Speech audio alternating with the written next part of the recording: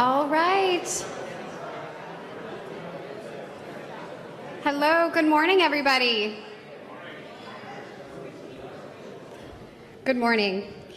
Welcome, and thank you all so much for attending. I especially want to thank those who traveled from long distances. We have people here from Michigan.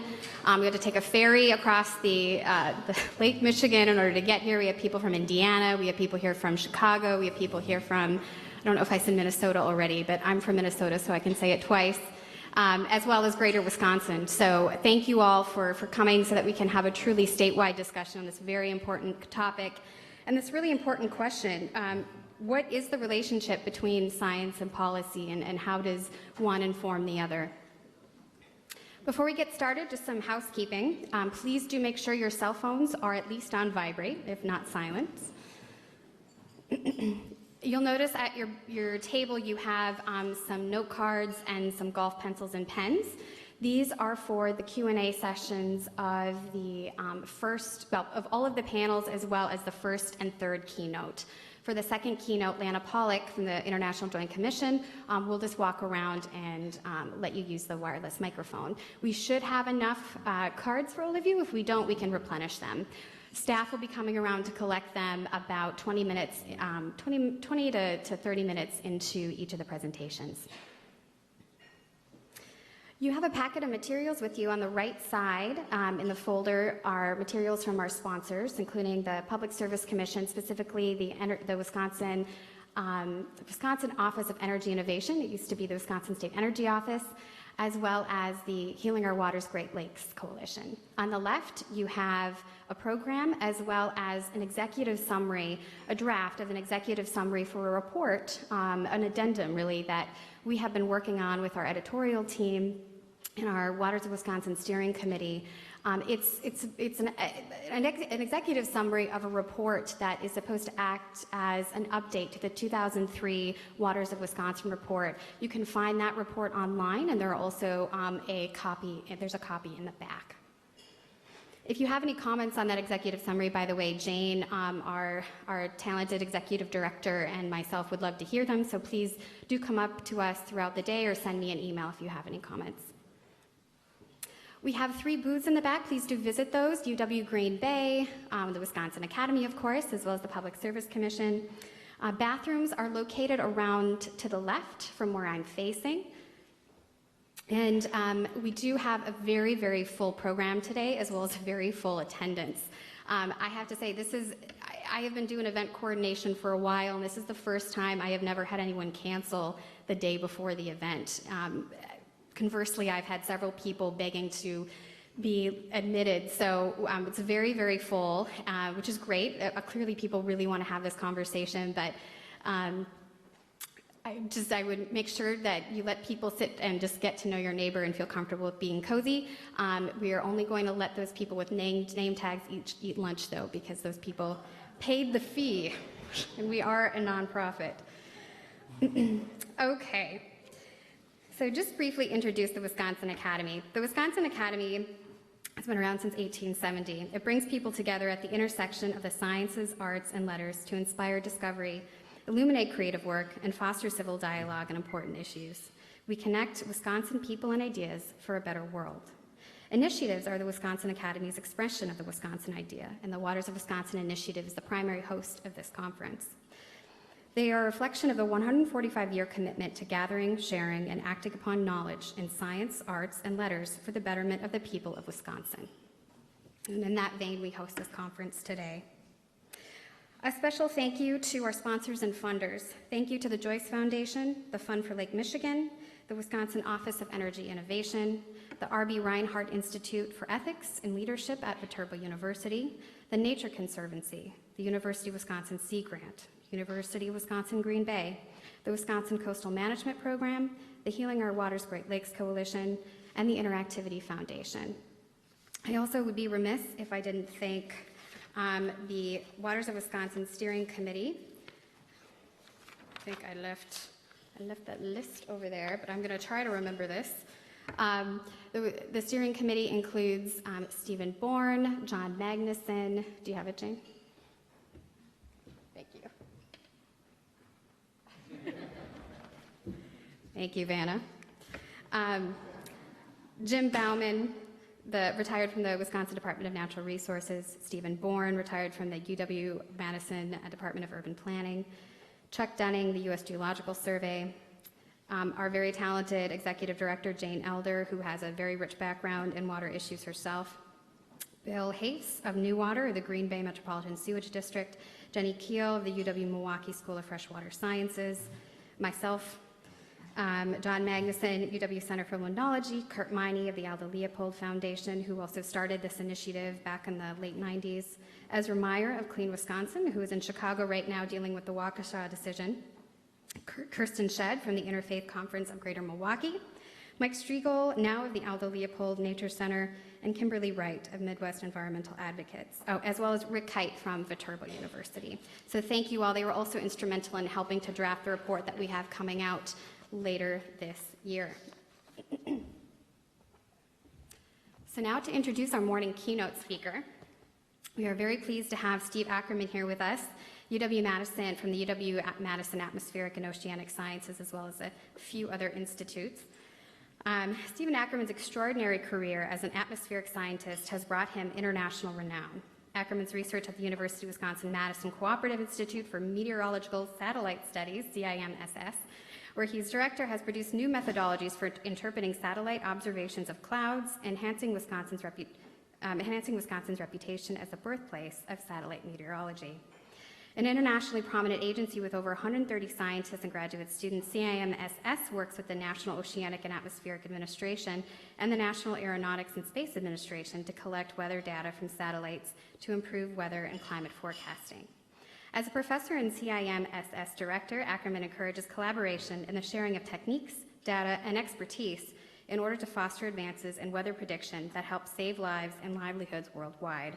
He has collaborated on the development of engaging online learning tools, written an award-winning textbook on introductory weather and climate concepts, and published a number of popular science articles on the subject. He currently serves as UW-Madison Associate Chancellor for Research, covering the physical sciences. Among numerous other awards and honors, Ackerman received NASA's Exceptional Public Service Medal in 2010, the American Meteorological Society, I don't know how you get through the day with all these acronyms, Society's Teaching Excellence Award in 2009, and in 2007 was recognized for his contributions to the Intergovernmental Panel on Climate Change, the IPCC, which was awarded the Nobel Prize that same year. He is also a fellow of the Wisconsin Academy of Sciences, Arts, and Letters. Please welcome Steve Ackerman.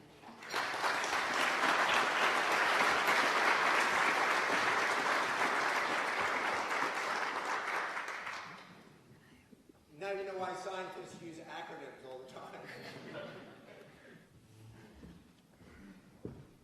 Thanks, Meredith.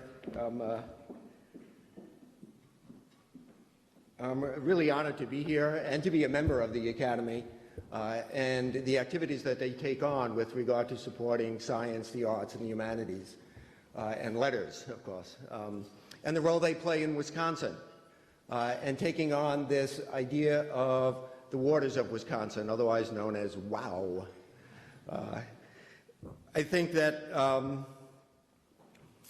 the work that they do is really important, and I'm really honored to be standing in front of you all talking about this concept of water in Wisconsin and how science and policy interact, and to talk about that interaction from my perspective. To get a better idea of who I'm talking to, I thought maybe I'd ask a question with regard to this whole idea of using science to inform the policy, kind of the three groups that I tend to think of. One is scientists. So if you categorize yourself as a scientist, and broadly speaking within regard to the physical and the biological sciences, if you could raise your hand. Let's see. Okay. Better yet, let's clap. Okay, so the people in the front. Okay, if you consider yourself a social scientist, could you clap? Okay. If you consider yourself a policy maker or decision maker, clap. And finally, if you consider yourself just a concerned citizen who's concerned about the quality of our water, also clap. Right. So it's kind of what I expected. There's a really nice balance between those three groups, right? The scientists, the policymakers, and the communities. And the communities is what brings the value to making those policy decisions. So what I'm going to talk about today is looking at how science can inform public policy. So I'm going to take the science point of view and not talk too much about the value aspect of it. I'm, of course, if you didn't catch it from that very long introduction, a weather and climate scientist. And if you think about the intersection, particularly in the last 2 decades, of climate change, climate science, and policy making, it made me really want to look at my title and change it from how does science inform public policy to how does science not inform public policy, right? Because it's really, in many realms, not happening. But that's pretty depressing, and I'm pretty an optimistic guy. So in my talk today, one of the things I'm going to be focusing on is how should science inform public policy.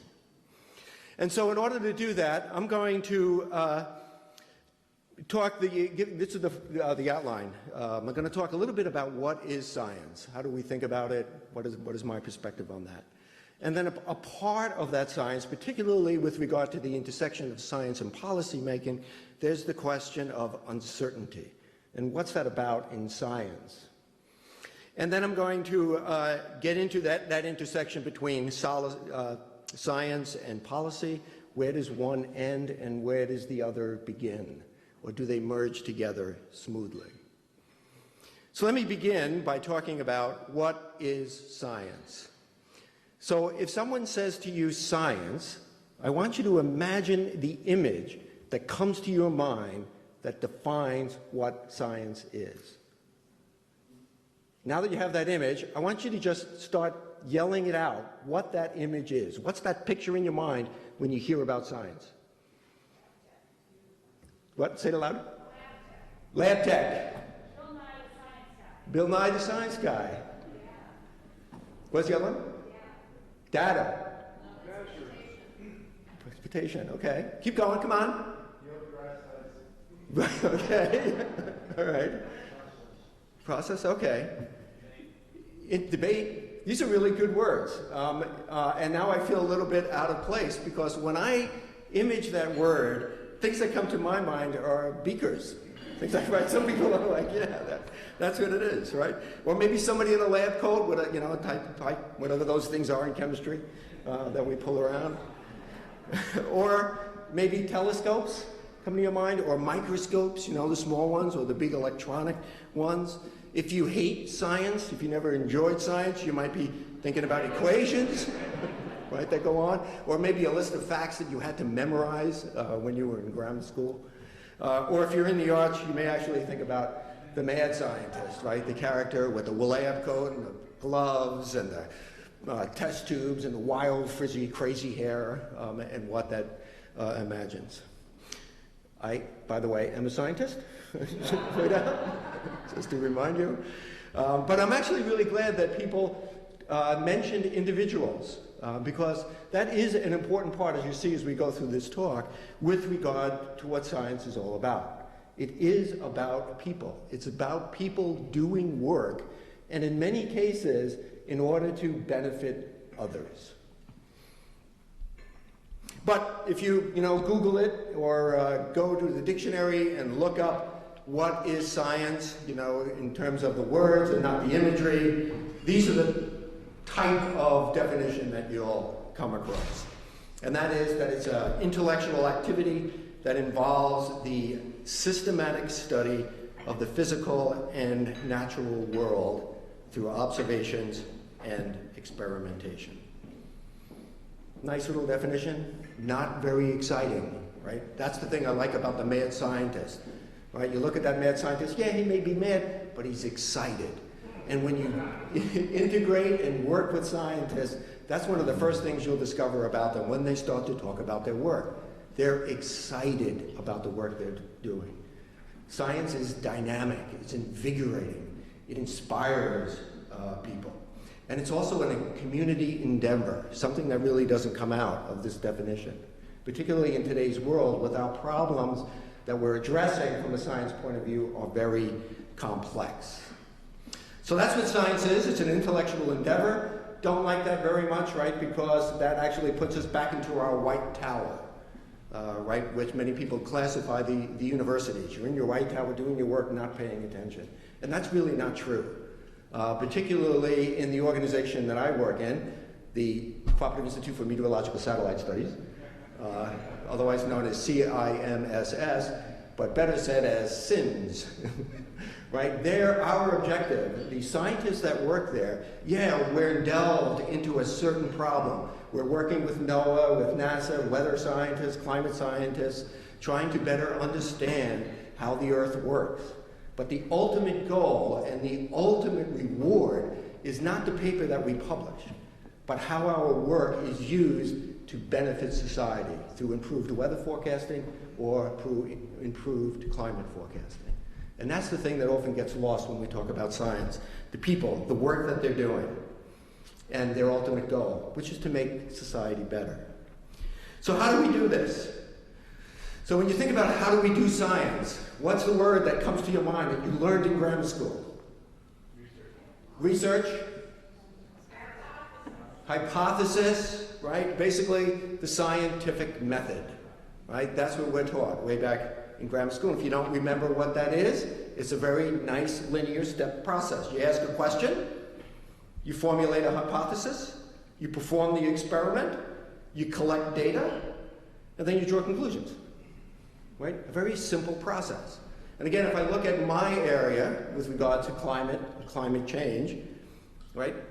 Let's look at this and apply this scientific method. I'm going to ask a question. Are humans changing our climate? Right? You have to ask an important question. That's a pretty important question.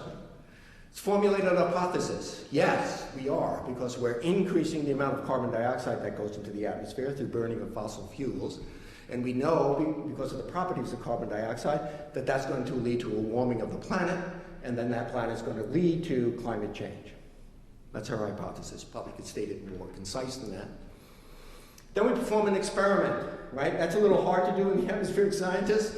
One could argue that we have been doing experiments at the industrial age by putting carbon dioxide into the atmosphere, right? By doing that. Another way that we do experiments in our field of weather and climate is run simulations, run numerical weather prediction climate models to see what those impacts are. So that would be our experiment. Then we collect the data. We look at, has the temperature been changing? Sure enough. Is that change statistically significant? Sure enough. If the region and the globe is warming, then we would expect other changes as well, right? How much snow we have on the ground. How long do the lakes and the rivers stay frozen? Are those things happening? Yes. Statistically significant? Yes. So they collected the data. So we draw conclusions. Yes, humans are changing our climate through our actions. How easy was that? Right? Very simple process. But it wasn't a process, right? There was a lot of debate, a lot of arguments, a lot of scientific explorations going on. This process of the scientific method is just too darn simple. That's not the way it really works. It's kind of like after all the science is done, you can go back and tell the story this way. But that's not how we really conduct science in today's world. The nice thing about this scientific method, from my point of view, is that it does talk about you test ideas with evidence, right? And that's the clear thing about science. We need evidence. We just can't say something. We have to back that up with evidence. And that evidence has to fit together like a puzzle. Different pieces together have to come together in order to support what our findings are, what our conclusions are. The other thing that we miss from this very simplistic point of view with regard to how we do science is that science also depends on the interactions within the scientific community. The problems of our world, the issues that we're addressing with science are complex. And it's very rare that you can have one individual just sit down and solve some scientific problem. They're often now solving a part of the problem. We're bringing together communities to address the bigger issues. Nobody's going to sit down and write a climate model. That's going to be a community of scientists working together. Not a conspiracy, but a community, Of course, the other thing that really isn't addressed so much in that scientific method is the idea of uncertainty, right? Uncertainty is big to scientists. Is it good? I don't know. I'm uncertain about that. But let's look at how we define uncertainty, because uncertainty has played a really important role with regard to the intersection of science and science policy. To scientists, uncertainty is actually a good thing, right? It tells us how well we know something, right? It tells us how to focus our research. Our research is often about taking that uncertainty in some topic, in some subject, in some question, and narrowing it, right? We are rarely absolutely certain about anything. And so if a scientist really gets interested and you're talking with them and they're talking about their work, as soon as you start microscoping down on the issues that they're dealing with, they're very happy to talk about it, very happy to talk about the things that we don't know. Uncertainty is part of our lives. It's what we do. We deal with it. To the public, uncertainty means something a little different. Uncertainty often means we don't know. So, as an example, if me and my family, we're going to go out to a movie, and I ask my family, so what time does the movie start? And then they answer, well, not too certain, but we think at 8 o'clock. I don't like to be late for movies. I like to get there early. So what am I going to do when I get that statement? I'm going to look it up, right? Because uncertainty means to my family that they don't know. If they define that uncertainty better, for example, they might say, well, we don't really know when the movie starts, but we've been going to the movies every day on Tuesday for 5 years, and the theater always opens at 8. All right? There's uncertainty in whether or not the movie's really going to start at 8. But am I going to look that up? No, right? Because that uncertainty has been really narrowed down.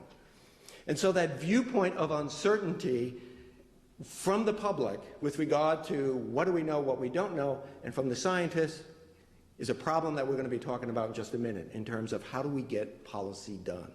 Scientists like to talk about uncertainty. Of course, we are getting better at it in terms of communicating what we mean by uncertainty to the public. In fact, from the IPCC, the Intergovernmental Panel on Climate Change, we went from changing our numbers about what do we mean when we say 90 out of 100, right? 90 out of 100, that's just barely an A, right? If you're an A student, you're like, that's okay. But if you rephrase that in terms of not 90 out of 100, but very likely, that means something very different.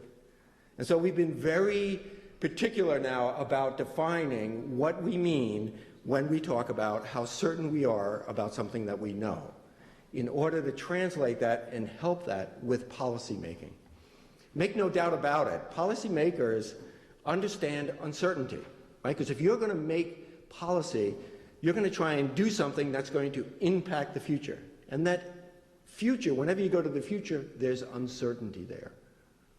So we understand what the word uncertainty is, and we're trying to make that connection between policy and scientists. So let's look at that a little bit more in detail with regard to science and policy making. And again, remember that I'm a climate scientist, a weather scientist, and so I'm coming from that perspective. And you can imagine what that perspective is, right? And if I were to put that in image, it looks something like this, right? We're adversaries now. It's terrible, but we are, right? You have your policymakers on one side and your scientists at the other, and we're aiming at each other. Right? You got senators going into Congress with snowballs saying, where is global warming now? Right? How do you think scientists react to that? Right? Yeah, you bang your head, you're like, are you crazy? And you can be sure and, follow the political cartoons that follow from that. We have politicians talking about climate change not happening and how scientists are in a conspiracy to do things. I'll tell you, we get so hung up on uncertainty and about things we don't know. There is no way you can get 12 scientists to get into a conspiracy. There is just no way that we could get together and work on something. And yet this has been a problem for us, right? And it comes back to the idea of uncertainty, right? Scientists, when you talk to the public, when they talk to policymakers, and I think that this is getting a lot better, right? We're very happy to talk about the things we don't know. But it's very clear that that's been used in many cases against the scientists, right? They've leveraged that uncertainty to politicize science and to make it look like we don't know what we're talking about. Where in reality, we often do know what we're talking about. We just have some realm uncertainty around it. So that's the way it seems to work right now, which is really not good for us, for the politicians, or for the public. Nobody's going to come out of this situation good, right? Unless somebody comes in and intervenes and puts down the guns. So what should it look like, right, in the intersection between science and policy? And I'm going to stay with the Western theme here. And this is my view of how science and policy should intersect. We should be working together. We should be on the stagecoach together, right? The policymaker, the decision maker, they got the reins, right? And they're driving the horses and they're telling them where to go and how fast to go. And sitting right next to them in the shotgun seat is the scientist, right? Looking out for problems, looking out for, are we going where we need to go? Where are the problems that are occurring in the future, down the road, and how can we deal with those problems when we interact with them, right? Working together to get somewhere. And the other thing I like about this image is, who are we taking, right? In the carriage is the public, it's the people, right? We're taking them someplace. And that's the important part, and what I like to think of as sort of like the third component, the third intersecting circle in the Venn diagram, is the community, the public, what their value system is. It's not just about the scientists and the policymakers, right? Any policy that you're going to make is going to have a value judgment in it, which means we have to bring in the community. We have to work together, policymakers, scientists, and the community, to try and figure out where we want to go, how to get there, and then make it happen.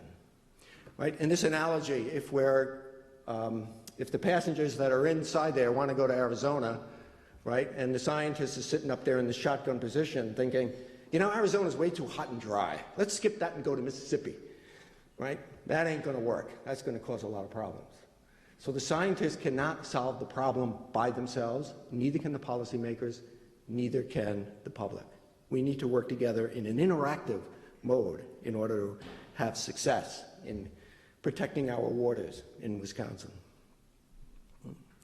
So as we look at policy makings, and if we're going to, again, take that a little further, what is science contributions? How can we contribute to the science policy? What are we bringing to the table? Well, we can identify the problem. We can measure the seriousness of the problem. We review various interventions and solutions to that problem. We can assess the consequences of any particular actions, both consequences that are intended as well as those that might be unintended. And we can monitor and evaluate the results. So again, if I look at this in terms of the role in climate change and the scientists' role in trying to determine what policy should be with regard to climate change, right? We identified the problem with human impact on climate change a long time ago, right? We looked a long time ago knowing that the radiation was, okay, so before I go on, I'm going to remind you to write down what your questions are for Jane to ask. For Jane to ask me momentarily. Got it. All right. So write it down. You got yellow pieces on there. If you're thinking about questions, go ahead and write them down. We'll collect them. Because I am getting close to the end of my presentation. All right, so we can identify it. We can identify what the problem is, and we can define what that problem is. We can measure the seriousness of that problem. There were some great reports that have been coming out, both through the Academy, through the Wiki program as well, looking at how climate has been changing in Wisconsin and what those impacts are, right, and what the seriousness of that is. We can review various interventions and solutions, right? We see that the air and the water is warming. We know that global climate change is going on. We can look through our modeling efforts what potential solutions would be in those outcomes. So we run a climate model and we say, you know what, if we don't change anything, this is how the global temperature is going to change. Then we can go back to those same models and say, you know what, if we were to stop using carbon dioxide, fossil fuels, and ending all emissions of carbon dioxide into the atmosphere, we can predict what that change would be. That is not something that's ever going to be implemented, right? So what we do with that line is we're showing you what an intervention, the boundaries of what those interventions can be if you take on a particular solution. What are the consequences if you put some policy in that limits or doesn't limit the amount of carbon dioxide that we produce as a country or as a globe? And then finally, once those policies are implemented or not implemented, we can monitor and evaluate what the results are. We can continue to collect the data that looks at what the impact is on climate globally as well as regionally in our state, in Wisconsin. So science and policymaking need to work together, right? Bridging the science and the policymaking requires us to talk. We can't sit there with our guns loaded pointing at each other and not talking, right? One doesn't end and then the other begins. It's a smooth transition through dialogue, and that transition has to include conversations with the stakeholders, the public, the communities, and their value systems.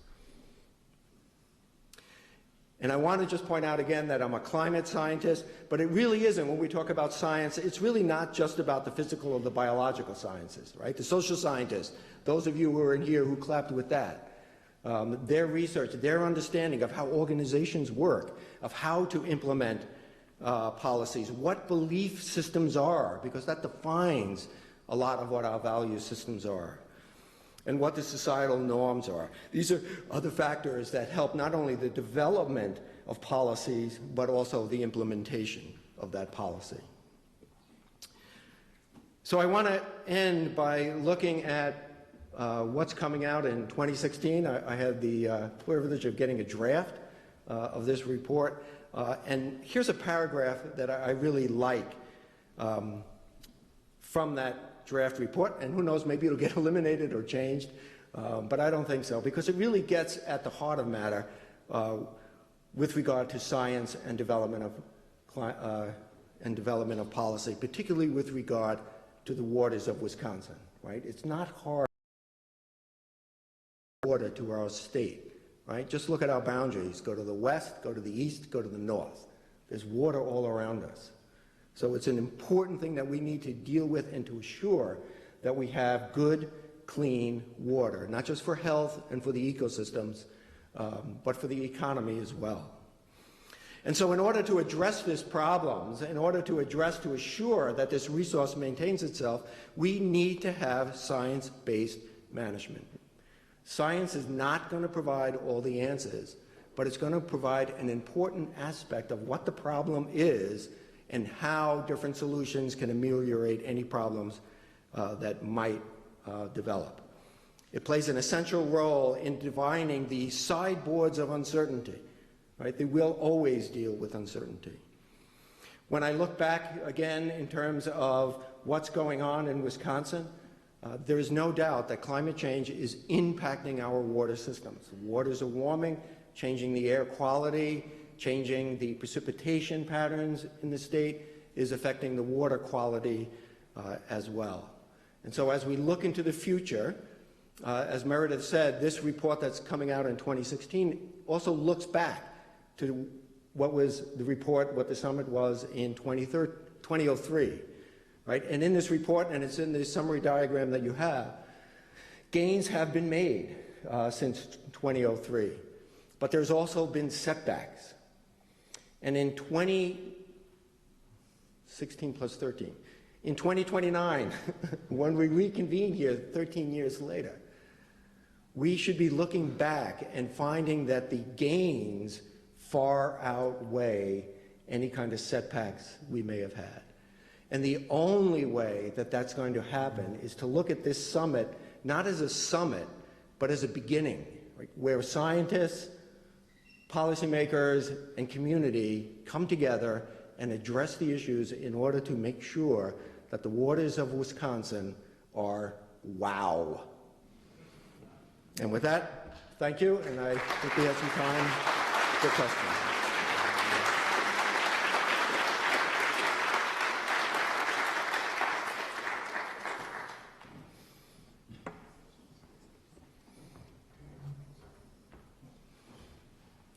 So we have lots of questions, and some of them on similar themes, so we'll try to squeeze in as many as we can. All righty. And I'll be staying around almost the entire day. There's an hour or so where I have to go and do some other work. And so happy to talk to folks if we don't get to all the questions. Here's one that says, part of the problem is that science is hard to understand. How do you get policymakers to listen if they are baffled?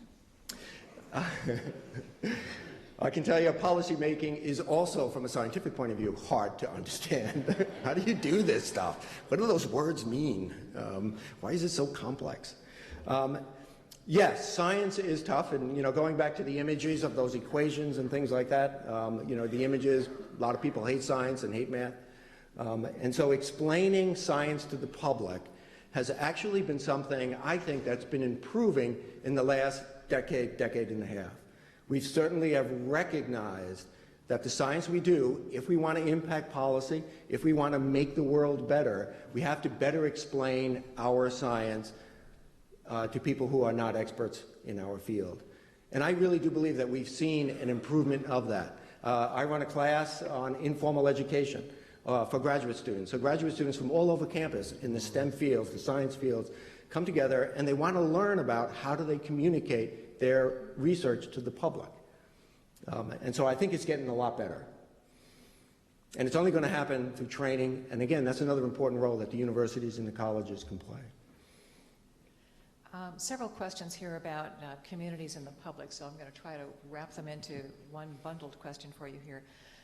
One for your stagecoach analogy, is the public just along for the ride, or are they telling the driver where they want it to go? And to follow up on that, sort of what's the role of the community in getting policymakers to take scientists seriously, and how can communities inform and engage scientists and policymakers around science? Yeah. So good question. Back to the first is the stagecoach, and then I may come back for the second part of that question and ask you about that. In my mind, the analogy of that stagecoach in terms of where the community is involved is before the stagecoach leaves. Right? Before they leave, everybody's going to talk about where we're going. All right? Now we're on it. Now we're going to go. At some point, we're going to take a break, and it's going to be a check-in again. Right? Where we headed, or we are on time. So I think that stagecoach analogy still holds in the sense that we got to begin that conversation of where we're going to go, and at breaks, we got to stop and evaluate where we're going on our trip and how we're succeeding in getting there. And then the other part was? So what is the role, and this is the community, another one is how can communities, so how can a larger community like this, or even a community where you live, try to foster this dialogue between science and policy? Yeah, that's a good question in terms of how do we foster that dialogue. I think the communities, as we're seeing here, have to be inviting not just the policymakers, but also the scientists to the table to ask them what they know. And I think it's also important and for the community to challenge things, right? So when politicians, policymakers, decision makers state something, ask for the evidence that really supports that. That's a key part, I think. We've seen in the public arena science being used to sell products and policies, and my science and your science and bad scientists, and what's all those variations on the theme of why you should be suspicious. How can we restore trust and credibility and faith in science? Yeah, that's a really good question, particularly in today's environment, right? Where how do you distinguish? You can't read a peer review. I consider myself a scientist. I think I'm a pretty good one. But there are certainly, I look out in the audience there and see some very well-known and famous scientists. And I'm sure that if I read one of their peer-reviewed papers, I would not understand it, right? So there's that issue of understanding the peer-reviewed papers. On the other hand, we have such a social media going on right now where things are stated without there being facts to back it up, without the evidence. And so I think it really deals with an education process, a continually education process, a continually gathering of information.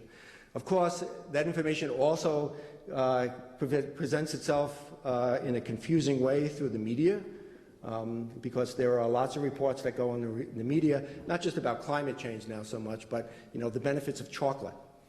Okay, I mean, it seems like every year there's a new study that shows you what chocolate will do to benefit you.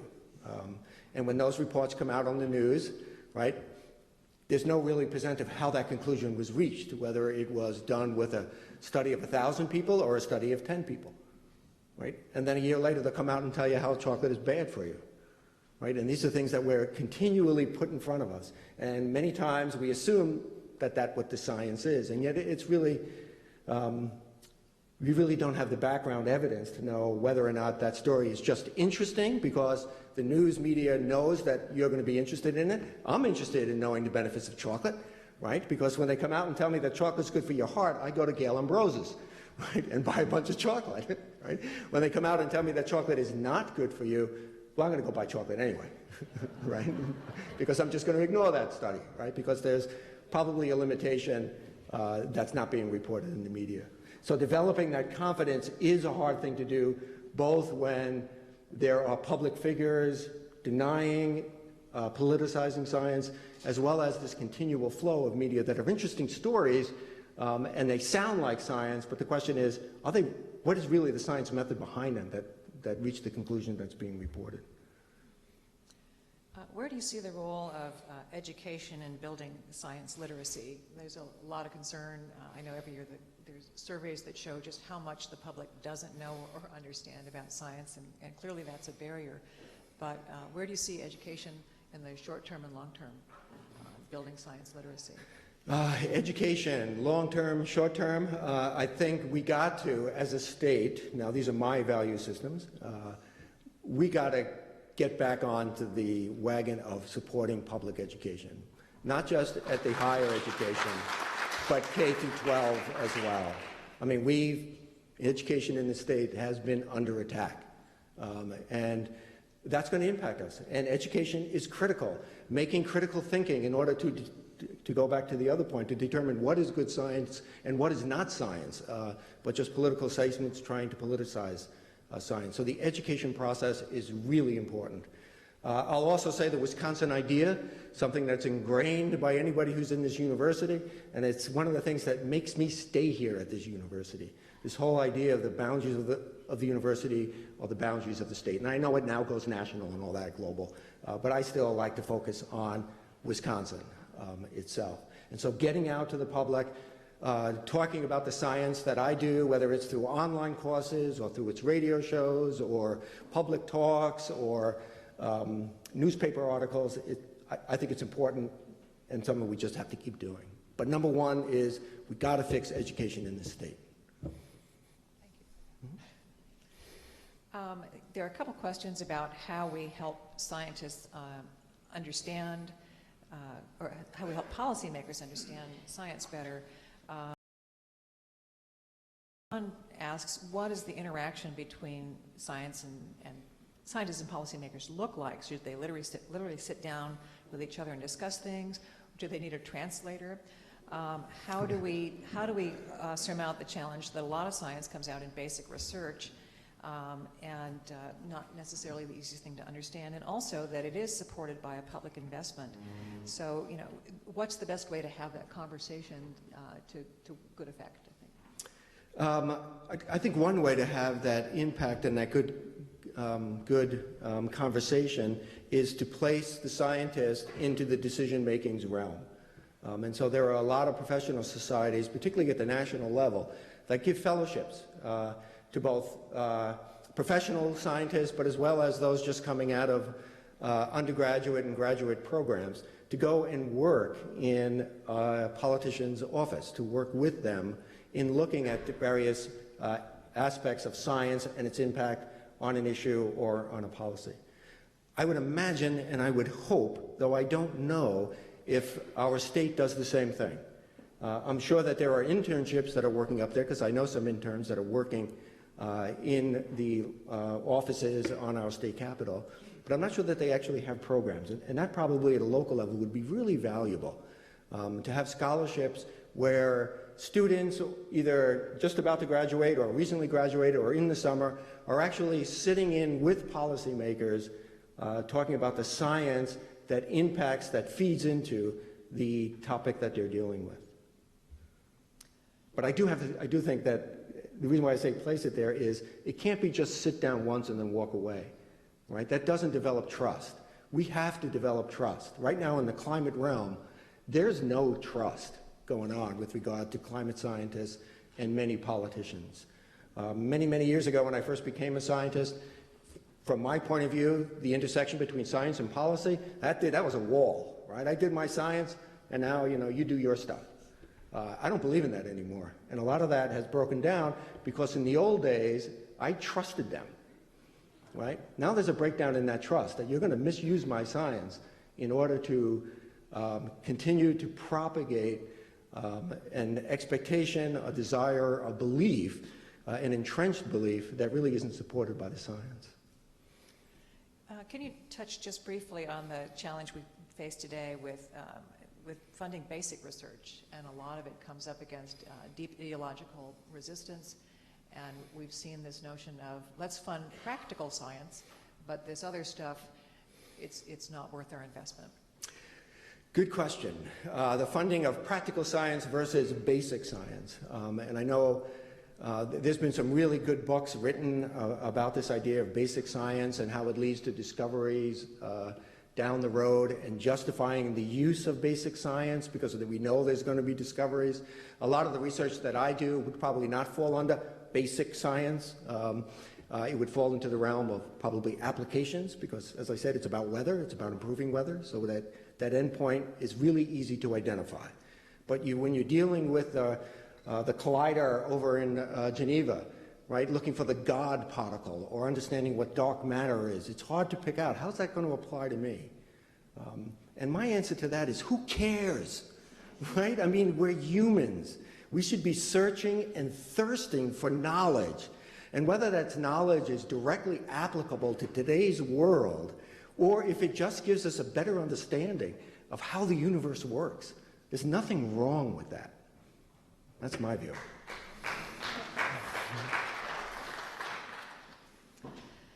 Two questions related to sort of, in addition to scientists as voices and interpreters and translators and organizers. One is there room on that stagecoach for a social scientist? And secondly, what role can the humanities play in hard science and helping people understand it? Yeah, there's definitely room for the social scientists in that stagecoach. If I try and immediately think of, well, what role did they play in that picture? The social scientists determined that we should have 8 horses and not 16 rats. right? They know what the community is. They know how to get things. They understand what the value systems are and how people operate and how they get someplace. And what was the second part to that? I'm sorry. The stagecoach analogy is kind of working, right? Better than I thought it was going to. All right, so where are the humanities in that stagecoach in helping either people in the coach or on the pathway ahead understand? So where are the humanities and the arts? That, I could bring the picture up again, that's a beautiful stagecoach, right?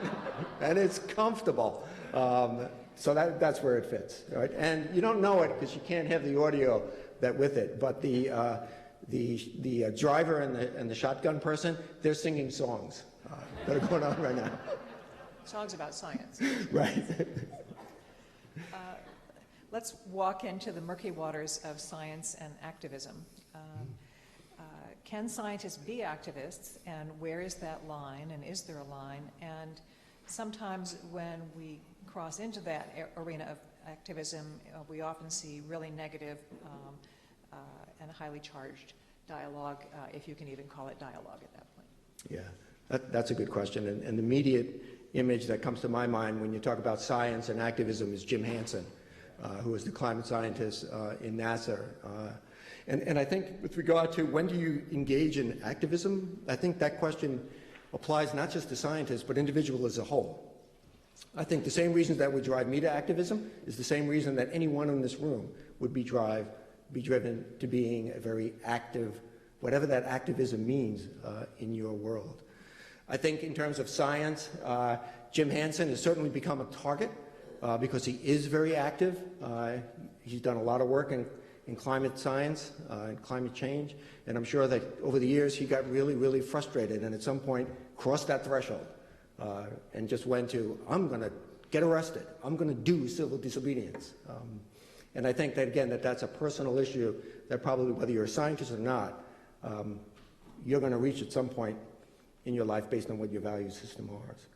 But as I was saying earlier, I think that the scientists need to be engaged in the policy making. We can't just do our work and walk away.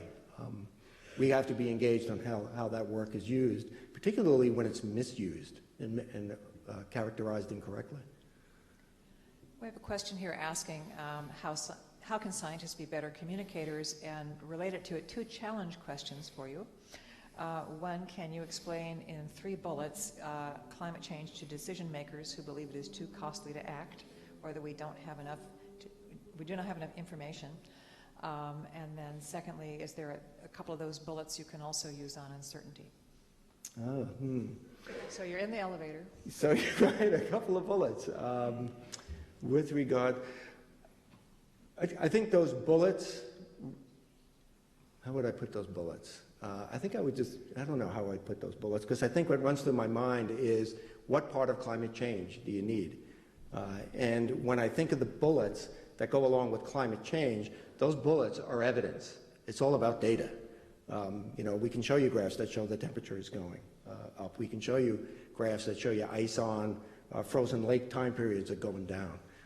We can show you graphs that show you that the ground, the frost in the ground, the frost depth is changing. The amount of time that the ground remains frozen is changing.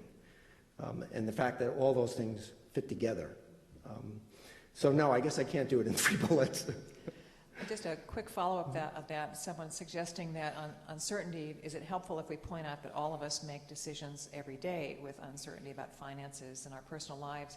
Does it help that people understand that we make those decisions, or is that a way to convey that to people? That might be, and this goes back to the other part of the question that I forgot with regard to communicating our science. And I think, and we're seeing this change, I think, in general in our field, scientists working with people who work in science communication. Sharon Dunwoody is a name that many of you know that I've worked with, and I've learned a lot from her about communication of science and the intersection of science and belief systems, and how do you overcome those belief systems. So that's really important. And now I got distracted. And what was that final? That question? Yeah, so if you provide people with those examples. Oh, right, so the uncertainties. So, I've tried that argument, and it's been unsuccessful for me. Talking about individuals when you're having one-on-one conversations about how every day we deal with uncertainty. Every time we get in a car and drive, right, there's an uncertainty with whether or not we're going to make it home safely or wherever it is that we're going to go. But I think we so subconsciously, and maybe there's a communication scientist in here that could deal with it better than me. But I think there's so much unconsciousness in terms of how we deal with that uncertainty that it just doesn't grip in terms of an argument about living our lives in uncertain ways. And I'm getting signals that we can't get through all of these, so let me ask you a fun and provocative one to wrap up with. And that is, right now, the policymakers have a bigger gun than the scientists. Why should they talk to us? And again, with climate change, they're not talking to us, and that is the problem. And again, I think that's where the community role comes in. I mean, we as scientists are always going to be knocking at the door now. We've learned our lesson. But it's important to the community to rise up and to bring their value system. If it's not appropriate to you, not changing it from science and policy making to education, if education is important to you, then you need to be standing up and saying something about that. You just can't sit back and say, well, they're doing their job, I'm going to go live my life in a very uncertain way. Thanks.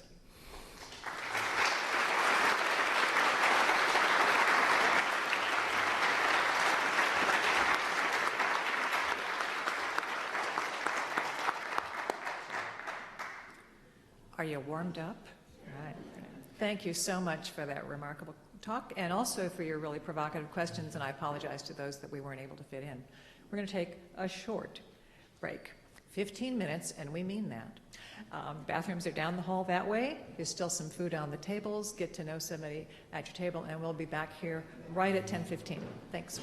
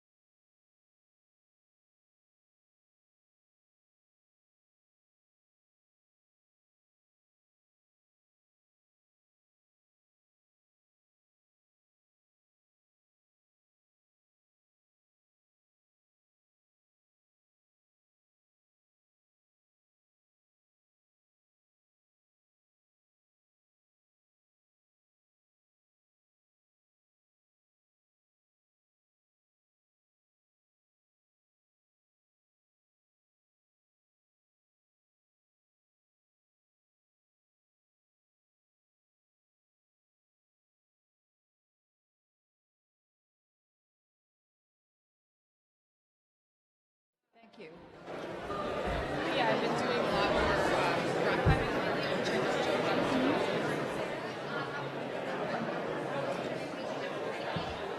Okay. Sure.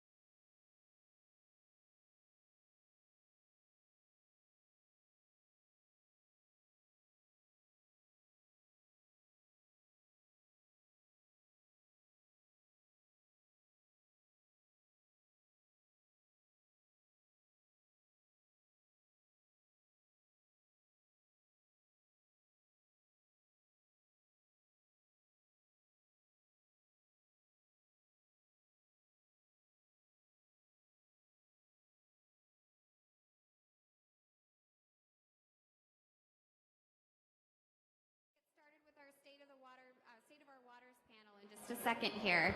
So please do take your seat. We're going to also close the doors in the back momentarily. All right, so they're all here. If you want to see the full layout, So it's up there. yep, you just press this. Yeah, so just press this button if you want to see all of them.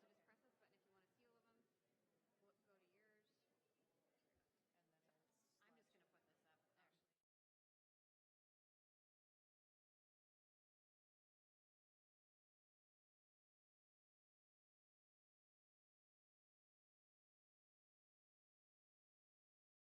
up, actually. We had a concern was raised about the availability of water in the carafes on the table. And I've been instructed to remind you that there's also a large water dispenser on the table over there, so you don't need to go dry at a Waters of Wisconsin conference.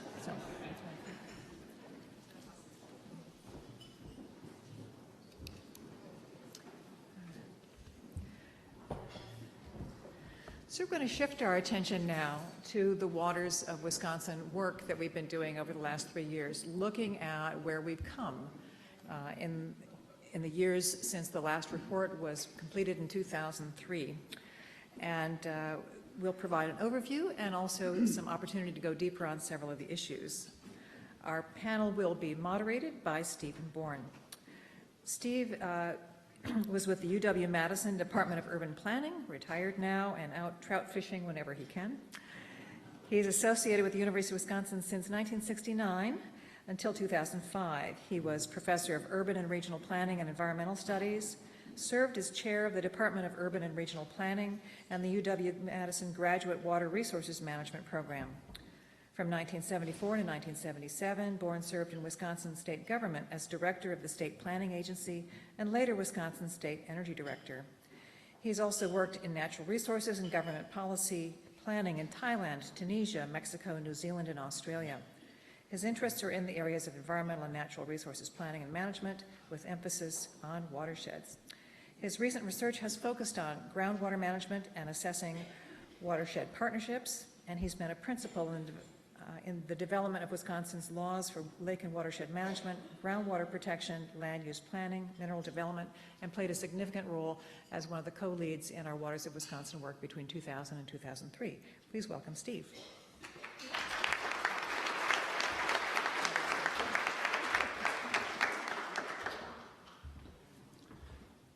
Thanks, Jane. As I was coming in this morning, I was listening to some social scientist who was really unhappy about the state of polling and the uncertainty associated with polling, particularly political polling, And Steve provided, I think, the avenue with some sideboards on uncertainty as to how to really tap the pulse of people and find out what's going on. So will those of you who will be supporting Donald Trump clap your hands? I just wanted to see if it, the silence, incidentally, is not a poll result. No, that was interesting. The other thing I heard that was interesting, listening to our local public radio wart on the way in yesterday, was an hour devoted to talking about manure and clean water. That's a pretty good forum to see that our cause is moving ahead in terms of public attention. So it's terrific today to be taking up in this panel the state of our waters. And while our focus today is primarily on the period of time since the WOW 1 report was issued in 2003, I want to plug in a bit of history. I think it's useful for context, and I'll use principally clean water as a focus because clean water is the driving element of most of our concerns about water, although if you were in California, you'd probably take dirty water from time to time or any kind of water. Unfortunately, I'm old enough to remember the 1960s. In fact, Sal Troya came up to me right before we started and indicated he didn't realize I was still alive, which was a thoughtful comment, I thought, on his part. But being of the age I am, I remember the 60s and I remember the start of the 1970s, in which there was literally a media furor about clean water, the pollution crisis in the United States. And some of you will remember that for sure. It took the form of big stories on the Cuyahoga River in Ohio catching fire, fueled by discharges of oil and other industrial wastes. There were reports that only 30% of our drinking water met public health service standards. There were considerable concerns about fish kills in rivers and streams around the country. And the Chicago Tribune, in the late 60s series of articles, had this absolutely memorable picture of a hand immersed in blue-green algae conjure up the worst thing you can think of looking at it. And in the background, there were alewives strewn along the beach heavily. All these kinds of things building public perception about the issue. At the same time, on the coast, there were shellfish closures, and there were estimates that only 30 to 40% of our waters were suitable for body contact recreation and a lot of surface water recreational pursuits. And I don't have to tell this audience about the history in Wisconsin of toxics in our river, depleted oxygen problems, and the like. I want to go down memory lane for just a second here. Pre-1972, how many of you, incidentally, in this room were alive pre-1972? This is good. That's why you're drawing down on Social Security so heavily now. Back in those days, the states were the decision makers. The states set the parameters for what were beneficial uses, what polluters would be regulated in what way, what water quality standards would pertain to what water bodies. And there was a very vigorous debate going on throughout this public crisis about our waters in this country as to how we should address the water quality problems in this country. One of the big issues is whether or not the states can be trusted, or should we rely upon federal primacy? A second big issue is should we rely upon water quality standards, which have been the approach, hard to enforce, or should we go to discharge standards where we measure effluents at the end of a pipe and have an enforceable endpoint? We didn't know what to do about non-pipe, non-point source solution problems, which were so different than point source pollution problems. So arguments about that, and ultimately, if we were going to do something, if the science and the policymakers and the public came together to do something, how would we implement this program? Would we rely upon voluntarism, incentives, or would we go to regulatory programs that had some stiff penalties built into them? The whole debate culminated and ended with the enactment of the Clean Water Act in 1972. And radical changes came about in Wisconsin and across the nation. The federal government assumed primacy for the National Water Pollution Control Program, and it became unlawful to discharge pollutants into the nation's waters without a permit, giving birth to the National pollution elimination discharge permit system, which many of you would be aware of. But what it really did is it shifted the burden of proof away from the public sector, away from government that had to prove damage, to those who had to prove compliance with the discharge standards. States were delegated to develop these programs and manage these programs, and literally billions of dollars were spent in the public sector and many billions more in the private sector to try to clean up our waters. I'll just take note of one other little sidebar on what was a very complex piece of legislation, and that was the challenge of trying to address non-point source pollution. They started with programs back then. There were many, many additive programs over the years at the national level.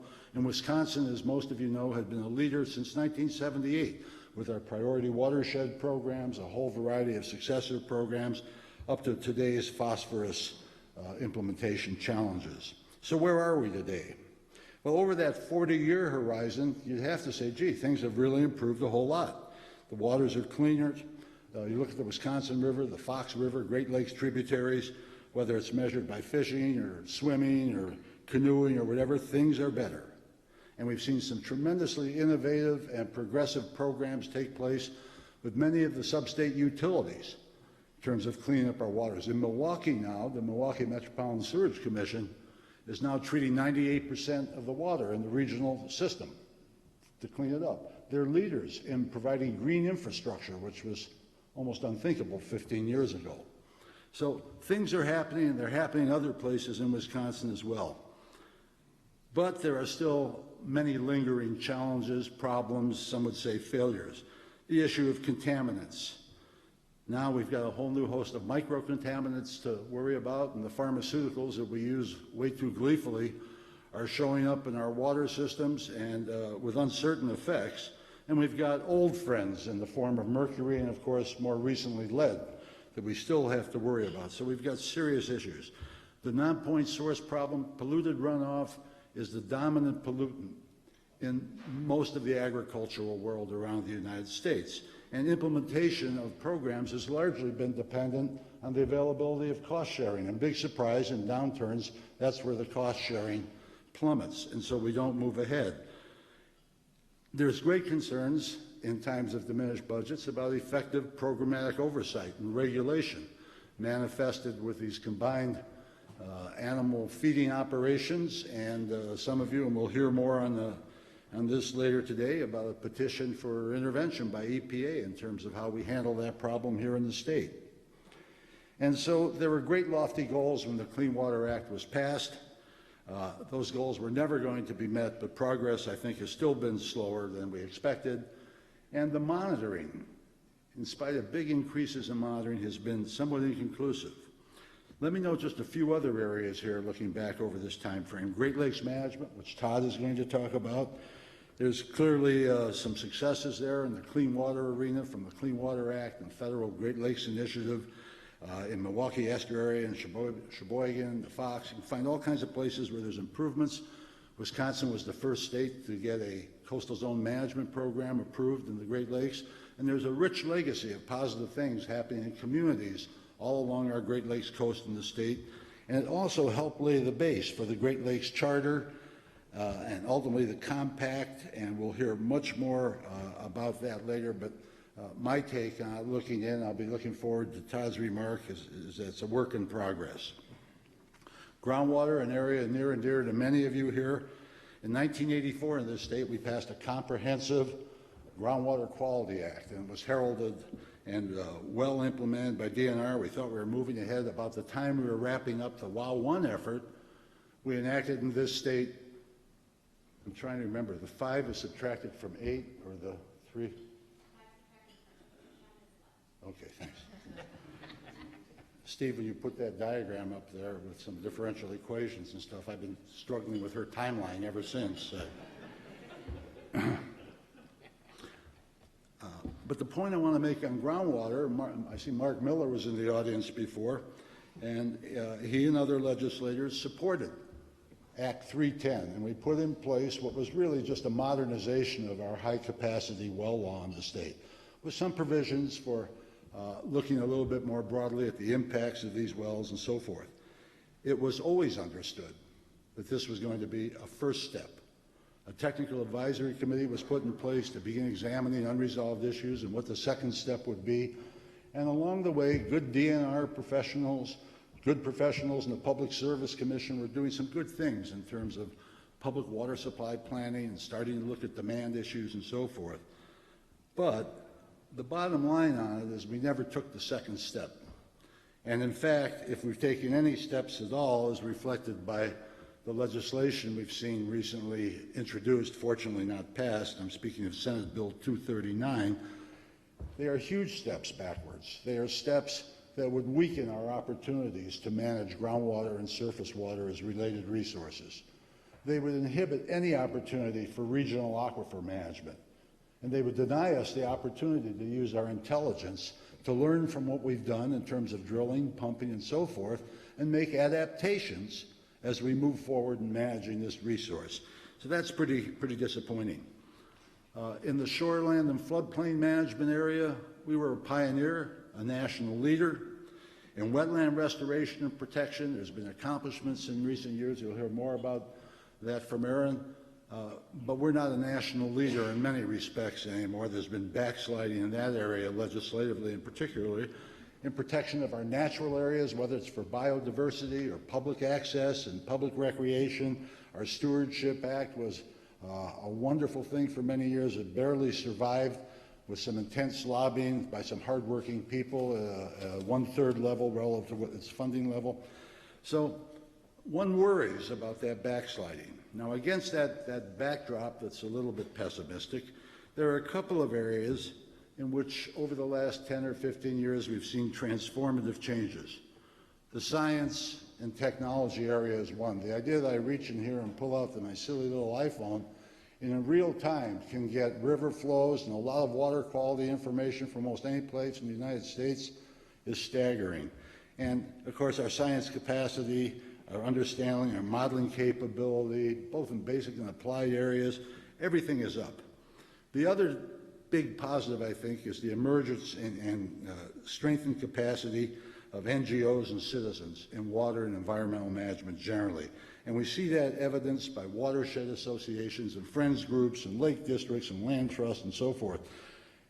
They're not just there, they're monitoring and they're assuming stewardship responsibilities. So these are some positive trends. It's a cause for optimism. Our panel is going to be taking a look at where we are with the WOW-CHEM since our last WOW effort over this 13-year period, and hopefully laying some baselines going forward. So my great pleasure now is to introduce our panelists. I think I'll introduce them in the aggregate, and I'll do it in kind of an abbreviated way to leave as much time as possible for content.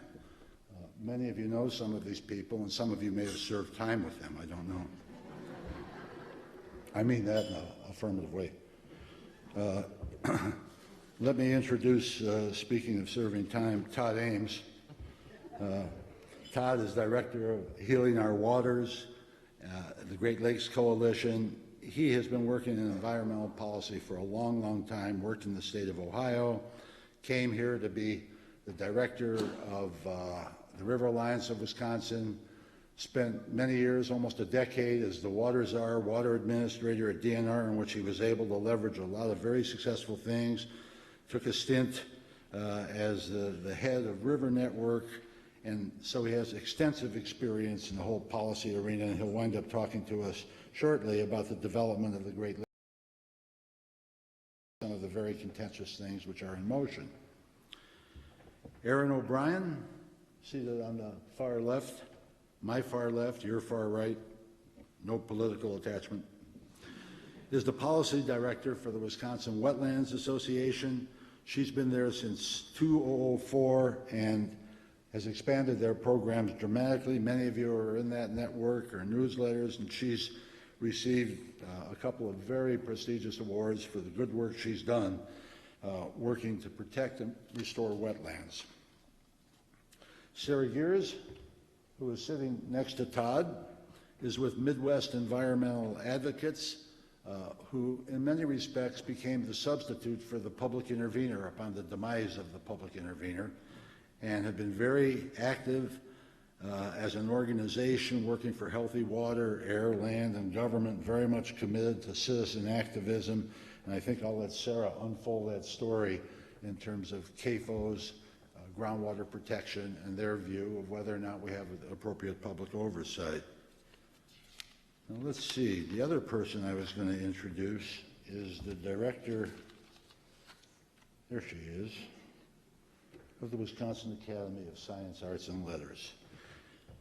Jane, as many of you know, has done a splendid job. She has a long history working in environment and in other communities in Wisconsin. She was a founding director of the Sierra Club's Great Lakes program. She was head of the Biodiversity Project, which is a national initiative to raise public awareness about the values of the Earth's diverse species.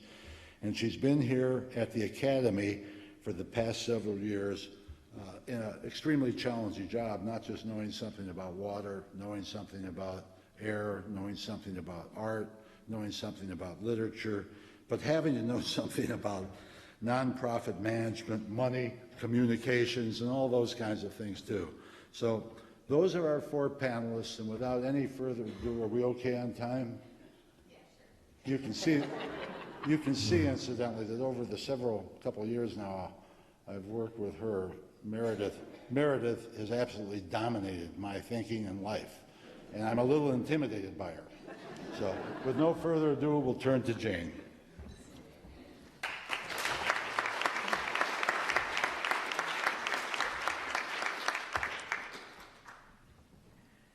Well, I'm happy to be serving time with you. So I'm going to attempt in less than 12 minutes to give you a quick overview of a 65-page report that we hope to issue later this summer. And it's the result of extensive deliberation. Our title is Shifting Currents because we think the currents and water policy, water management, and water strategies in Wisconsin have been shifting over the last decade and longer. The early work that we did in 2000 2003 was a much broader and larger collaboration over a period of 3 years, which culminated in a major conference, and then in 2003 the report, our Waters of Wisconsin report, was produced. And we took the opportunity, beginning in 2012, to look back at where we've come, consider where we are, and also consider where we are, as one of our committee members would say, for the next 50 years at least, and the next 7 generations if possible.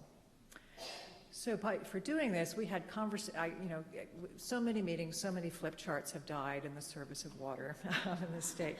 But lots of conversations around the state. We are committed to multi-sector collaboration, which is a fancy word for saying we want to work with people from all kinds of backgrounds. We've had participants from the academic community, from the activist community, from the policy making, from the rule making, from the administrative, from the municipal, to the sewage treatment plant, to the faith community. We've tried to get as many viewpoints as we can for the people whose lives revolve around water and work with water. Moving forward, as we looked at the report, we began with the lens pulled back for a wider view. And our working group on systemic challenges looked at the challenges we have in terms of how water decisions get made. And we looked at these 4 big frameworks or lenses through which decisions get made. The scientific lens, and we heard a lot about that from Steve this morning. There's also a very prominent economic lens, whether that takes into consider externalities, future generations, community impacts, all those factors in how we look at the economic benefits and challenges related to water. Governance, a huge part of our discussion. How are we governing about water? And the other aspect is ethics. If we're not taking into consideration the impacts on others, the rights of people to have clean and available water, who gets to decide, is water a commodity? All these large questions. And the argument in the report is that if we're not looking at all 4 of these aspects through all 4 of these frameworks, then we're falling short in making good policy and good long-term decisions about water. And it's a delicate balance and a complicated dance between the 4, but I'm hoping you'll see that the threads of each of these run through the report. We also, while that lens was pulled back, looked at what are some of the root causes and drivers and stresses that are causing today's water problems. A lot of water work is based at the symptomatic level. Something bad has happened and now we must do something.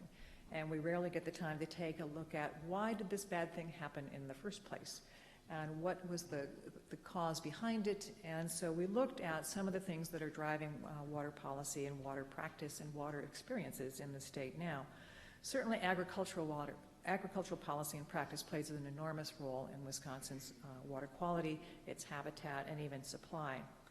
Energy policy and practice, from driving things like the amount of corn ethanol we have grown in the state, climate change impacts on aquatic ecosystems, and the long-term impacts of hydrological change. We had numerous conversations about how, over the decades, we've changed the hydrology of watersheds in the state so that water moves faster through a system when it rains and when the snow melts, and the results of that faster movement and what it means for downstream wetlands, what it means for flash floods, what it means for the 6 to 8 major water episodes that drive the sediment and nutrient loading in Green Bay.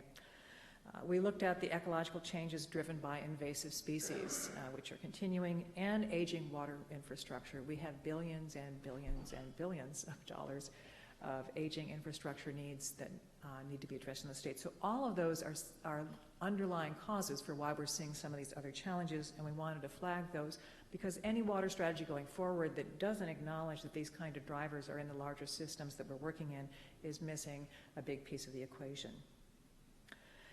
Then the report will go on to look at the state of our waters, and we'll have a summary section, and you see a version of that in the draft, that the executive summary in your report. We wanted to look at where have we come, where's the progress, where have there been setbacks. A lot of our discussion was it's the same issue, but it's just a different dimension, and we also wanted to flag where the emerging issues are coming from. Progress, and Steve has touched on many of these. We at least got a groundwater policy, an initial one, in place early in the 2000s. The Great Lakes Compact, really, when you look at it, a miracle of diplomatic cooperation that 8 states and the consenting 2 provinces agreed to make decisions together about the Great Lakes. And of course, Todd is live streaming on his cell phone. We're keeping up with what's happening today. The decision is likely to be made today about the Waukesha permit. We also looked at, we've made a lot of progress, at least on phosphorus. We established the rules, and we'll talk a little bit later about how those rules are or are not working, but we established a strategy to deal with phosphorus. Many of the old toxic hotspots, the areas of concern, are being cleaned up or have been cleaned up through the Great Lakes Restoration Initiative. We've seen a lot of dam removals and stream and wetland restoration, and a lot of that work is being done through the local citizen action that Steve referenced in terms of watershed groups, local community groups. There's a lot of system working on places they care about to restore habitat, and we saw those as all positive signs. Some of the setbacks, high capacity wells and CAFOs, confined animal feeding operations, or concentrated animal feeding operations, outpacing the regulatory framework. We've just had rapid growth in all of these, and the regulatory framework was never designed for the level that we have, the concentrations that we have on the landscape and the carrying capacities, and we're seeing some of those downsides in terms of water quality, manure spills, algal blooms, and we'll go on later on those. Harmful algal blooms, we're dealing with a lot of them in the state. We've had multiple dead zones in Green Bay. This is not progress. We're seeing high levels of groundwater contamination in specific areas, nitrates, bacteria, not good. Kewaunee County, 1/3 of the wells are not up to Clean Water Act standards, and that's not a sign of progress. Increasing chloride pollution. Those are the salts from our road salts or even water softeners. We're seeing higher levels of those in the state. Good old invasive species reaching new waters. We have spiny water flea in Lake Mendota now, and so all of these are making changes in these systems, and we recently lost some of the longstanding shoreline protections in the state. Some of the same issues in new dimensions, and it gets a little bit difficult at times to decide which bucket we're going to put these in. So you'll see nutrient pollution and algal blooms here as well. Just the scale has become much larger, as well as the intensity and the amount of problems that we're seeing. On groundwater, a lot of them are the old challenges, but they're at a larger scale, both for water quality and for water supply protection. Mercury, we've still got it in the fish and in the region. Wetlands health, still at risk in many places, often due to these hydrological challenges. And the climate change impacts are more evident, but the state really still has no game plan to deal with them. On the emerging issues, we looked at pharmaceutical compounds, cosmetics, microplastics, potential risks from fossil fuel transportation through the state, potential risks from frac sand mining in terms of local waters, the rapid growth of CAFOs, potential large-scale commercial aquaculture where we don't have a regulatory framework, and a concern about incremental Of course, we saw some of that in the proposed legislation that would pass on a permit on a high-capacity well to the next purchaser. We looked a little bit more deeply at a couple of areas, and our framework was looking through where are we headed with water supply, water quality, and freshwater ecosystems overall. On water supply and use, we have some real challenges in the state, and we'll hear more about those, but certainly the issues in the central sands are gaining attention in terms of the concentration and number of irrigation wells. And the Great Lakes Compact, I just tossed this in here, there were more than 38,000 comments on the permit process, which tells you that people are paying attention to this and the awareness and concern about Great Lakes. And Wisconsin does not yet have what we recommended in 2003, which was an integrated statewide management water framework for dealing with Mississippi Basin and Great Lakes Basin, groundwater and surface water, all as one large challenge. On water quality, we know we have challenges with drinking water, and not just in Kewaunee County. Surface waters challenges, the largest one tends to be phosphorus, but it's not the only. And we have challenges in the state with Clean Water Act enforcement to the extent that a nonprofit has requested the EPA consider de-delegation of the program. In our aquatic ecosystems, we're still seeing challenges with invasive species. We've seen regulatory changes to wetland and shoreline protection, and as noted, those long-term challenges from hydrological changes, as well as what we can anticipate from climate change. The frameworks for decision-making, we've looked at a couple of them in detail. On science, we have the odd situation where we've really ramped up the capacity in terms of research institutes, analytical capacity and sophistication, and yet public funding for water research is shrinking. And economics, the Water Council in Milwaukee is leading the way, helping show how we can leverage economic opportunity as it's related to what we know about water, how to work with water, how to use water technology. And that's something I think that is a broader opportunity for the state. On governance, I think the broader challenge is the cumulative impacts of both legislative and administrative actions are reducing the state's capacity to anticipate and respond to current and emerging environmental challenges, and this was an overriding concern of our working groups and our editorial team. On ethics, there's concern that the public trust doctrine, the doctrine that declares that the waters of the state are a commons, belong to all of us, are shared and open to all of us, that we're seeing erosion of the commitment to that doctrine, and concerns on the positive side. There are wider discussions about water values and what it means to our communities and our future. The recommendations, and I won't go through them in detail here, but they're listed in the executive summary. Just very quickly, we are recommending that the state do what we recommended in 2003, which is embrace that integrated watershed management framework. That we need to take steps to safeguard drinking water and to step up to the challenge, not just for bacteria and nitrates, but also in the communities that have remaining lead pipes. We really need to hunker down if we're going to do something about nutrient pollution. And we need to invest in implementation on the phosphorus rule, provide technical support, and look at what are those potential best practices and ways to make them better. We're recommending that we focus on restoration and protection of aquatic ecosystems through watershed scale strategies, because that's how watershed ecosystems function. That Wisconsin needs to develop a climate mitigation, adaptation, and resilience strategy for its waters, and a plan and the capacity to implement it. We need to continue to manage to the extent possible invasive species, invest in modernizing our water infrastructure. And finally, these two, on the process side, we really urged a renewal and a commitment to public participation and transparency in policymaking and implementation, and to increase water literacy through investments in environmental education and lifelong learning. And that's the brief summary of the report, and we will be incorporating feedback from today's conference. We'll be doing final edits in the next 4 to 5 weeks, and you can look for publication on August 31st, and we'll be happy to have wider conversations about the report when it's out. Thank you, Jane.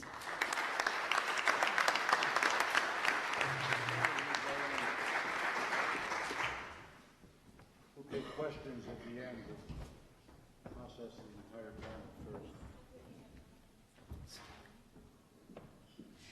Yeah, you better. It's a Mac, so. Generation. I know. Well, it's a Mac too, so. The shift, is it? Right arrow, got it. Good morning. It's a delight to be here, an honor to be on this panel. It's always, I'm grateful, when somebody who knows me as long and as well as Dr. Bourne introduced me. I always get a little nervous, but thankfully he largely stuck to the script and going into the detail that he could have provided. My challenge here is to talk about the Great Lakes Compact, but first I do have to do just a quick commercial for the Healing Our Waters Great Lakes Coalition. We're a coalition of about 130 non-governmental organizations, been around for about 12 years now, advocating for programs and policies at the federal level that bring resources back to the Great Lakes. One of the reasons I wanted to mention is in your packet, we're fortunate enough to be able to provide you communications toolkit. This is a toolkit that is geared toward how to communicate on Great Lakes issues based on some extensive polling we just commissioned, but certainly it is applicable to communicating, period, on issues like we're talking about today in the public arena, so I commend that to you all. It's good stuff. I want to talk a little bit about the Great Lakes St. Lawrence River Basin Sustainable Water Resources Agreement, better known as the Great Lakes Compact. And for those of you that are expecting me to spend a lot of time talking about Waukesha, you're going to be disappointed. I'm not going to spend much time talking about that. I will touch on it toward the end, but I instead want to really focus on some of what I think are the really encouraging themes in light of the many challenges that Steve has articulated, and Jane certainly in the report. I think there are some real positives out of the exercise of the compact and what we're looking at right now. The compact is really much bigger than Waukesha. It is about how to sustainably manage our water here in the Great Lakes region. An entity called the Freshwater Institute once said that if you could take all the water in the world and put it in a gallon jug, the amount of that water that would be fresh water would be 1 tablespoon. 20% of the world's fresh surface water is in the Great Lakes. The Great Lakes were carved by Mother Nature with a shovel so deep you can see it from space. So in 1999, when a company called the Nova Group proposed to take some of that water and put it in tankers and ship it to Asia, and when the province of Ontario actually approved that permit, people went a little bit ballistic in this part of the world. The permit was actually rescinded, but when they began to look at what was the mechanism for reviewing those sorts of requests out of the Great Lakes, we realized that we were in very dangerous territory in the Great Lakes region because we didn't have a science-based mechanism for making determinations on how to manage those water resources. So we didn't waste a crisis, as the saying goes. We recognized that we needed science, and we moved toward a process that began in 2001 with the Great Lakes Charter Annex. And I'm just going to touch on a couple of the themes here that I think are important. It really focused on the importance of the public being part of the process, not only science, but the public being part of the process. And the group that worked on this really took that challenge seriously. Worked at great lengths, took many years to finally get this in place. Compact agreed to in 2005 and approved by the 8 states and ultimately the Congress and the President in 2008. What is the significance of the Great Lakes Compact? Well, the here you see one way to look at it. Here's the way I describe the significance of the compact. Here's what is special about it to me. What is special about the Great Lakes Compact to me is what it says fundamentally, is that how people use water in places like Duluth or Green Bay or Milwaukee have an impact on people in Detroit and Cleveland and Buffalo and Toronto. And as a result, they deserve to have a say in those choices. It's pretty revolutionary when you look at it in that way. We're actually treating the Great Lakes as if it's all connected. Imagine that, public policy actually treating something connected to the actual way that it's structured in nature. So that is one of the significance. Again, a lot of laudatory comments about the process for the compact. It was an open process. And it says here, Sam Speck, the chair of this effort from the beginning, we tried to create an environment where everyone had an equal say. And it was not easy. It was not an easy process. It took a long time. As someone once said, for every complex problem, there is a simple, wrong solution. It takes a long time to do something like this. There were over 400 conference calls. There were 100 in-person daily meetings. There were 92 drafts of the compact. I still remember the conference call where we spent 3 hours discussing the significance of a semicolon versus a colon. The lawyers were dominant in that discussion, as you might imagine. But in the end, this transparency and trust carried the day. And it was based on science.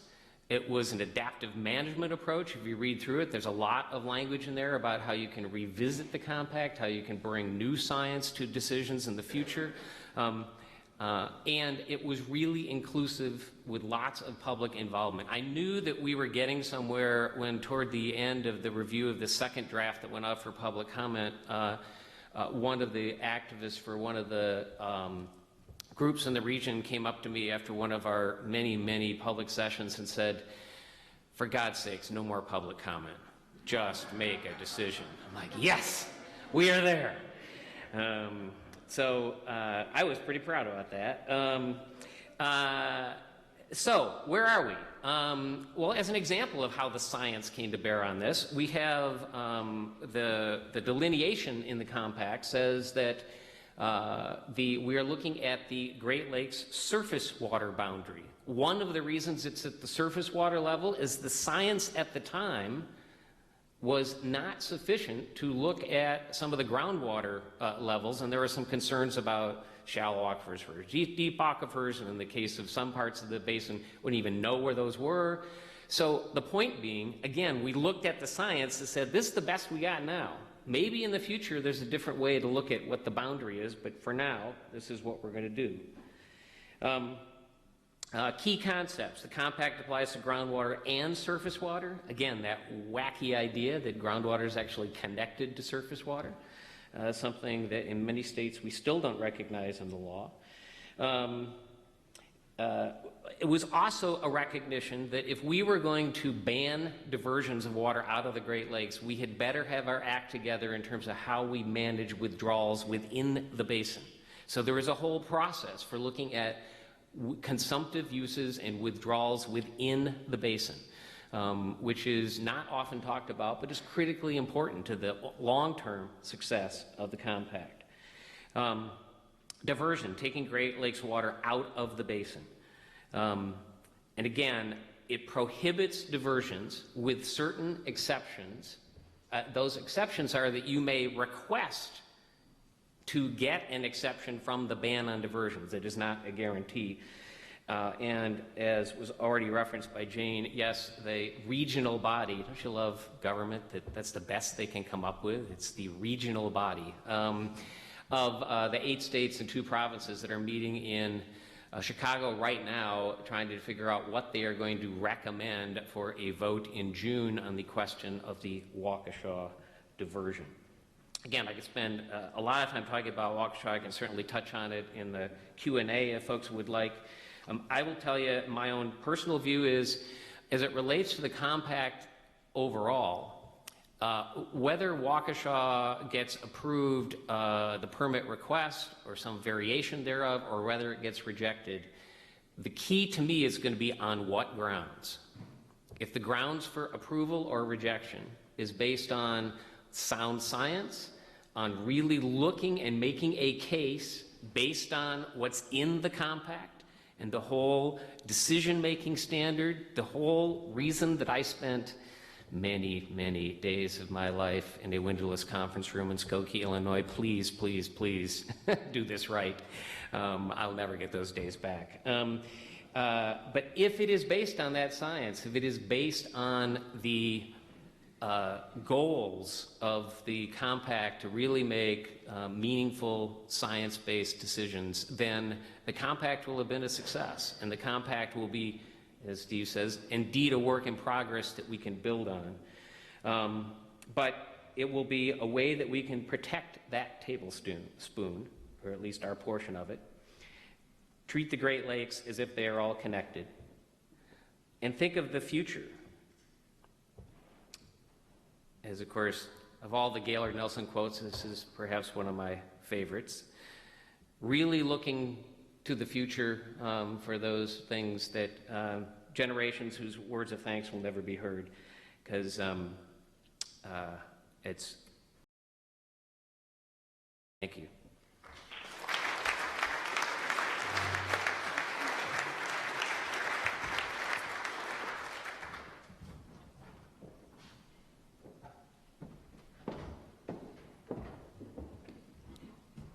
Oh, yeah. Okay, perfect. Thank you.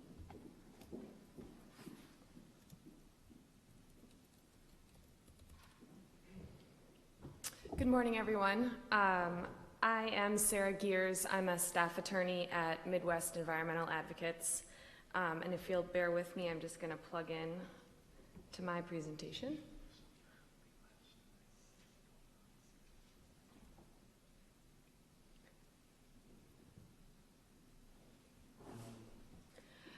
And as the introduction indicated, my organization was modeled after the Office of the,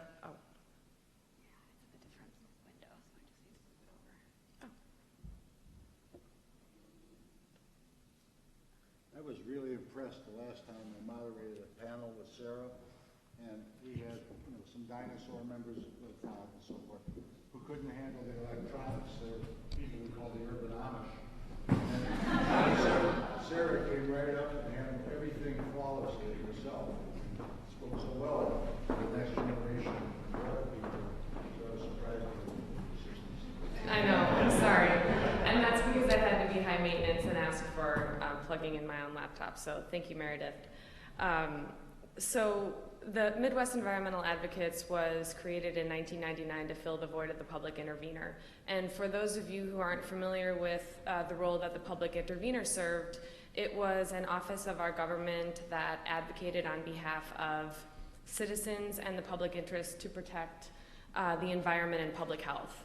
And so as a staff attorney at MEA, I advocate and litigate on behalf of citizens to protect our valuable resources. In Wisconsin, one of the issues we hear about the most, one of the issues that I work on the most is protecting our valuable water resources. Not only the invaluable resource that the Great Lakes provides, as Todd was talking about, but also just the very immediate needs of clean drinking water and being able to use the trout stream that you've fished at for your entire life. So to talk to you all about one of the issues that's very near and dear to my heart, which is water quality and protecting our water resources, particularly from the stresses of agricultural pollution.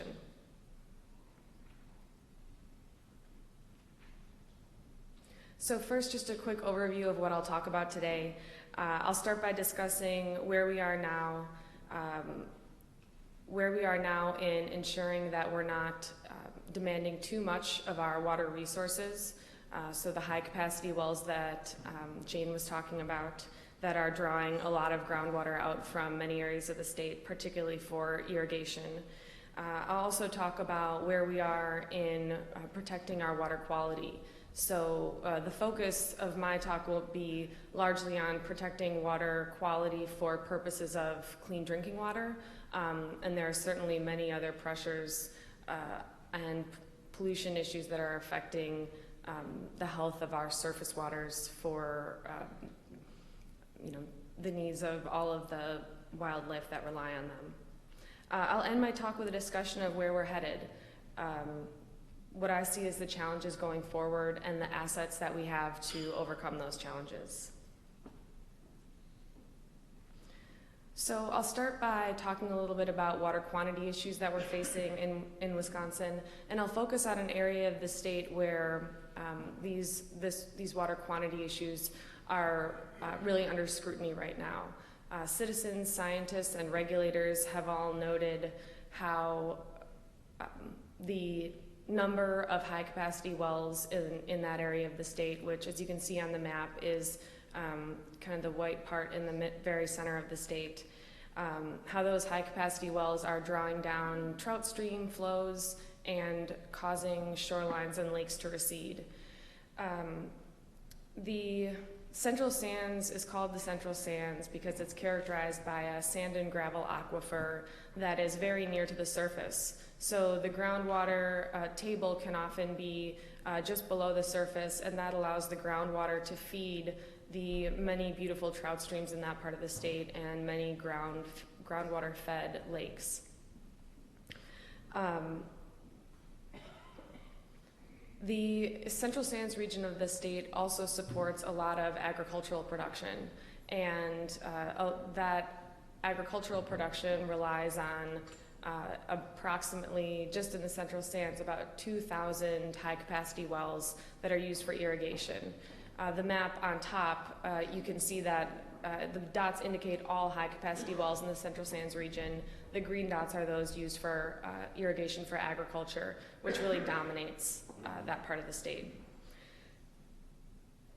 The result is that we've seen streams disappearing. We've seen lakes receding 20, 30 feet from the usual shoreline. And so as a result, there has been a demand for action, a demand for our regulators to provide answers of why the policy decisions that they're making are not protecting these resources. The DNR has responded by committing to develop a strategic analysis of the effects of groundwater use on surface waters in the Central Sands. A strategic analysis is essentially like a comprehensive environmental impact statement for a region across sort of an entire industry or type of impact. And so the DNR will be looking at what those 2,000 plus high capacity wells are doing to surface waters and whether the way that we're currently regulating groundwater use is in the best interests of everyone. As a part of that effort, scientists are also developing a groundwater flow model for the Little Plover River Basin, and that will help everyone better understand what all that groundwater pumping is doing to groundwater fed streams like the Little Plover River. They hope to then use that model to inform policymakers, decision makers, so that we really know what we're doing when we're continuing to approve more and more high capacity wells. But as far as agency decisions are concerned, it's a good thing that agencies are looking to develop good science to inform their decisions. But there are other limitations, particularly in the political climate we're dealing with right now, that is, pro-business and tends to favor deregulation rather than agencies doing more. And we've seen this in a recent court ruling that determined that the DNR did not have the authority to require monitoring of the water use of a high-capacity well at a concentrated animal feeding operation in the region. The court made that decision based on a law that was passed during the Walker administration that limits agency authority. So among all of the challenges that we're dealing with, the political environment and the lack of desire for additional regulation is just adds to the challenges. So Wisconsin is also facing similar challenges when it comes to water quality issues. Large-scale agricultural production, those concentrated animal feeding operations, among other types of agricultural production, are the leading cause of nitrate and bacteria pollution in surface waters and groundwaters around the state. When intensive land application of manure is combined with particularly vulnerable areas like on shallow soils and over fractured bedrock, that leads to increased groundwater pollution and really threatens the health of the people who rely on that groundwater for drinking.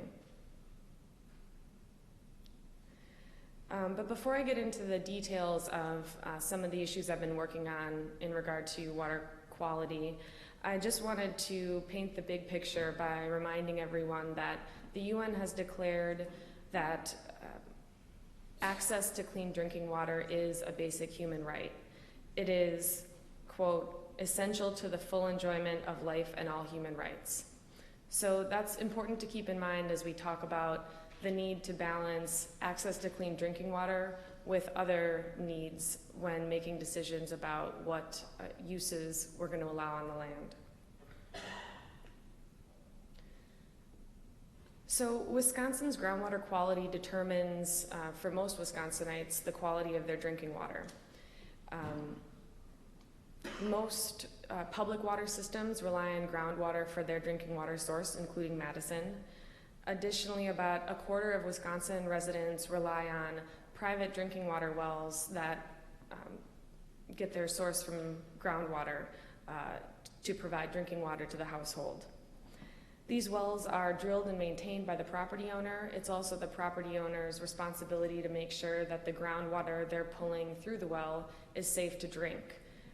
If they don't do that testing, then the only indication will be a family member getting sick, which is all too often the case with the people I work with in certain parts of the state. So to understand the unique threats that large-scale agricultural production pose to drinking water quality, it's important to understand the contaminants that come along with agricultural production. So nitrates are a very difficult pollutant once they get into groundwater in particular. They tend to stay for a long period of time before they dissipate naturally. In surface water, nitrates contribute to algal blooms. The blue-green algae we all know creates serious drinking water problems. And in groundwater, it can be a particularly serious threat for pregnant women and for babies. It's a cause of blue baby syndrome, and it also leads to an increased incidence of some types of cancers. The other big issue with agricultural production is where manure is land applied. One thing that comes along with the manure, other than the fertilizers that are needed to grow the crops, are pathogens such as bacteria, nitrates, and parasites. In karst areas of the state, which are characterized by shallow soils, fractured bedrock, the manure and the contaminants that come with it can very quickly travel through soils and into groundwater and into people's wells with very little attenuation of bacteria and nitrates and other pollutants. What that means is, in particular with the pathogens, because the transport is so quick, even folks who regularly test their wells might think their drinking water is safe one day, and then the next day they'll get sick from bacteria that came from manure that was land applied just a couple of days before. So I have very little time left. I just want to touch on some of the issues that are going on in Kewaunee County, which Jane mentioned as well. Several studies have confirmed that a third of the private wells tested are contaminated with bacteria or nitrates or both. More recently, a recent round of testing from a DNR-funded study showed that 11 of 30 wells tested had, I'm going to forget the name of the pathogens, had salmonella or rotavirus. And those were drinking water wells that people were using on a daily basis. There certainly are some people in Kewaunee who have just decided to switch entirely to bottled water because they never know when their water might become contaminated. And that is expensive, logistically difficult when you can't use your tap water for washing dishes or for drinking. Also, very quickly, but please ask questions if you want to know more, I just wanted to highlight the importance of citizen action given the challenges that we're facing. Given the political and regulatory environment that does not favor protecting clean water, or where that's not an issue that we hear our policymakers talking about and putting first. So we've seen citizen action in the petition for corrective action, which is also sometimes called the petition for dedelegation, asking EPA to fix our Clean Water Act program. Citizens and environmental organizations also asked the EPA to step in to do something about the Kewaunee water quality crisis and give people clean drinking water. And there's also been a lot more media attention, particularly with the crisis in Flint, and people recognizing that while we expect our government to protect us and provide clean drinking water, when that falls through the cracks, there are serious consequences. So I'll just end on a positive note by showing some photos of the folks that we work with in Kewaunee County, the citizens who have demanded answers, demanded better science, and demanded more from the regulators, and who are really making a difference to make sure policymakers are putting water first. Thank you.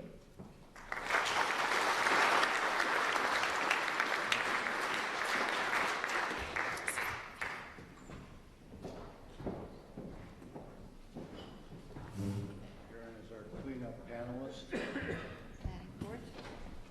Thank you, yeah. Good morning, everybody. Oh, that's a loud microphone. I took the bus in today and I got soaked, wet, but there we go, nothing. Here's my talk. But I think it's a good day to be a wetland, so we can take comfort in that. So I'm really pleased. Well, first, actually, I have this reminder card, I should say.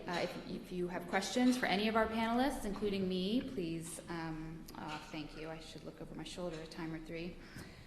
Please write them down. I think they'll be coming around partway through my talk, like church, to put them into baskets and try to get them answered. So I'm really pleased to be going last today because what I want to try to do is focus on the status of our wetlands as they relate to the condition and health of the rest of our waters of the state.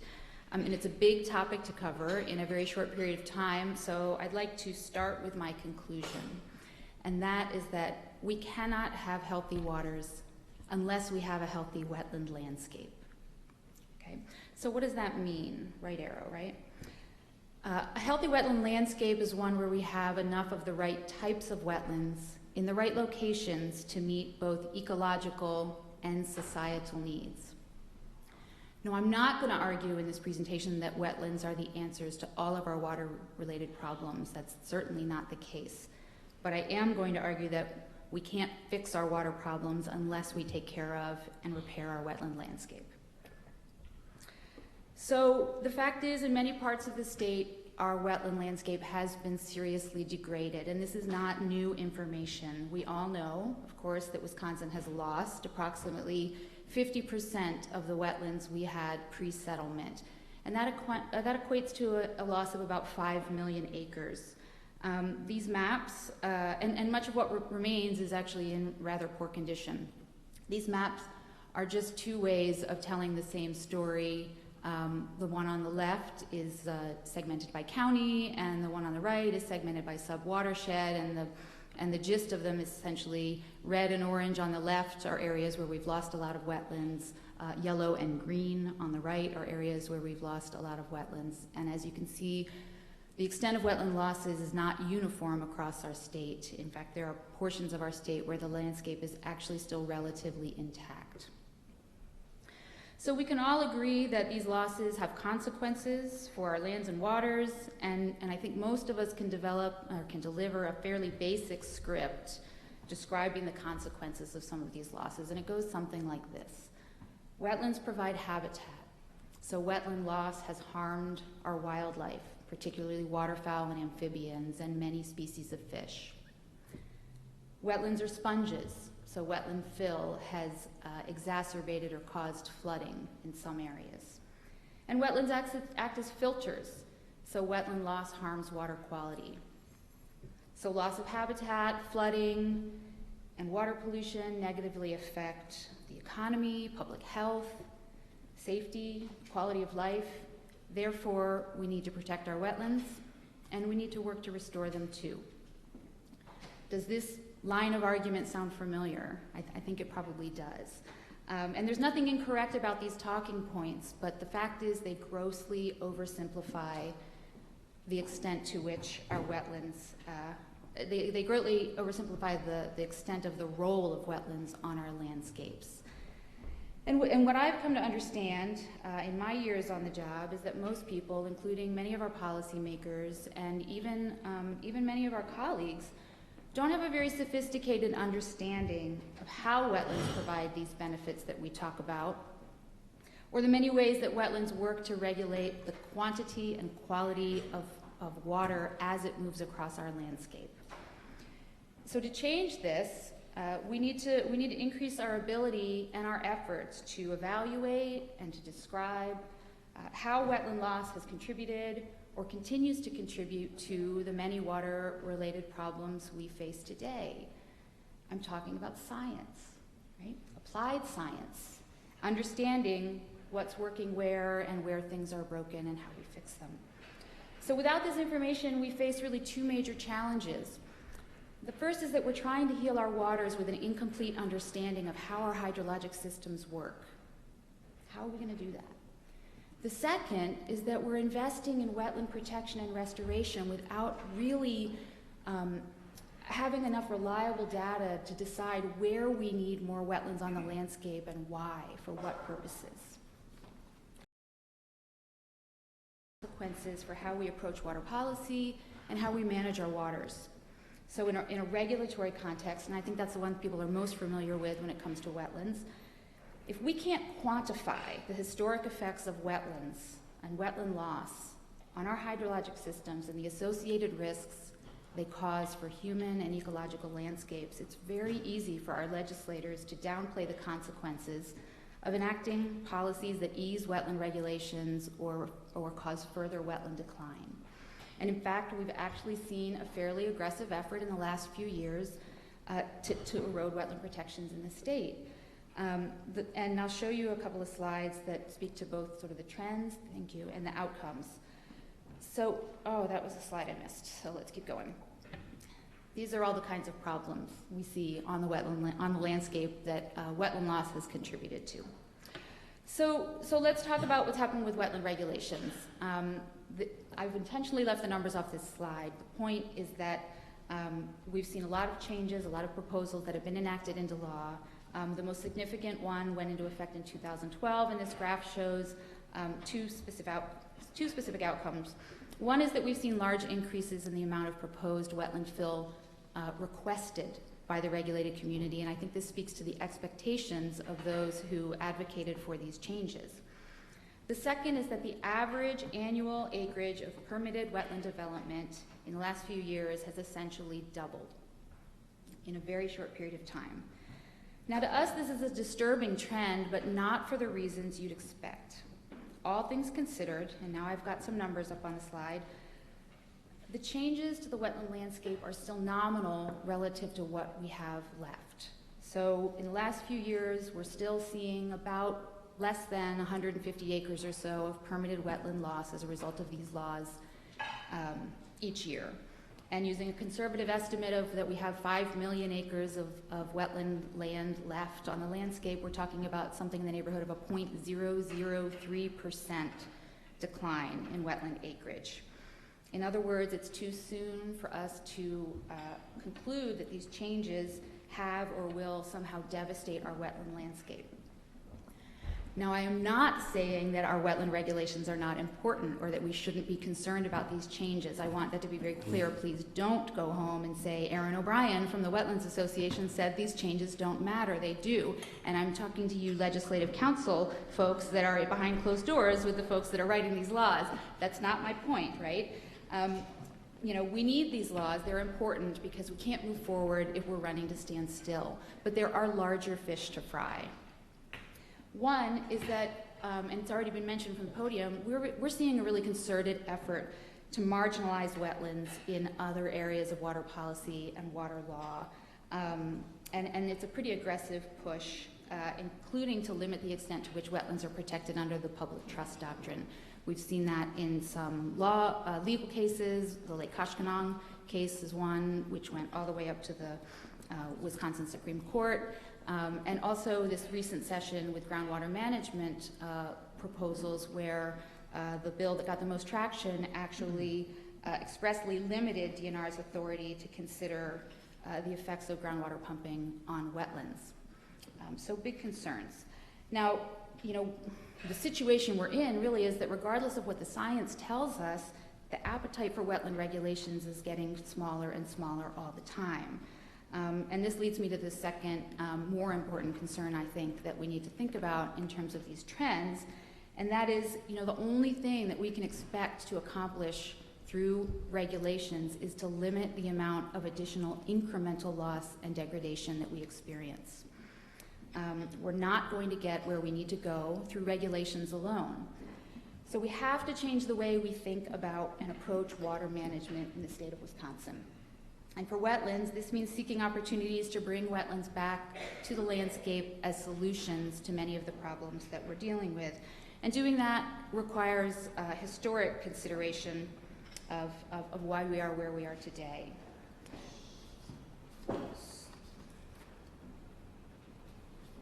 So the case of compelling example, or I should say how we manage water in agricultural landscapes. Our long-standing model is this.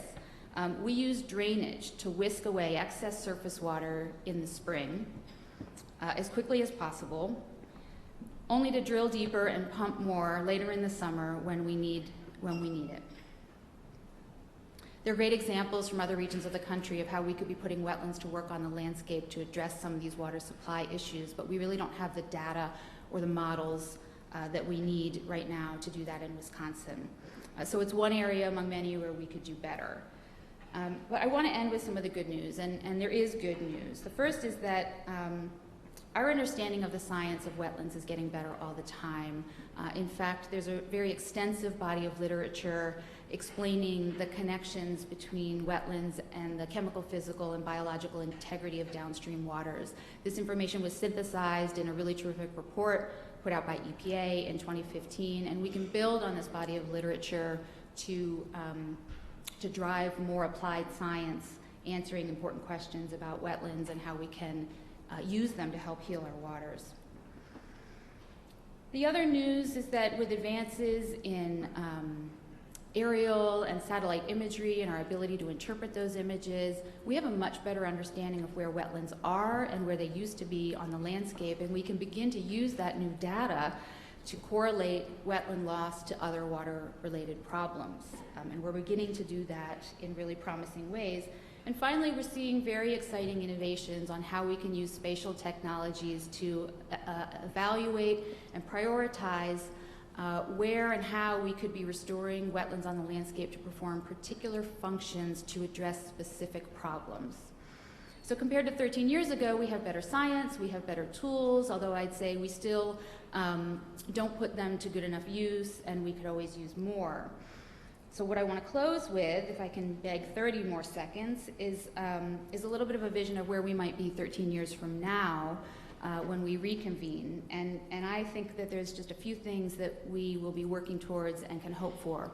One is that we'll come back here with a better shared understanding of the role of wetlands on the landscape and how they can be put to use to solve problems. And I don't mean just we in this room, I mean the big we, policymakers, planners, academics, local governments, and many other audiences. The second is that hopefully we will have significantly more Wisconsin-specific applied research to help us address these problems, wetland applied research.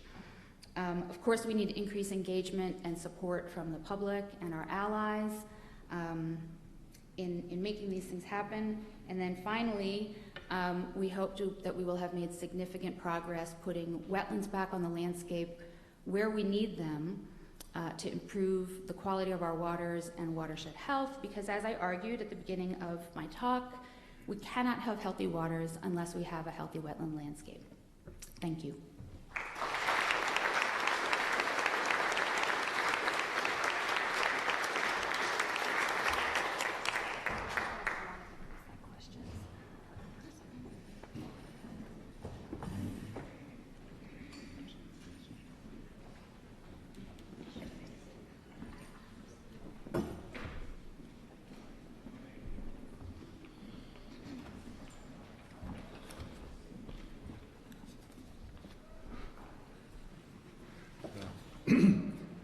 I had been asked as moderator to develop a question or two for panelists as a way of providing a little time for you to get the juices flowing and so forth. You're clearly way ahead. And consequently, lunch has been canceled and most of the afternoon to answer. No, seriously, we'll do what we can to get to some of these questions, and I will carefully watch Meredith for a time signal that says we must eat, okay? And I'll try to homogenize some of these questions that have come in with questions for the panelists. Let me start with Todd Ames. Waukesha will be a second component of this question. The real question is, there seems to be fairly weak oversight by the multi-state, provincial, regional entity to force compliance for the states in preparing their management plans and really meeting the letter and spirit of the compact. Can you point to a couple of tangible outcomes since the compact has been in place? And do you have any concerns about fellow states not meeting their obligations to deal with this as a regional resource? And the kind of derivative question would be, and this is for people interested, we don't want to bog down in the Waukesha question, which has myriad complexities, but one of the things I think at the forefront of people's thinking has been, if the Waukesha diversion is approved, how big of a precedent do you think this will be for future diversion requests? And use the microphones because there's a sound issue here. This one seems like it's working all right. Yeah, it's a good question. I actually think that overall that the compact's doing pretty well. There's a few things that you don't hear much about that I think are rather significant. Perhaps they're significant in a disturbing way, but because of how far we had to come. But as an example, there is now a requirement across the basin that anybody that's using more than 100,000 gallons a day, which is not very much water, has to report it. We didn't have that in the Great Lakes Basin. We had no knowledge of how much water was being used by which sectors for what purpose. Didn't exist, except in a couple of states. So now we have that. We have that really robust body of data that tells us how much water that we are using. We also have management systems in place. Again, the compact is about sustainable water quantity management in the Great Lakes Basin, and I think we've come a long way. In Michigan, for instance, that is there because of the compact. There's a whole new body of law in New York that exists because of the compact. Is it uniform and as strong as we would like across the basin? No. There are times that I have derisively joked that perhaps we should all just, pitch in and by the 9% of the state of Indiana that's in the Great Lakes Basin and just tell them to go south where they'd like to be, I think, sometimes. So, I mean, there are challenges. You know, Indiana hasn't moved as far as they have. Ohio hasn't moved as far in terms of implementing legislation. But I do think we have come a long way in really the infancy of this law. And I think that's the other thing to remember. This is a brand new law. And it is a work in progress, and it's going to take some continued vigilance. On the second piece, on Waukesha, I'll just tell you, the proposal that they submitted to the regional body, I do not believe is worthy of approval. I don't think we're there yet. There are texts I've gotten even this morning, though, that suggest that they're more, even this morning, limiting the amount of area that would be provided water so that Waukesha can provide potable drinking water to their current residents. There is a radium problem in Waukesha. But here's what I'll say bottom line. I think this, whatever happens with Waukesha, this already has demonstrated that the compact works. This is a really high bar, people. This is a ban on diversions with very limited exceptions. Setting aside the parameters of Waukesha itself in terms of the precedent, Waukesha has spent somewhere in the neighborhood of $10 million on legal fees and the costs of submitting the permit. They have been working on this since over a decade. Whatever happens to this, if Waukesha is approved, other public water supply entities in the basin, are just outside of the basin, are not looking at this and saying, whoa, well, that was a slam dunk. Think I'll go get me some water from Lake Michigan or Lake Erie or wherever. So I think the precedent will be very specific, very limited, and demonstrate the effectiveness of the compact. All right. This is a sort of a combined question for Aaron. You've described wetlands as sort of being marginalized by policymakers in recent years, but not so long ago, this same audience considered wetlands sacred. Is there a middle ground to be found? And you didn't mention it, so what is the role of the Clean Water Act and the Army Corps of Engineers with regard to their oversight of wetlands vis-a-vis the state role? Great question. So I'll start with the second one first, because it's sort of a straight-up policy answer. The federal government, under the Clean Water Act, plays a very critical role in the protection of our wetlands, and an increasingly important role as changes are made to our state laws. So in a nutshell, the Clean Water Act very explicitly protects, and what that means is requires a permit for permission to develop wetlands that are essentially adjacent to or hydrologically connected to, directly hydrologically connected to lakes, rivers, and streams. And in Wisconsin, that's about 80% of our remaining wetlands. And what we've seen in the last 6 years with this series of legislative proposals is a departure from, we used to have very strong state laws, well, that went above and beyond federal law because we have state laws that protect our isolated wetlands, but beyond that, the regulations were really rather uniform, and now we've seen this chipping away at how we evaluate wetland permit requests and the circumstances under which wetlands are protected when and how we compensate for those losses that is really different than what's required under federal law. So our federal protections have become a very important backstop for stemming the losses of wetlands. So that was one question. The second was, is there middle ground between where we used to be, which was really the nation's leader. I would go to national meetings and I would feel like a rock star, right? Because everyone would say, oh, I wish my state was as enlightened as yours is about wetlands. And I'd go, I know. Like I had nothing to do with it. It all happened before I got here. But I still felt really proud. And we're not even middle of the pack anymore. So I'd say there is middle ground.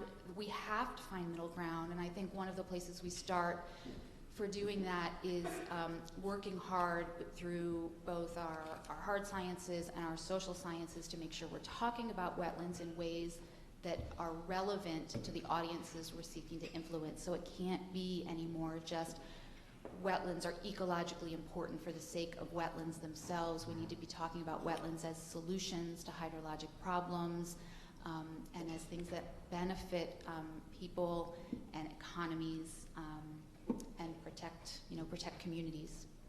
All right, we're going to try to get to as many of these as we can. This is for Sarah. It's kind of a combined question, but it was implicit in your remarks. Is there a conflict between agriculture and clean water, which is inevitable? Can we encourage some sort of a marriage here? And related questions are, does MEA advocate a solution to manure contamination in the karst country in Kewaunee County? And as an alternative way of thinking about the CAFO problem, can we get CAFOs to be considered point source pollution? Would that be beneficial? And you might comment briefly on how these CAFOs are regulated.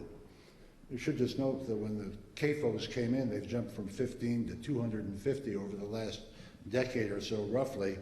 One of the theories was that these people had deep pockets and the capacity to put in the appropriate pollution control technology because they didn't have the land base to manage those wastes. And then it becomes a question of conditions of permit and oversight. So these were all serious issues that we're grappling with today.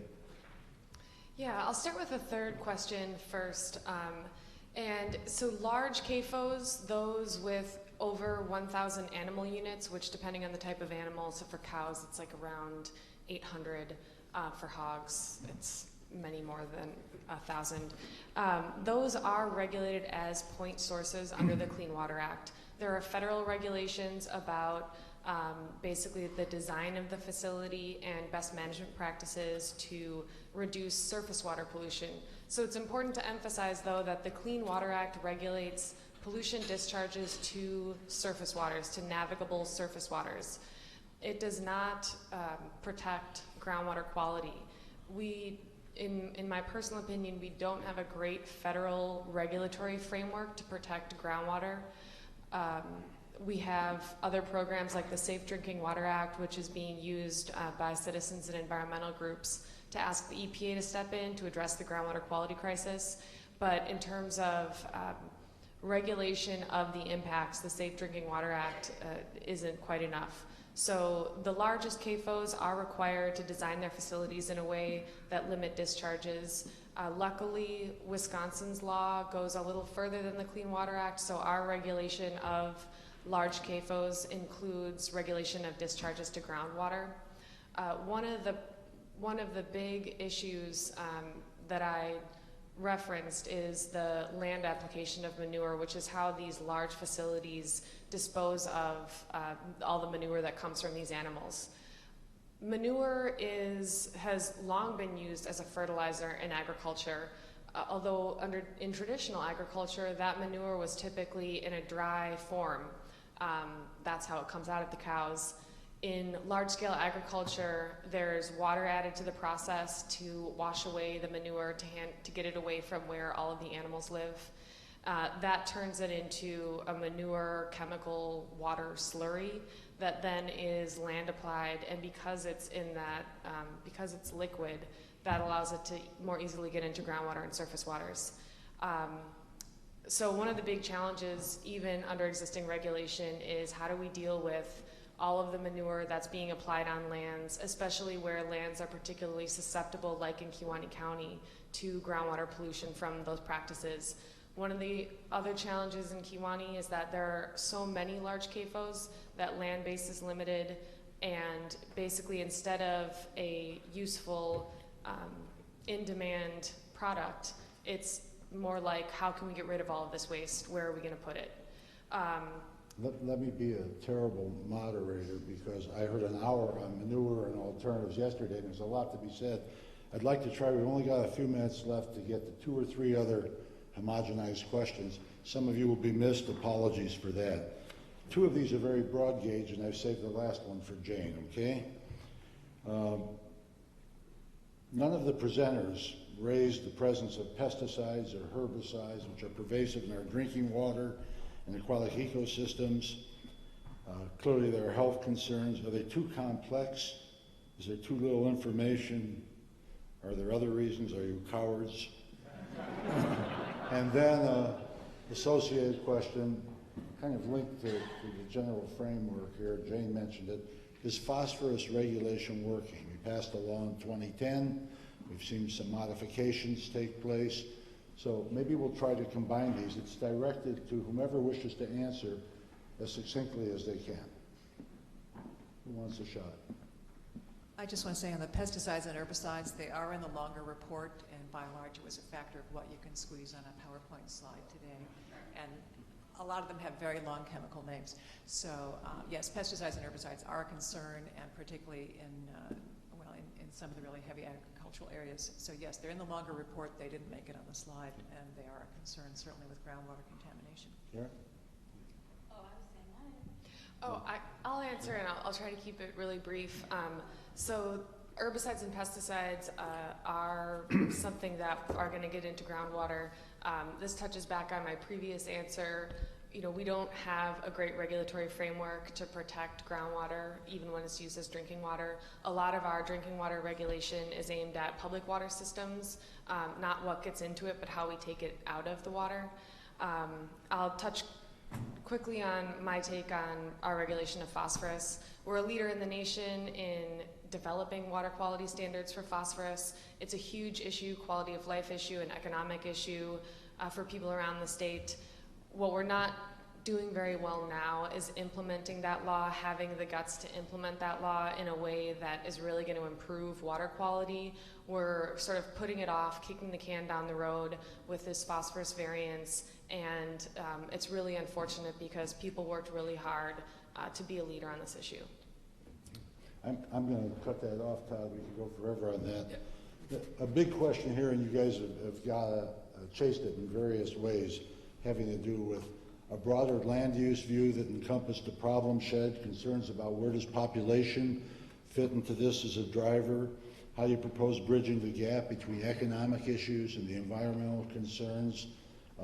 These are all big ticket issues here, and I think it would be hard to address them, but I think that during the lunch break or something, there might be a chance for us to talk a little bit about how do you approach some of the mega synergistic thoughts. So let me just end up with a question for Jane, because I've seen a nasty signal from Meredith. Now that I think about it, I've rarely seen anything nice from Meredith. She's always as mean as anybody I've ever met. Anyway,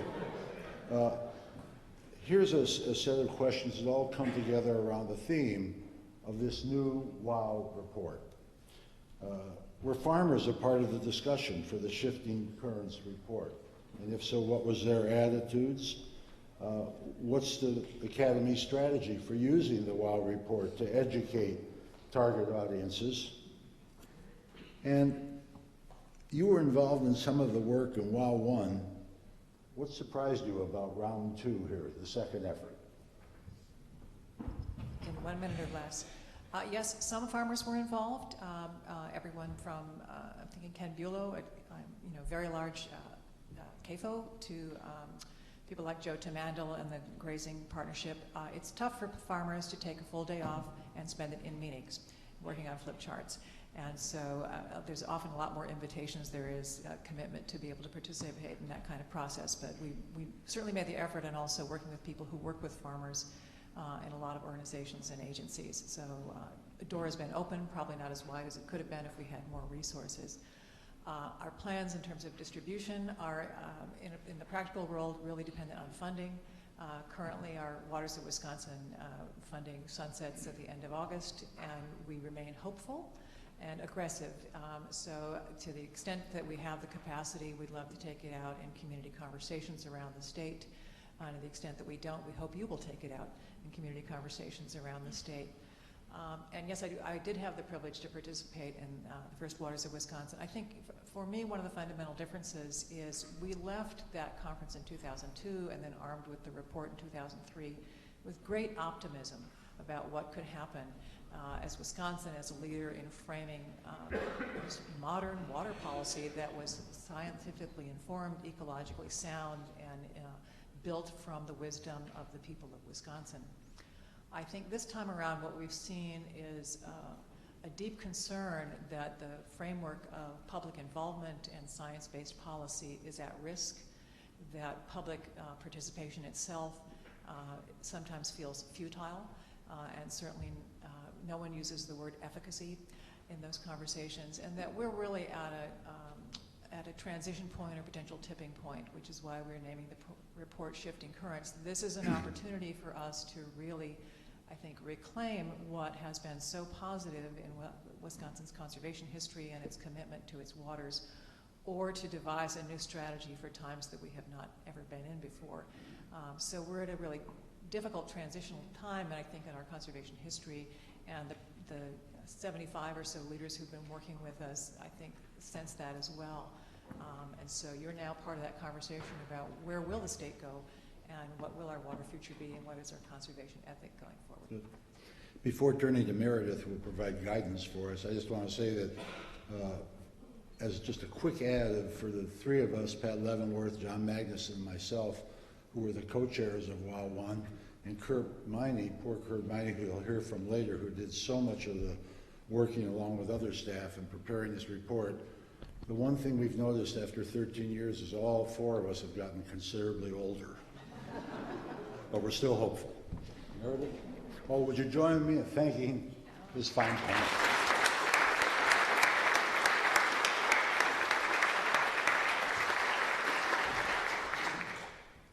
Thank you so much, Steve, and I hope that we can become friends after this. Thank you, Jane Elder, who's also my boss and has taught me so much just in the last 2 years that I've been here, as well as Todd Ames, Sarah Gears, and Aaron O'Brien. It's been a pleasure to work with you on this report, and it's been a pleasure to listen to you today. Now, before you jump into the lunch line, a couple of things. We ask that vegetarians and those with special diets go first. Those with special diets are going to pick up their lunches outside of that door. Vegetarians, though, you do have a line. So by special diet, I mean gluten-free, dairy-free. If you ordered something in particular outside of vegetarian, go over there. They have a special meal for you. I'm one of them, so don't feel bad.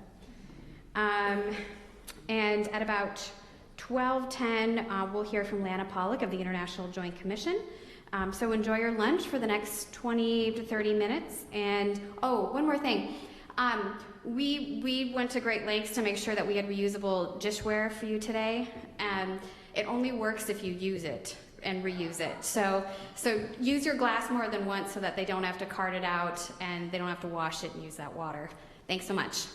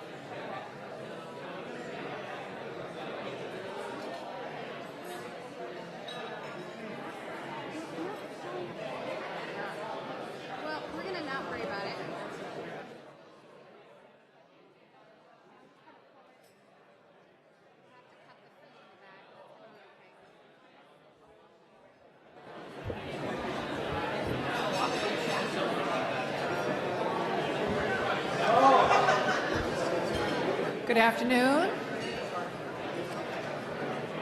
I'm guessing everybody got themselves something to eat. We built a little bit of time for your robust conversations after the talk. And I'm going to resort to, if you can hear me, clap your hands. Thank you. Thank you. That didn't work. We'll try again. Brilliant. Okay, thank you.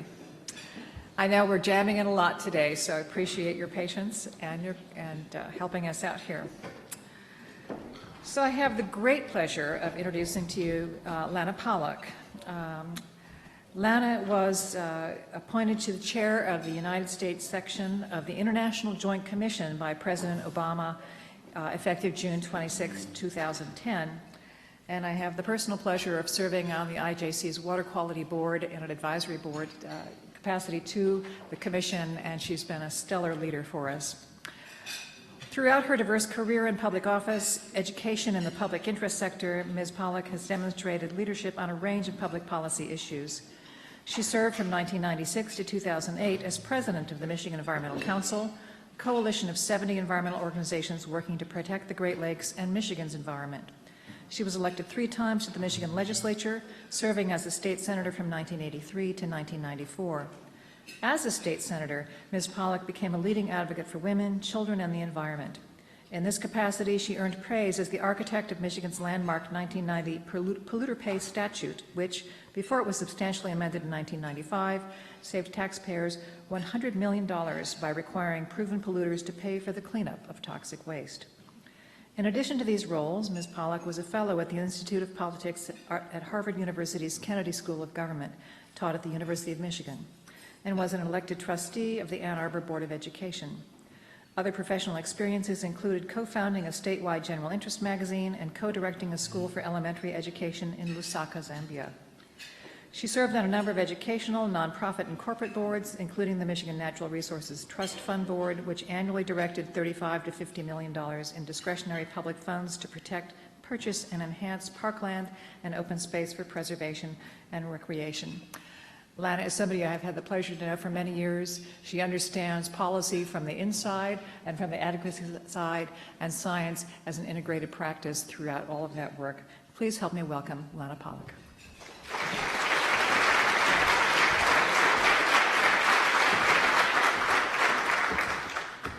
Thank you.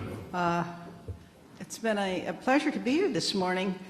I'm going to be honest and say that, a whole day conference or a half day conference, you have to generally sit through a few duds to get to the real good stuff on the menu, but the whole menu has been wonderful, and everybody's presentation has been an opportunity for me to learn. So I'm very pleased and very happy to be here.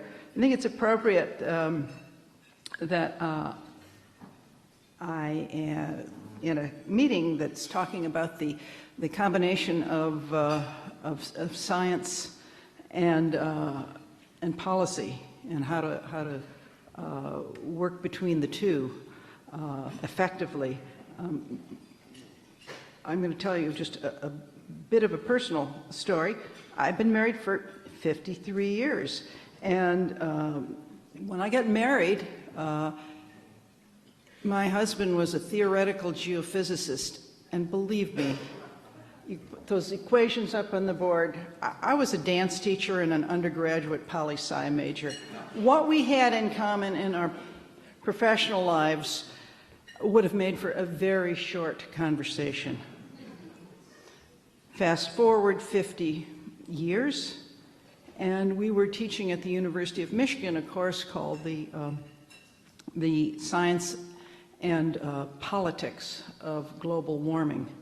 So if you stay married long enough, you kind of come together, and now we go to the same meetings, and we have lots to say about our personal life. And I have to say that I'm much, much better policymaker because I do understand.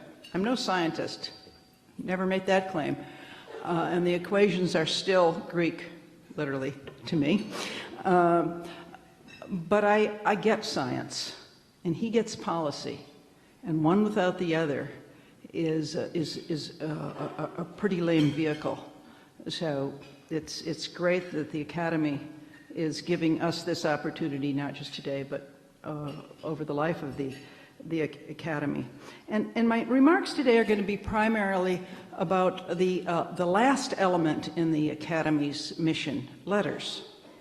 Because I'm going to talk about the importance of words and communication.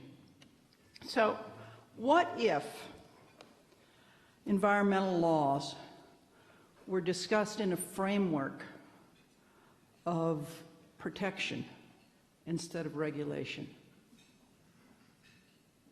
What if we talked about protections for our water instead of regulations of businesses? Would all the businesses and all the politicians and all the ag industry be standing up there and shouting, "We want fewer protections. We don't want these protections for our waters"? It's a lot easier for them to come charging away at regulations. And if people thought of these rules and laws as being protections for our children, I think we'd have a stronger argument and be more effective communicators. I don't think that the word regulation, and especially regulating businesses so that absolutely every governor in your state and mine, I'm from Michigan, for decades on end, I'm going to get rid of those unnecessary regulations, and each one claims that they've gotten rid of more of them. I think, what's left? And in fact, not enough is left. And along with that period of time where we've been saying it's a badge of honor to eliminate protections under a different guise, a different name, there's been a push in your state and mine and many others to hurry up. Let's get rid of these bureaucrats. Let's have early retirement. Let's push them out the door. And with it, how much knowledge? I learned as a senator, very early, a state senator, how much I would be dependent on the expertise of the really highly regarded people who work for the Michigan Department of Natural Resources. And I learned at that time, no, not because I'm sure this applies to Wisconsin too. I mean, you know, just because I'm a Wolverine and I know I'm in Badger land, but you know that these people nationally, the Great Lakes, Michigan, Wisconsin, nationally, at meetings recognize that the civil servants, the public servants, the scientists, the water managers were highly regarded, and the whole culture of working within the government to protect the natural resources and to protect the public health, and especially that of the most vulnerable of our populations. Those were highly regarded.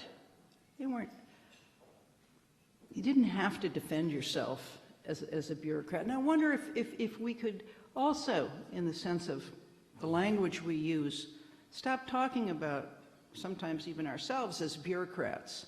And let's talk about ourselves as the public servants that we are, or that you are, the scientists that you are, who are serving the public and protecting the most basic interests. Flint has already been mentioned today. It's hard to go through a newspaper or a conversation without Flint being mentioned. And frankly, it still amazes me, because as an advocate, I worked for years trying to get the state of Michigan under Governor John Engler to even accept federal funds that were available, not enough of them, but some, to clean up lead-based paint in homes where children were exposed to it. There's 500,000 children in America, 500,000 children who are lead poisoned from paint. So why has this been accepted all these years? Is it because the kids are poor? Is it because, you know, I'm not fully sure, and maybe somebody have better ideas than I, why the Flint,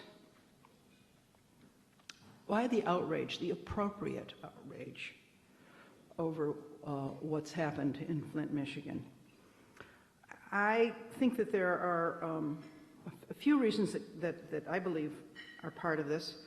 One is the vector is not some dirty old paint in a house. It's public water. People, especially in the Great Lakes, but people in America and in Canada, with whom I work a lot, expect their waters to be safe, clean, and cheap. And when the water fails them, that's very upsetting.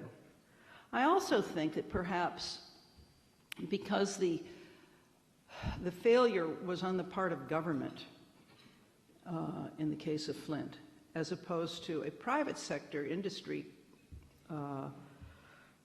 turning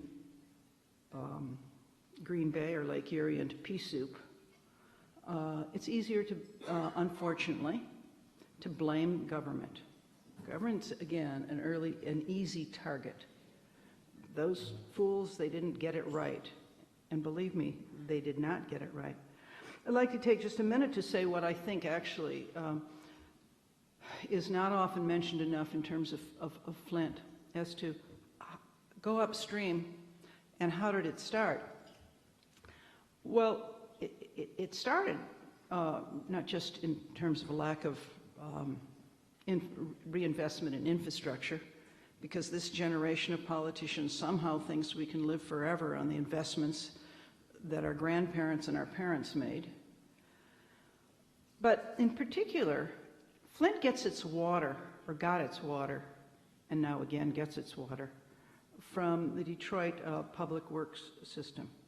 So Detroit has one of the largest, is the largest purveyor of water in the country. It's a very large system serving obviously not just Detroit, but far out suburbs and well beyond the suburbs, because Flint is not a suburb of Detroit.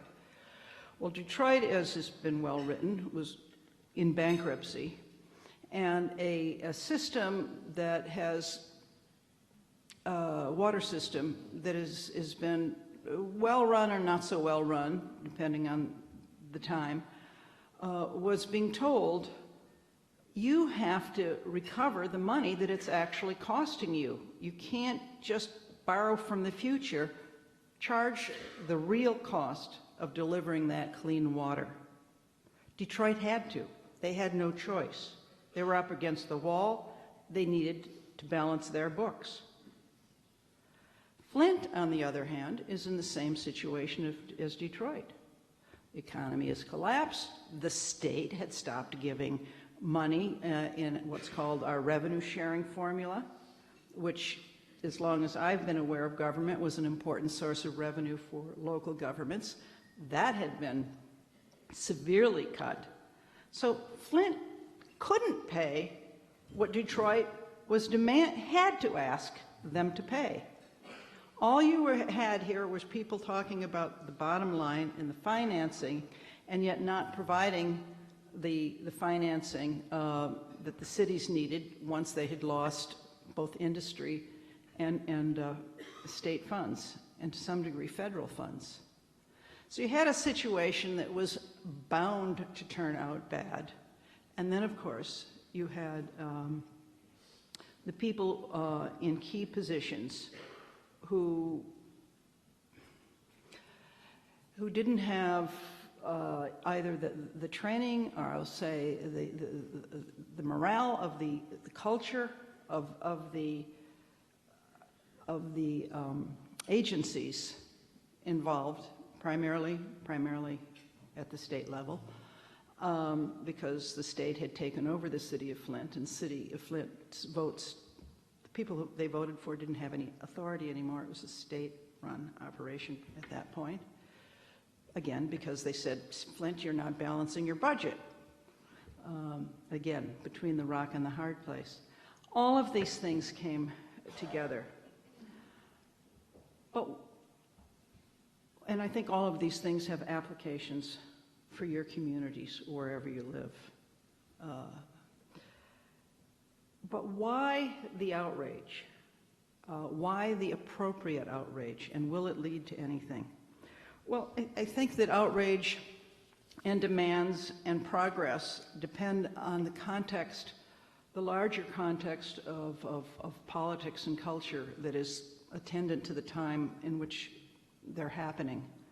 So if you look at the history of the laws that protect and have restored to some substantial degree our waters, almost all of them were passed when? Early 70s and then on. And the 70s came right after the 60s. Who says we can't do higher math up here? And what was happening in the 60s? There was a social revolution. And the public were demanding all sorts of protections. They were demanding civil rights protections. We had the protections from a war that was unpopular with the public, protections for women, and the environmental movement. So environmental protections, progress, and outrage happen in a political context, a larger context. And we may very well be at the beginning of another cultural period where people are demanding that what they perceive are their grievances be addressed. Then once again, they're primarily financial, as we see both. I think the response from the Trump people and the Bernie Sanders people, but people are angry. That could work to the advantage of those of us who are trying to advance, not just play defense, as I know you are, in the world of environmental protections. I want to take a few minutes to talk about the organization with which I'm associated, the International Joint Commission. Be honest, I don't expect a lot of hands to go up here. How many of you think you have some understanding of what the International Joint Commission, or the IJC, is and does? I'm with I knew I was with like Garrison Keillor, an above average crowd here, but let me just say that the IJC was established as a result of a treaty with Canada, also in a period of time where there was a context of demand and anger. There was cholera epidemics and huge numbers of deaths in the period of the early 20th century, 1909, at that period of time. Although the IJC was primarily established to address water flow and water distribution, water quantity issues. There has been, over the 110-year history, some increasing interest in having us help address the water quality issues, particularly in the Great Lakes. So the IJC is a U.S.-Canada treaty organization. It has 3 presidential appointees and 3 appointees by the Prime Minister of Canada. Everything is equal, which is frankly unusual because the U.S. is the 800-pound gorilla in many of its relationships with Canada, having so much larger a population and an economy. But at the IJC, this is a science-based, consensus-driven, binational organization that addresses whatever the governments ask us to, but it's almost entirely water issues, not entirely, but because we do some air issues. We only have one area of actual authority, and that's when a dam is built or anything, a structure is built that changes the flow of water across the boundary. Then the governments, unless they make a special treaty like the Columbia River Treaty, they generally come to IJC. We put the order on the dam, and we control how the waters flow across the boundary, north to south, south to north. I know I talked to some audiences, and people have looked at a map, and they're sure that all those waters flow south. We do need, again, a little more science education would be helpful. When I was appointed, I took an oath of office to uphold the Constitution of the United States, of course, and a second, to administer the treaty without bias of my nationality.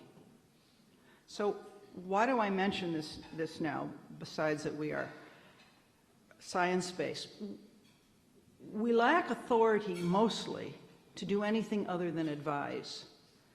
There have been times in the history of the IJC where our advice has been, you know, reports that sit on the shelf, as we're all familiar with.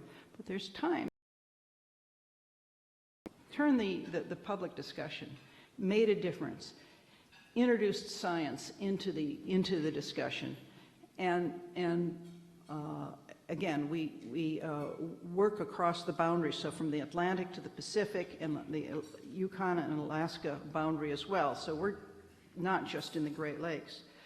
A decade or so ago, there was a threat of mining in the Elk River in the West. The IJC's report couldn't prohibit it, but it led to the prohibition, the lack of, the protection of that magnificent basin. Closer to home in the Great Lakes Water Quality Agreement, which is the Great Lakes Water Quality Agreement, which is a non-enforceable but very important agreement between the two countries, arose out of a request in the 60s. The IJC was requested to study, this will sound familiar, the phosphate problems in Lake Erie and Lake Ontario, and the government asked the IJC to advise the two governments, Canada and the United States, what should they do about this? The IJC impaneled a study of experts, scientists, and did a study.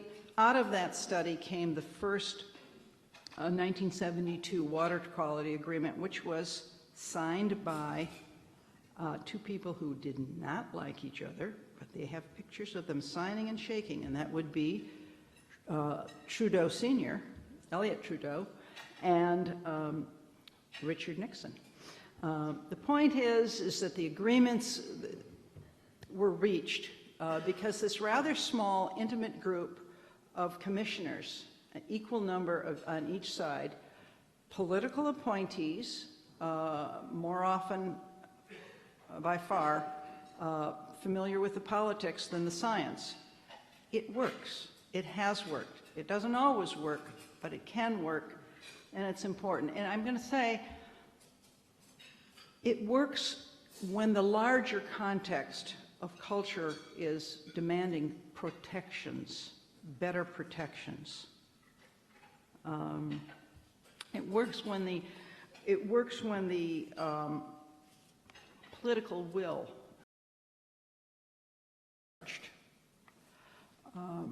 My argument today then is one about language. If we're influencing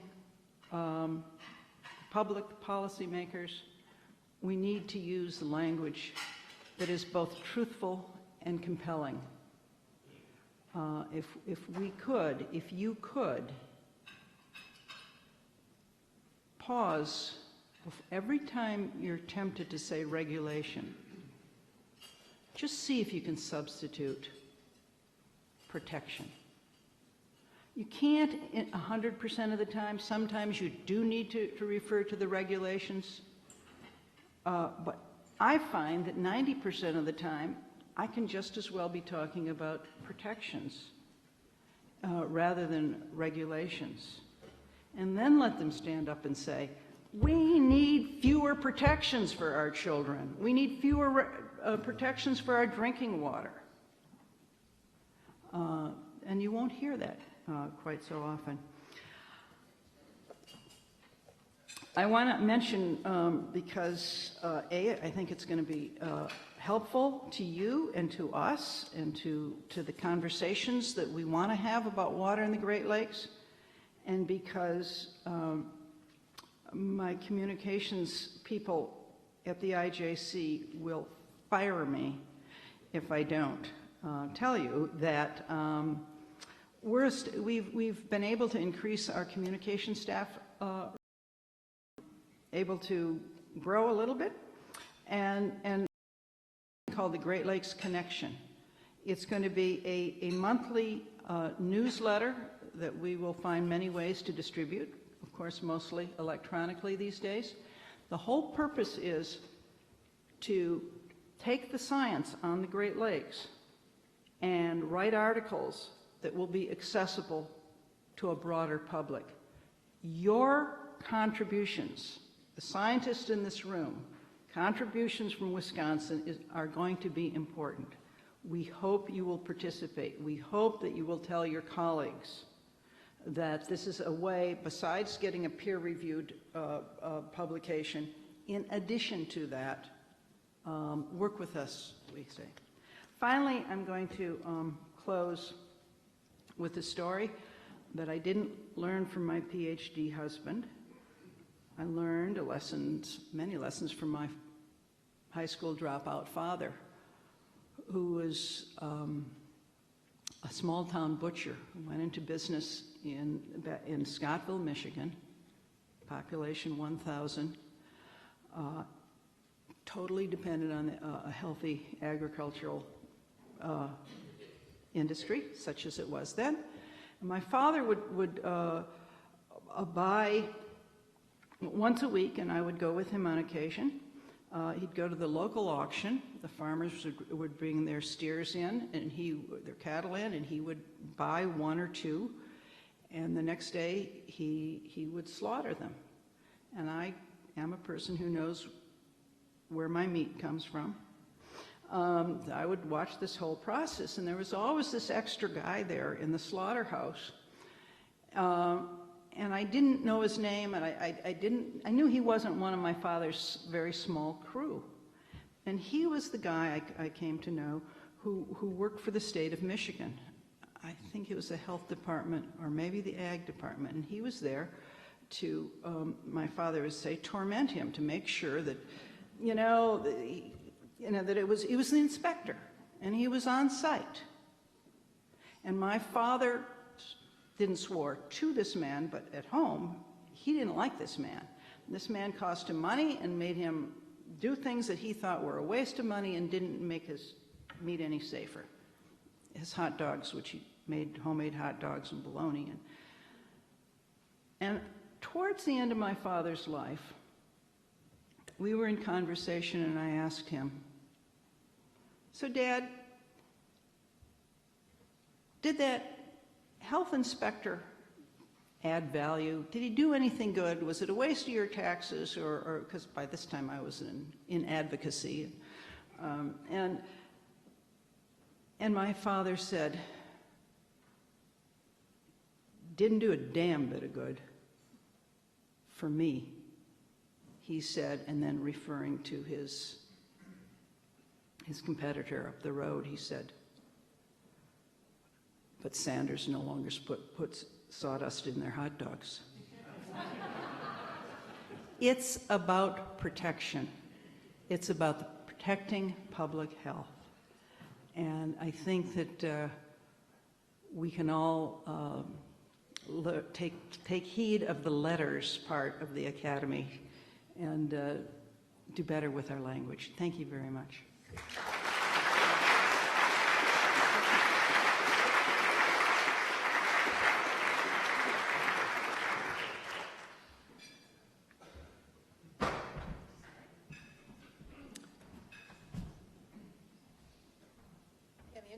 in the interest of time, I think we're just going to take the one question that's made it to me so far, and this is a speculative one. So, if an earthquake or tsunami hit California and all the population had to relocate and rebuild near fresh water, how would we handle that in the Great Lakes region? Well, I don't know that I will live to see a huge census change, but the younger people in this room will live to see a big census change. Sun is nice, water is essential. There will be, I believe, a population shift even without the tsunami.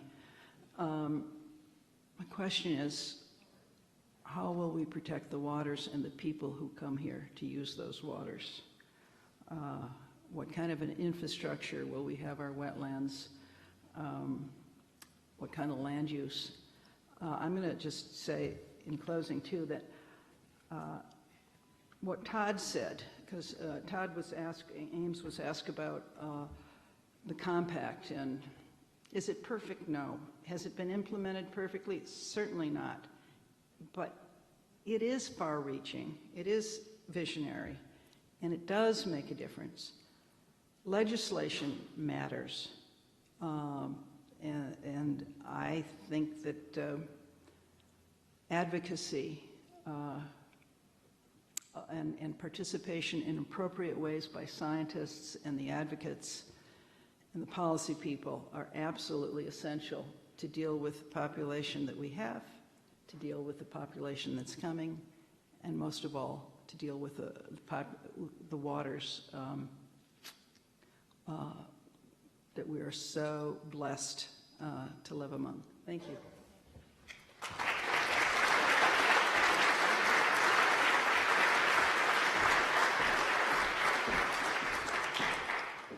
So we built in a few minutes for you to be able to stretch, run down the hall, check in with somebody, and we'll be back here at right at 1 o'clock. Thanks.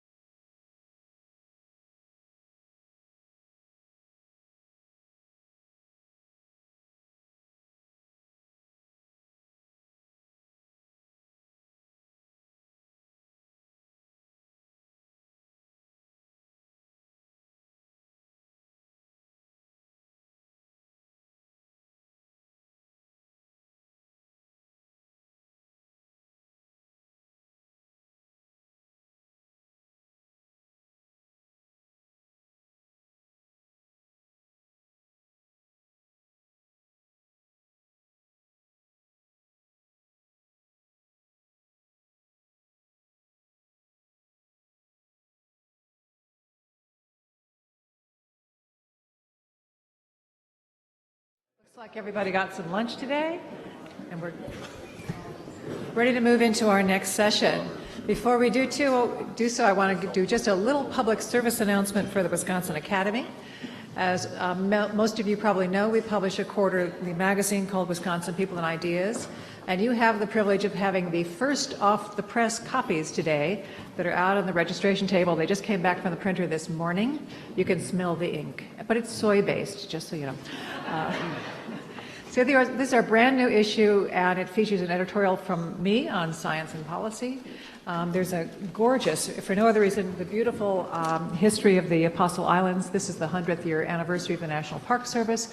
And where else can you read a story about the national parks and the CRISPR gene all in the same issue? So please make sure you take one home with you. This is part of your conference goodie bag, if you will, and you will see it before anybody else on the planet does. So today's right off the presses copy for you.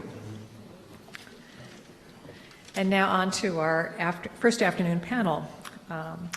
We're so excited to have this conversation on science and policy making with retired and current members of the legislature, and also a voice from the tribal nations. Representative Fred Clark he's retired from the Wisconsin State Assembly and is now the current executive director for the Forest Stewards Guild, correct? Fred is the executive director there, and it's a national organization dedicated to sustainable forestry and forest science. He's also the owner and founder of Baraboo Woodworks in Madison, a business specializing in local wood products. He served 3 terms as a representative to the Wisconsin State Assembly, representing parts of Sauk, Columbia, and surrounding counties from 2009 to 2014. He's been appointed by both Governor Doyle and Governor Walker to the Wisconsin Council on Forestry, where he served from 2004 until 2014. In 1992, Governor Thompson appointed Clark to the Lower Wisconsin State Riverway Board. And I can go on, but I think I will start there, and he'll be taking over the panel for us.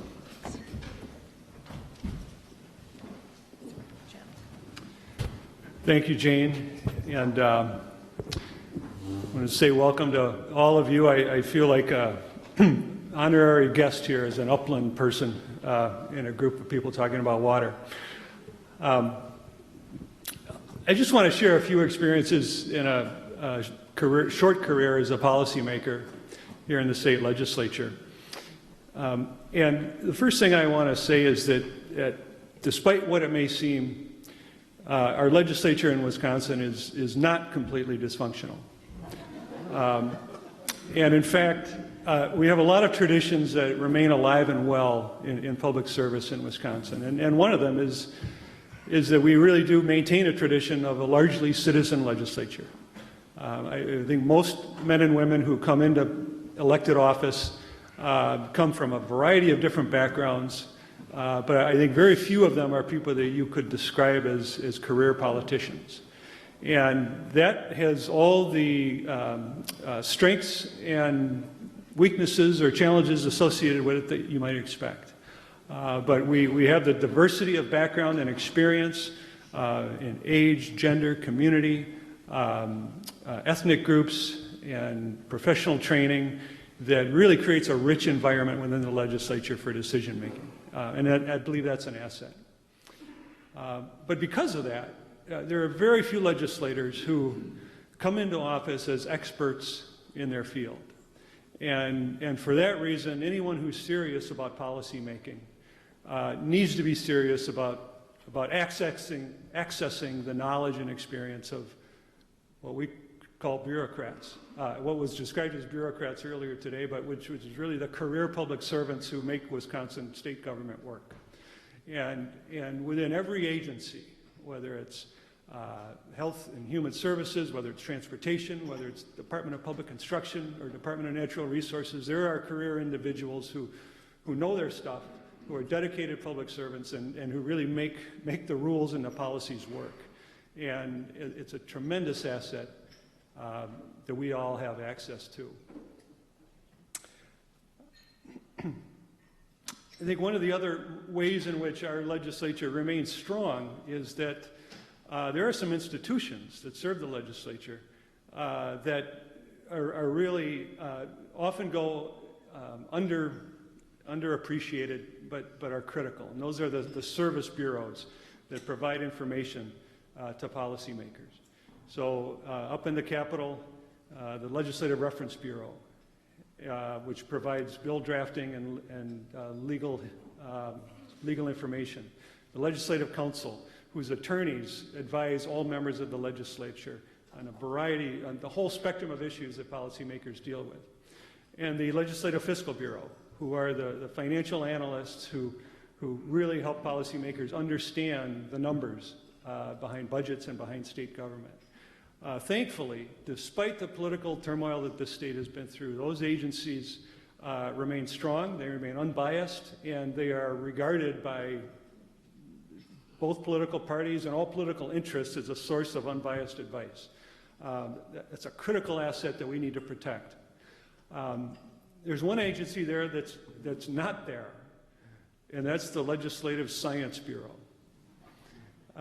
And so, unfortunately, while we can get objective information about our state budget or about the history of policy that is generally regarded strongly by everyone, we can't get the same quality of information about science that all sides can agree is a foundation for making good decisions.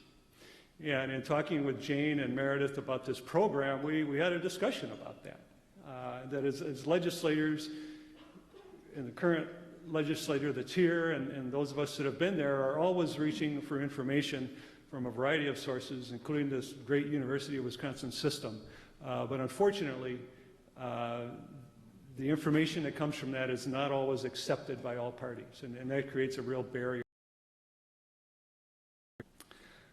So I'll share a short anecdote about what can be the challenges of bringing science into public policy. In 2012, I was reflecting on the fact that if you'd done a Nexus Lexis search for every word that got written in the annals of the legislature during that term, you probably wouldn't have found climate change referenced at all. And it really seemed like there was a time and a need to broach that discussion. And of course, in a partisan way, we could have brought that issue up in any number of different forums. But I really wanted to try to do something that brought information to all parties. So I reached out to my colleague, Representative Jeff Mersaw, who was the chair of the Environment and Forestry Committee in the Assembly at the time that I was the minority ranking member, and invited him to join me in holding an information session on climate change for legislators and their staff. And that may not seem like a very big ask, but in fact, given the politics of the day, that was a very big ask for a member of his party's Republican caucus. And I forever am grateful to Representative Mersaw for having the courage and the willingness to engage in that. And with the help from the Wisconsin Academy and from Jane and her staff, we put together a panel of experts on both climate science, on water and stormwater issues, on agriculture and on forestry.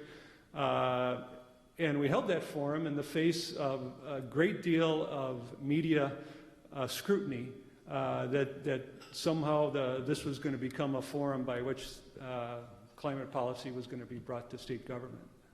But in fact, it was an opening to at least being able to acknowledge those issues. But that's how difficult it can be to simply bring science into the discussion at times, and that's one of all of our challenges, to try to make those conversations easier. So, just in observing, I think the transition that's occurred, even in the last 6 years, I think one thing that we have all witnessed is a lack of willingness to accept science as evidence in decision making, and that applies in all frames of debate. We saw it in discussions about reproductive health care and about education on birth control for young people, and the voice of public health experts and physicians that actually educating young people about birth control options is not a pathway to illicit sex, but it is a way to help prevent unwanted pregnancies. But even when that evidence is very clear, the rejection of the science behind that is what makes it the argument for changing policy or even maintaining good policy. That's true in education around our Common Core education standards. It's true in so many of the arenas that have now become politicized that perhaps 10 or 20 years ago simply were not. And it's, I think, a very unfortunate situation that we find ourselves in. But I remain hopeful, and I'm excited about what we're going to hear from the panelists today.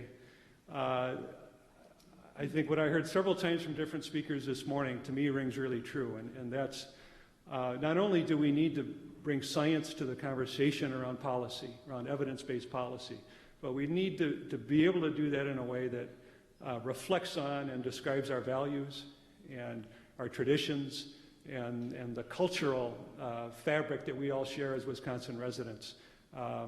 We really need to be able to communicate about science in a way that's based on those values. Ultimately, that's what makes good public policy and agreement on important decisions possible. So we're going to hear from some very talented, very dedicated people who've spent much longer than I have in public service and working on policy issues in Wisconsin. First is Senator Janet Bewley, my former colleague in the Assembly. Janet represents the 25th Senate District, which covers 7,500 square miles in northwestern Wisconsin, along both the Minnesota and the Michigan borders and the shores of Lake Superior. Janet was elected to the state Senate in fall of 2014 after 2 terms in the Wisconsin State Assembly.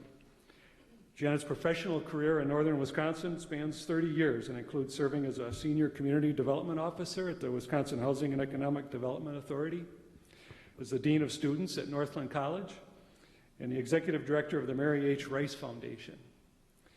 Senator Bewley's work for WIDA included travel to every corner of northern Wisconsin, and she is proud of the quality housing, the new business opportunities, and the many Wisconsin jobs she has helped to create. Join me in welcoming Senator Bewley.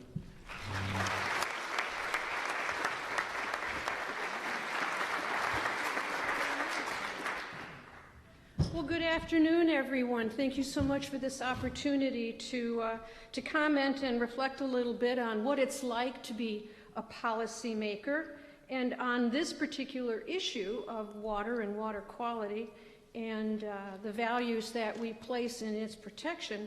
I reflect a little bit on my district and how we look upon science and the use of science in many issues. In the short time that I've been in the legislature, we have had to deal with an iron mine, high-capacity wells, a CAFO. There is a CAFO application now in Bayfield County, which is 8 miles away from Lake Superior. Invasive species, you name it, if it has to do with the environment or science or our values on our natural resources, it has affected the 25th Senate District. Further, the entire, or almost the entire expanse in Wisconsin of the divide between the Lake Superior and the Mississippi watershed goes right through the 25th Senate District. It's very, very far north, probably far further north than people realize, but it is all the way through my entire district. Plus, one of the great privileges of serving the 25th is that I do represent the entire expanse of Lake Superior shoreline in the state of Wisconsin. And I take that as a huge responsibility that truly influences many of the decisions in the way that I judge how we come together and make decisions as policymakers. One other thing about me, I was born and raised in Cleveland, Ohio. Now, this is a little bit of a reflection of how I'm far older than I think I am. I was at a group about 2 or 3 days ago, and I was introducing myself and my background, and I was being flippant about it, you know, yuck, yuck, ha, ha. And I said, oh, I was born and raised in Cleveland, so yuck it up about the Cuyahoga River. Crickets. They had not heard of the Cuyahoga River or the fact that it burned. Now, I was kind of amused by that because, again, I thought I was their peer and therefore about 40 years old, but obviously I'm not. But more so, there is this cultural moment that many of us in this room share as what happened to the environment back then was almost a mistake, an afterthought. It was the neglect of our environment that led to the burning of the Cuyahoga River, and not necessarily a conflict of values, meaning business interests versus the environmental interests and business won, or something like that. It was merely an unawareness and, oh my God, look what we've done when we don't protect our water. The river catches fire. Now, I don't know if we have an iconic moment to refer to, well, maybe we do, the algal bloom in in Toledo or whatever, but we were almost unified back then, enough so that there was a song written about it, Randy Newman, blah, blah, but I don't know if we've got that cultural moment that unifies everybody, young and old, in an iconic way, like the Cuyahoga River. I want to reflect just a little bit on some of the things that the very brilliant people before me referred to, and I want to refer to those moments that they gave from a policymaker's point of view. And one of them was in the scientific method, we, number one, agree on a problem. And from a policymaker's point of view, that's where, it breaks down from the get-go, right there. We don't agree on the problem. When we try to solve a problem or come up with policy, we don't frame it in a way where we both say, yep, that's the problem. We frame it in a way where it's, well, that's not a problem, or there's no such thing as, or we end up trying to, rather than solve a problem, convince the other side, if you will, that there is a problem. And so we have to realize that we've got to start from the very beginning when we're making policy and define the problem when we're at that fortunate stage of actually debating and trying to come up with policy, that we agree on the problem, or else we're just going to be spinning our wheels. And I think as policymakers, we spend a lot of time spinning our wheels. And we also get involved in this argument of, no, there's a problem, or no, yes, there is. And we end up saying, well, they don't care about the environment. Or you, Janet, don't care about business. You don't care about job creation. And I would say, well, yes, I do. And they would say about the environment, well, we care about the environment, but the point that I want to make was made very well in a book by Jonathan Haidt. Does anybody know that book, The Righteous Mind? Brilliant. Changed my whole perspective on policy and values in this nation. We do both care, but we rank them differently. For me, pretty high on the top is the environment, along with the common good and education, and I'll put, business development maybe 4, 5, or 6. But in another person's list of priorities, the environment is going to be much lower, but it's there, but they just don't value it with as much emphasis as I do. So I try very hard not to say, you don't care.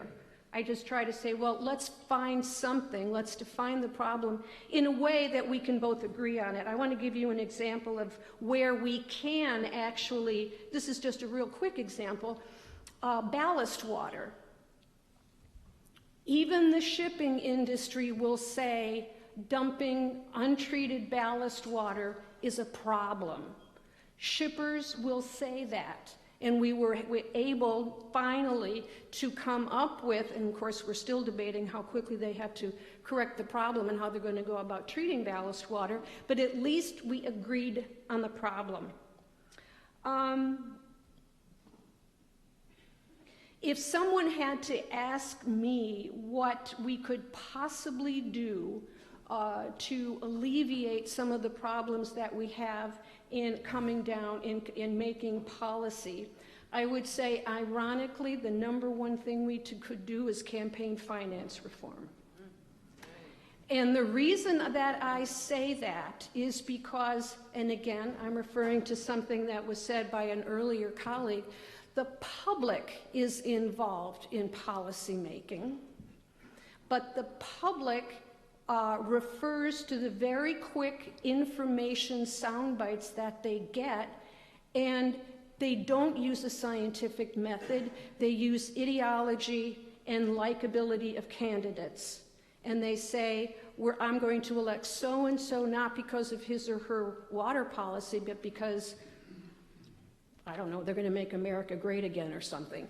But it's not about something that people can make a credible decision about why that person should or shouldn't be a senator or a representative or the president.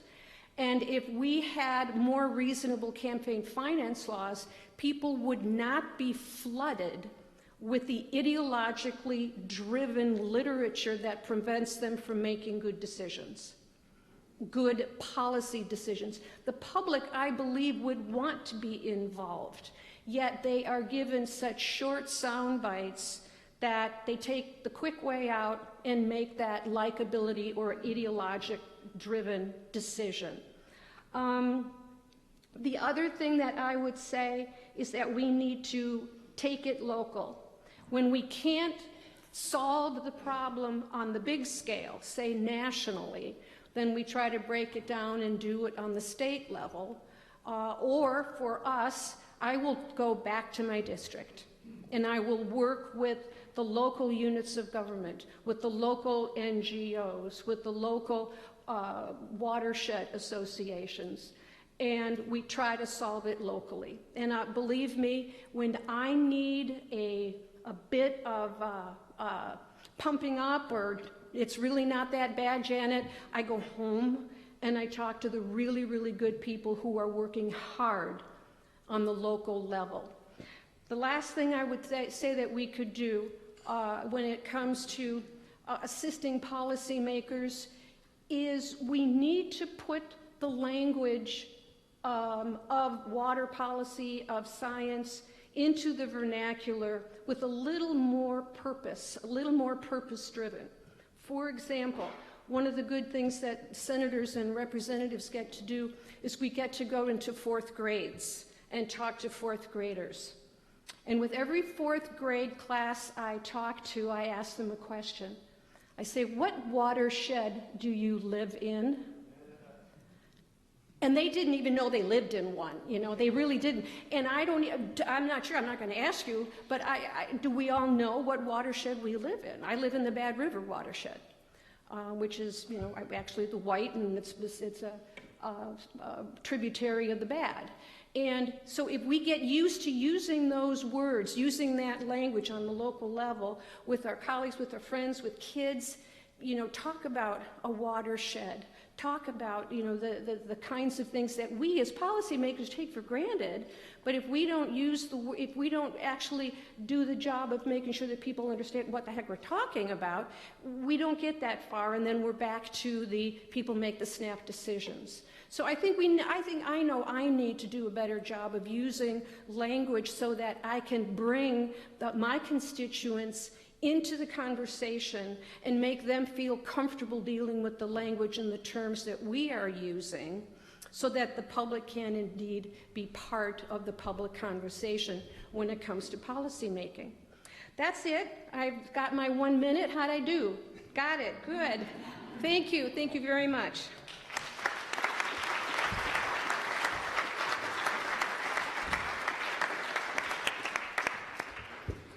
Thank you, Janet. As you can see, the 25th Assembly District, Senate District is being well served. The person I'll introduce next, I don't think needs any introduction for almost all of you, but Dale Schultz is someone that I had the pleasure of working with on a number of issues in the legislature, and I think he is somebody who is sorely missed right now. Dale was born in Madison, 1953. He and his wife Rachel live in Richland Center. Dale was elected to the Assembly in 1982, where he served until being elected in 1991 to represent the 17th Senate District. During his 32 years in the legislature, he earned a reputation as a consensus builder who could reach across party lines to get work on agriculture, insurance, and environmental issues. Following the 2004 elections, his colleagues in the state Senate chose him as the Senate Majority Leader. And his experience in both houses of the legislature, as well as his time on the Joint Committee on Finance, helped to make him the effective leader that he remains today. Dale and his wife Rachel own a centennial 210-acre family farm in Sauk County. He's a licensed real estate broker, and this fall he'll be teaching a political science class at the UW Platteville entitled Citizenship and Practical Political Decision Making. Please join me in welcoming Senator Dale Schultz.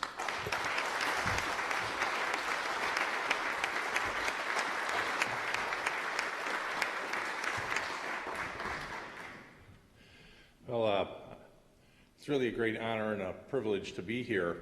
Before I start, I want to make certain that everybody doesn't run right out and sign up for my course. Of course, a lot of this is going to depend on how the university's budget woes sort themselves out. But I have to tell you, last fall was a real joy. My wife caught me grading the final projects, and I'm going, yes, yes. And she said, what's the matter? And I said, I think I finally understood why people work for so little money to teach our kids. It's a hoot. To see minds just open up is really a real privilege. And I regularly told my students last fall that I don't care what you think, but I do care that you think. And if you're going to be successful in life, there are three things that you need to understand. And of course, I tell them this is from a perspective of a guy who used to consider himself a conservative Republican, business-oriented, that employers these days are looking for the T's, you know, teamwork, technology, and critical thinking. And if you want to be successful, that's what you need to focus on. I have a little story I want to tell you, just to inject a little humor. Maybe you'll groan, but I congratulate you on your task. I congratulate the Academy on its work over the last little more than 10 years in efforts to safeguard Wisconsin's water supply. But just in case you wonder what the legislature's like, I thought I'd tell you a little story about the budget process.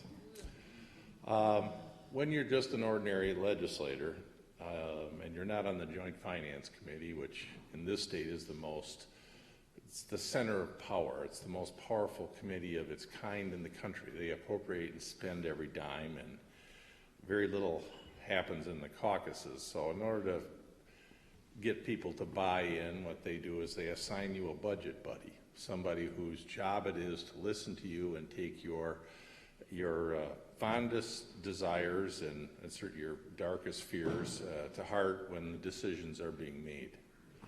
Well, in my last budget, I was assigned Glenn Grothman as my budget buddy, and I was elated because this may seem hard for many of you to believe because most of you don't know Glenn. I was elated because he's a friend of mine, and he is a wonderful guy with a very engaging mind. And I've never, ever doubt that when we enter into a discussion that there's a possibility for us each to walk away having learned something. But this is how the story goes.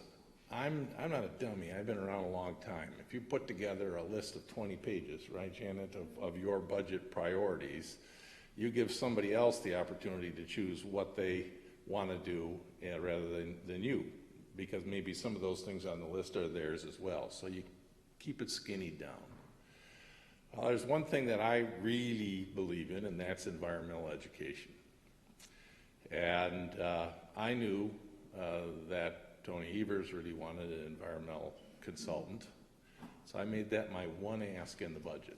It's not a lot of money. Well, I shouldn't say that. People who I represented for 32 years get a little upset when somebody starts talking about tens of thousands of dollars not being a lot of money, because that is a lot of money to them, but in the scheme of a state budget, you know, a budget line of 50,000 or less is not a lot. So the day finally came when that issue came before Joint Finance, and towards the end of the day, I looked to see sort of, you know, what happened, you know, just following up. It lost. I was shocked. It had lost. And what was even more appalling is Glenn Grothman voted against my budget amendment. And I thought, what the hell? You know, I only asked for one thing. It was a pretty conservative thing. There's no list of $30 million or $100 million. It was just one little position. So I went up there and kind of pulled him off the committee and said, what the hell's going on, Glenn? How did my motion lose? And I said, and furthermore, why did you vote against it? And he says to me, well, Dale, I couldn't leave Randy Hopper alone. I said, what?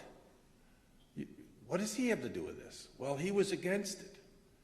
And I said, Glenn, I'm your budget buddy. He's on the, you know, the committee. He doesn't need your help. I need your help. And I said, come on, what's the real reason here? Finally, kind of sheepishly, Glenn's always kind of looking down, you know, it's, people really underestimate Glenn Grothman. And he said, well, Dale, it had the word environmental in it. I looked up and I went, wow. You know, sometimes I think that when we are confronted with challenges, we overcomplicate them. We fail to understand the basics about where people are coming from, the language we used, and I really appreciated your comment about protections rather than regulations at lunch, because there are very sophisticated people out there who take a look at how people use language and what different words mean to people. And if you come from the land of talk radio, where you are bombarded nonstop with that kind of thinking, words take on meanings that maybe they don't for the rest of us. I mean, part of the reason I frankly got elected leader is I sold myself as a guy who wasn't going to be influenced by talk radio. Fact of the matter is they didn't reach over the western side of the state, thank heavens. I was reminded of that when I went to Charlie Sykes' Insight here a couple months ago as a part of a project with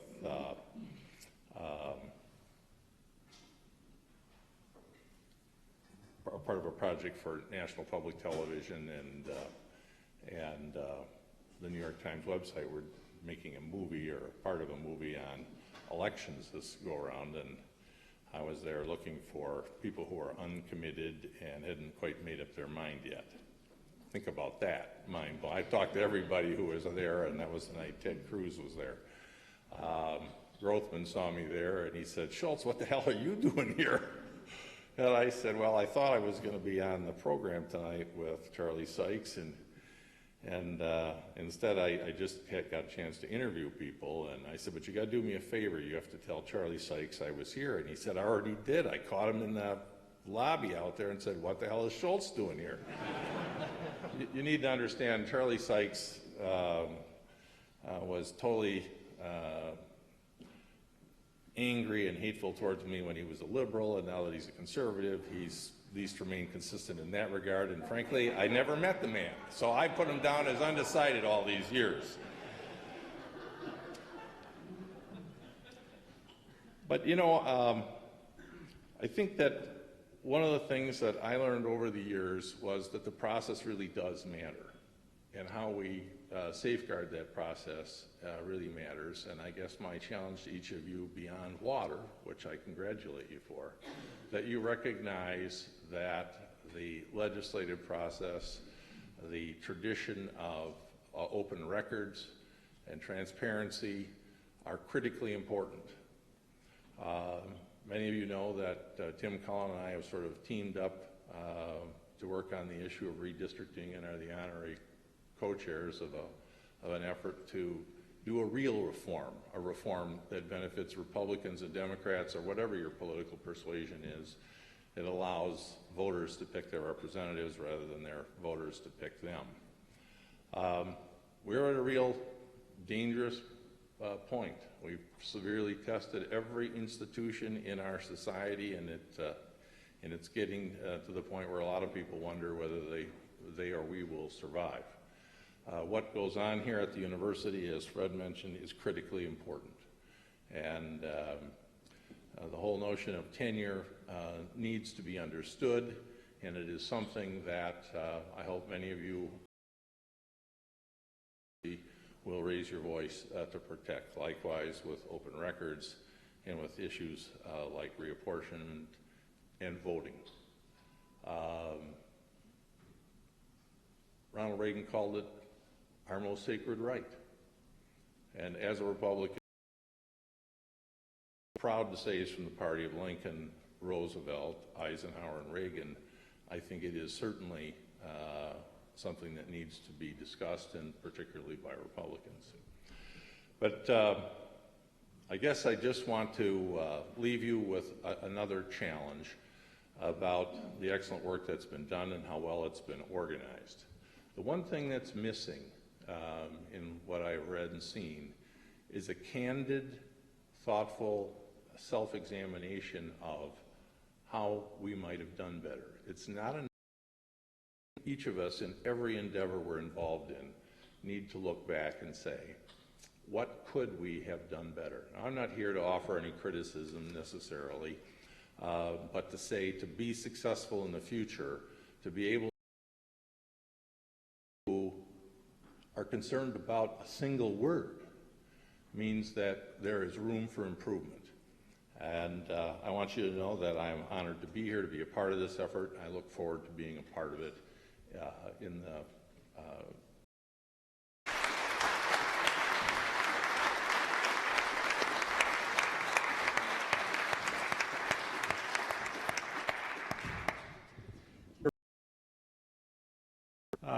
exemplified here in Wisconsin. I think Senator Schultz deserves that.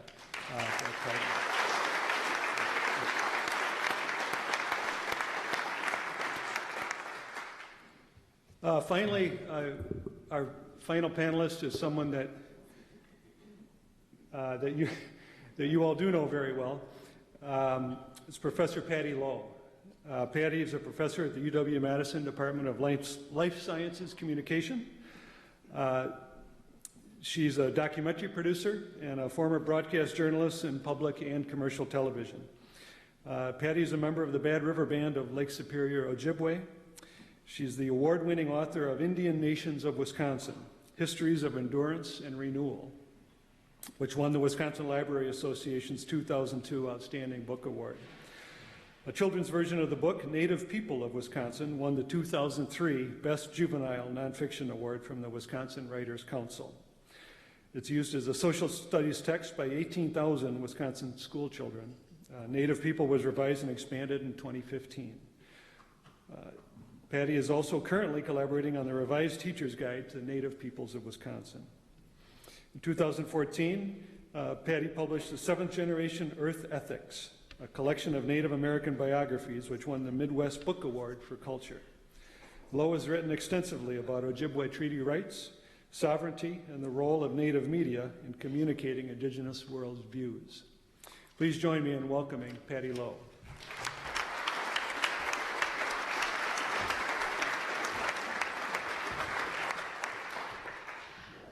I know some of you are probably disappointed because I am filling in, I'm impersonating Mike Wiggins, the former chair of the Bad River Band of Lake Superior, Ojibwe, who is a fabulous speaker. And I'm reminded of that exchange during the vice presidential debate maybe 15 years ago I know Mike Wiggins. Mike Wiggins is a friend of mine, and you, madam, are no Mike Wiggins. I feel like I need to apologize.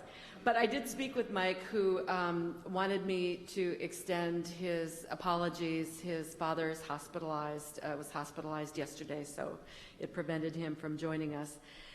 But when we spoke last night, and I said, well, Mike, what do you want me to say? And he said, talk about the rice, talk about the seventh generation philosophy, talk about treatment as a sovereign or treatment as a state status, talk about the wetland ordinance, and talk about CAFOs. So I'm going to do that in 10 minutes. And I'm going to start with a story, because in order to really understand who the Ojibwe people are, you have to understand who we think we are. And a long time ago, the Ojibwe people were placed in the Upper Great Lakes region. There was a flood. We moved to higher ground and migrated east, lived on the shores of the Great Salt Sea so long we forgot our way back, or some of the people forgot their way back. And there was a crisis and a prophecy. I'm giving you the Reader's Digest. This is like a 4-day story, you know, so I'm compressing it. But I was a TV reporter, so I used to explain complex world events in 15 seconds. So creation stories in a minute, not. There's a prophecy. It's revealed to us that we're going to be destroyed unless we return to our original homes. There's a mega shell that is appearing in the sky, and we need to follow that back through 7 stopping places, and it will lead us back to the food that grows on water, our original homes.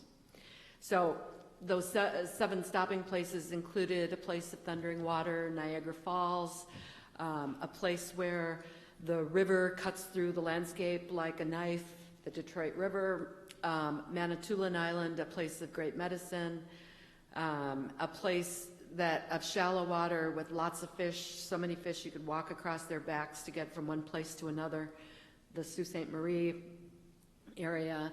And each of these stopping places involves water. And then finally we get back to our original homes where the food grows on water. And since that time, we've had a number of wars with the Dakota over the rice fields. We have had controversies with non-native people over the rice. We were forced to sign cession treaties, and in those treaties, you can look at the articles, and there's language in there. The Ojibwe reserve the right to hunt, fish, and gather rice upon the water. So everything in our history involves rice. Rice is the covenant with our Creator. It informs our political and legal identity. It is part of our education. It's part of our cultural activities. We have our annual powwow is the Menomin. That's our word for wild rice, Menomin powwow. Our ceremonies and rituals involve wild rice. And so this is at our core who we are. We're also people who used to live in much smaller bands and hunted and gathered and moved. And we would go through starvation cycles. And so our bodies developed, we ate a lot of protein and fat, and then we didn't eat for a long time. And our bodies developed ways to store that fat. Well, when that lifestyle ended and we began a more sedentary existence and then began to live on commodity foods from the government and experienced, some really abject poverty, and began to, our diets began to shift into carbohydrates, we just got obese and heart disease, and today 80% of our people over 55 in some of our communities here in Wisconsin have full-blown type 2 diabetes. So we know we're trying to go back to our original diets. And the way this all relates to water is we are trying to go back to our original foods, wild rice being a superfood. This is, I'm not sure you can find a healthier food. And so we're trying to go back and remember that we are the wild rice people. But if if we're going to survive, we need to go back to these foods. And so when our rice is threatened by extraction industries or CAFOs, this is a real problem. And when we say this is a life and death problem, we're serious. I mean, it's not just a cultural life or death, it's a physical life or death. We have to go back to better diet, a better diet. So treatment as a state, or treatment as a sovereign, as we like to put it, is some fine print in the Clean Air and Clean Water Acts that allows us, doesn't give us the right, it acknowledges our right to set our own air and water quality standards, and we have to show that we have the wherewithal to do that we have the monitoring and expertise, equipment, and wherewithal. Treatment as a state allows us to set those water and air quality standards at a level but not exceeding the federal standards laid out in the Clean Air and Clean Water Acts. Oftentimes those standards exceed that of the state, and therein lies the problem. But we realize that air and water doesn't stop at the boundaries of our reservation, and so by having that right and by exercising our sovereignty, we are insisting on the right to comment and be consulted on the kinds of activities that go into the ceded territory that impact our air and water quality. We've also done our own ordinances. Wetland and Watercourse Protection Ordinance, for example, requires a permit for depositing fill, removing vegetation, manipulating a water source, creating a water resource, discharging into a water resource, draining a wetland area, or completing any kind of construction that would impact our water quality. The exemptions are hunting, fishing, and gathering. But in order to receive a permit under this ordinance, an applicant has to demonstrate that the impact of whatever activity he or she wants to do that might impact water resources is either avoided or minimized to the extent that's practical, and in instances of larger impacts, that it's mitigated.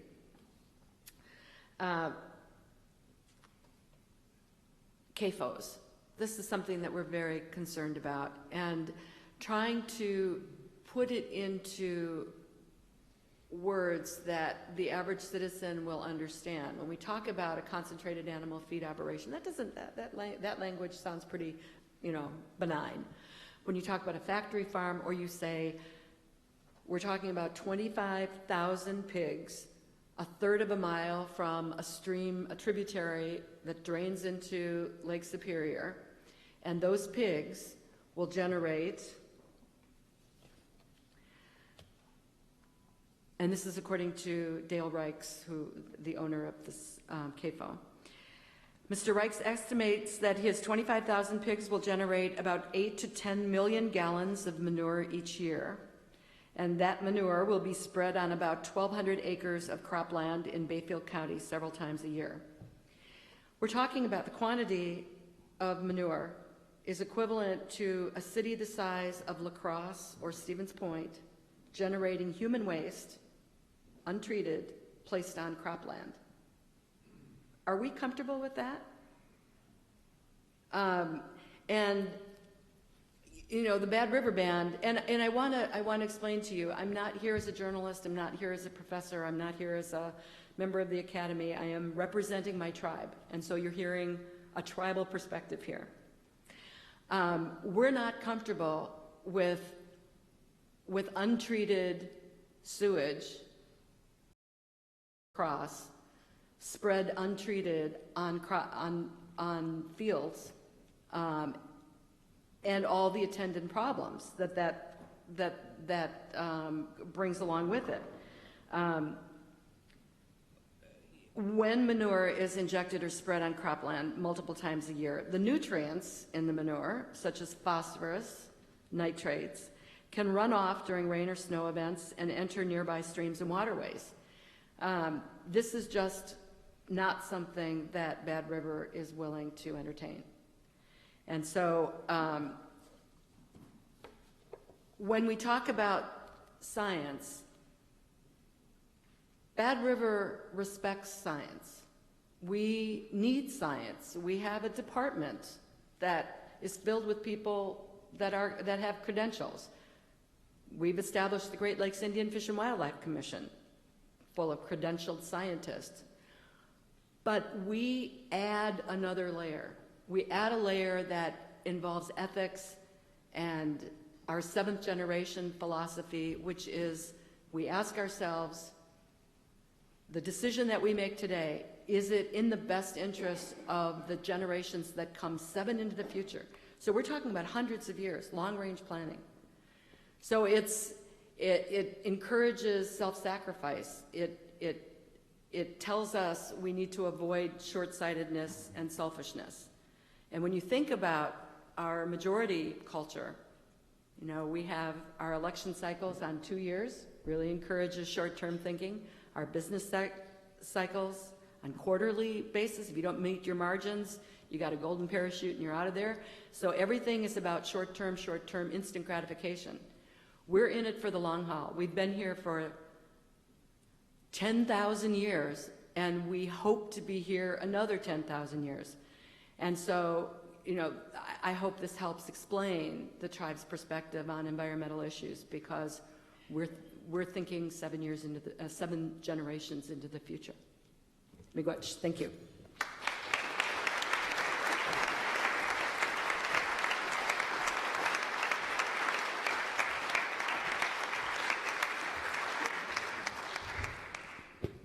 Thank you, Patty.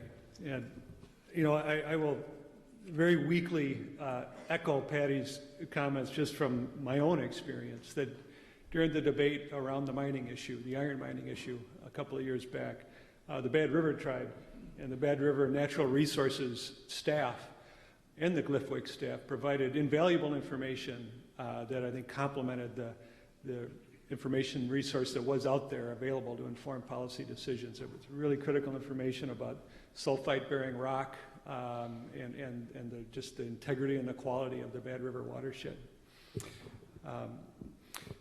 I'm going to just divert for one moment with an announcement.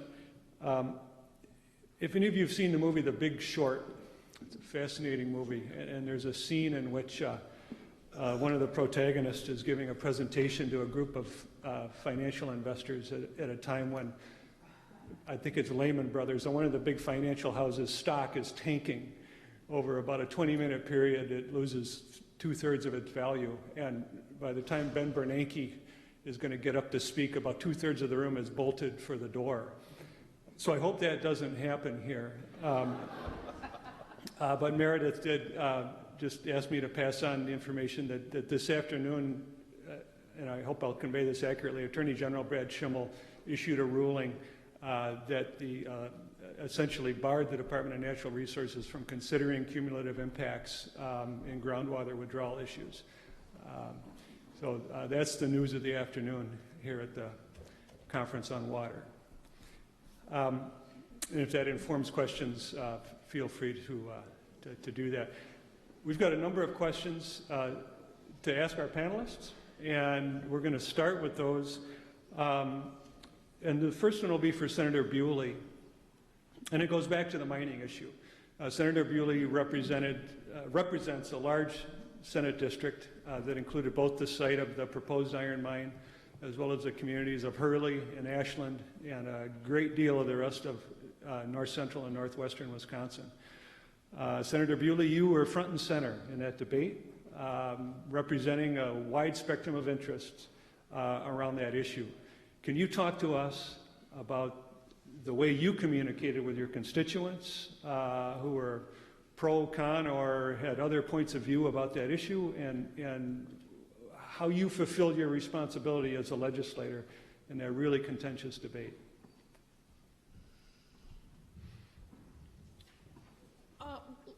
referring back to what I said before about, what's the problem? We have to agree on what the problem is. I think that from the very beginning, a little closer to the mic. From the very beginning, I knew that we were talking about two different things. For the people who said that they were in favor of the mine, what they were saying is we want jobs. And the people who were saying we're opposed to the mine, what they were saying was we're extremely worried about environmental damage. So what I would do is I would say, what are we talking about when we say mining? What's mining? And at first people didn't want to talk about that. They wanted to go right back, what's the matter? You don't want jobs? Or, Janet, you're willing to sacrifice the environment for an iron ore mine. And I said, no, but what are we talking about? What is an iron ore mine? What are we talking about? I'm going to exaggerate in the way that I did back then for the sake of simplicity. I said, okay, let's talk about mining. On one end, would you agree that if we mined with a teaspoon, it would be okay, environmentalists? And they said, yeah, that would be okay. That wouldn't do any damage, but it wouldn't make for, good profits. But on the other end, if we mined with an atomic bomb, that's not a good idea either. So, we know we can't do those extremes. So you work to the center until you find out what is mining, what is it that we're talking about. And then eventually people realized that we had to define what mining was, and that was the mining bill. But unfortunately, that didn't go well. The mining bill ended up defining mining too far towards environmental damage and too much towards satisfying people who wanted jobs, because it took away so much local control, it took away so many safeguards for wetlands, it just did many, many, many bad things. So that by the time that came out, I was able to say, this is not a good definition of mining because it doesn't protect us. And people were generally able to go, yeah, I see why, but let's get some jobs. I go, no, there we can talk. Let's work on getting some jobs. But clearly, I'm not happy with this definition of mining, and I'm going to vote against the bill. So at least they understood why. And the environmentalists, of course, were extremely involved in the definition of mining and what we needed in order to say what mining could be in Wisconsin. So once we were able to define it, we were able to get better at policy making, although eventually the bill that passed was horrible. Thank you, Senator. Next question for Senator Schultz. So you've served 32 years in the legislature representing Southwest Wisconsin, but also involved in statewide issues as a majority leader and member of the Joint Finance Committee.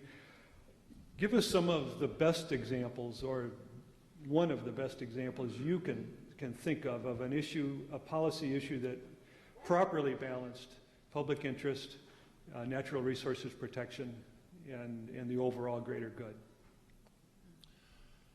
Well, I can think of two examples, and I want to say that in retrospect, I think they came out where they needed to come out. I'm not certain that's always the case when you're going through these things. The first one is one that I know Steve Morin remembers very well, and that was the Lower Wisconsin Riverway. When Spencer Black first proposed that designation for the Lower Wisconsin Riverway, I remember the early meetings, and I know Steve does too. Sometimes they were more like riots than actual meetings. And the issue wasn't going to go away because I remember clearly in those days government was controlled by the Democrats, and if you have an ounce of political skill, you have to figure out how you deal yourself in and represent the people and the concerns that you have been elected to represent. And the way we did that in southwestern Wisconsin was to set up a local officials advisory committee because of just the animation around the original committee that Steve was on. It was going to be very difficult to use that as a vehicle because people felt that they had been froze out. And I'm not here to say that they were, they weren't. It's just how they felt. Wisely, I think they saw the serious effort by the area legislators, supported the effort, and I think much to my surprise, those local officials, when they were given the opportunity to work on the issue, very much like Janet just described, they actually came out with a tougher bill than what we thought they would. And what they really, I think, got out of the entire effort was a local governing board that they knew would have a majority of people from the region. And while the people who've been elected from that region over the years haven't always been of a like mind, it has been very comforting for people, and I think a lot of progress was made. But like the WOW effort, there's no doubt in my mind that it's time in the Lower Wisconsin Riverway to do a use study of that resource and sort of recalibrate the effort. The other one I can think of is recycling. Business, I think, came to the table in a more responsible way. I remember my friend Dave Pace from Reedsburg, who had Pace Industries, who was bringing his business to Wisconsin, wasn't against recycling. He just had to make certain that we would have a workable recycling law if he was going to locate a business in Reedsburg, Wisconsin. We did, I think. He followed through at everything he promised. When he sold the business, I think it had 350 or 400 employees, good paying jobs, and something Wisconsin could clearly be proud of, and I think a real triumph for all the advocates, as well as the legislature.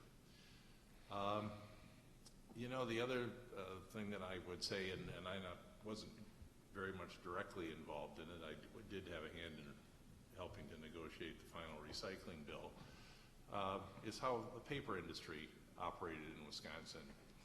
We're spending a lot of time today talking about CAFOs and livestock sighting. You know, the paper industry wisely decided ahead of rulemaking and legislation that they were going to exceed the standards. And by and large, I think they profited from that. And you don't of the paper industry, because I think they understood they had a responsible role to play. I have a dream that agriculture would do the same thing. Many of the exciting bill, and we did have a provision in the bill for an examination after a number of years of it being in existence. Apparently, and I'm not certainly knowledgeable in this regard, we perhaps didn't get the result we should have, but I still think we're better off for what we did than not having a livestock sighting bill, because at least we began to have a thoughtful discussion with real experts at one place that everybody could sort of buy into. Doing it township by township in a very emotional way, I still continue to this day believe was not a good model. Perhaps we need to wife, and I asked her to identify Mike Wiggins, and then his question to her was, do I call him chief? And so clearly there is a level of understanding that I do. that you don't. It's well deserved, I'm sure. What's the most effective way, in your experience, for all of us in this state to better understand and appreciate both our tribal culture and our rural cultures in general? What works well from your standpoint? I think come visit us. I mean, that's what Senator Schultz did during the iron mining debate. And it was really distressing. I mean, I shared our migration story with you, and so to hear a Republican legislator say, I don't know what the big deal is, it's just a bunch of weeds, you know, and they're talking about rice, and it's just, you know, such a sacred item for us. Yeah.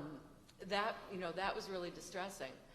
But we have had people on both sides of the aisle come to our communities, spend some time with us. They, you know, go out on the sloughs. They get the same feeling in their chest the way we do. You know, just about how amazing it is to be in a sea, a 75-acre sea of wild rice, and know, you know, that it is a resource. You know, and even that when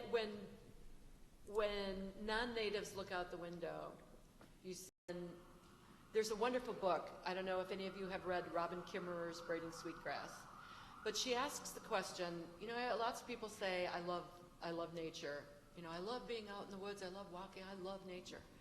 What if we really believed that nature loved us back? Would we act differently if you truly believed that that tree that you're sitting under enjoying its shade, if you really believed that that tree had an affection for you, would that change the way you acted? So for us to be able to take somebody out in our natural landscape and introduce them to our worldview and share our vision about that landscape that we have developed this relationship with over thousands of years. And when they, as you did, get it. And even if, you know, it doesn't mean that you're going to move up there and you know, commune with the rice, but you understand our point of view, it makes all the difference. And then we can really talk and have a civil conversation, and people can respect each other, and we can listen to the scientists, we can listen to the policymakers.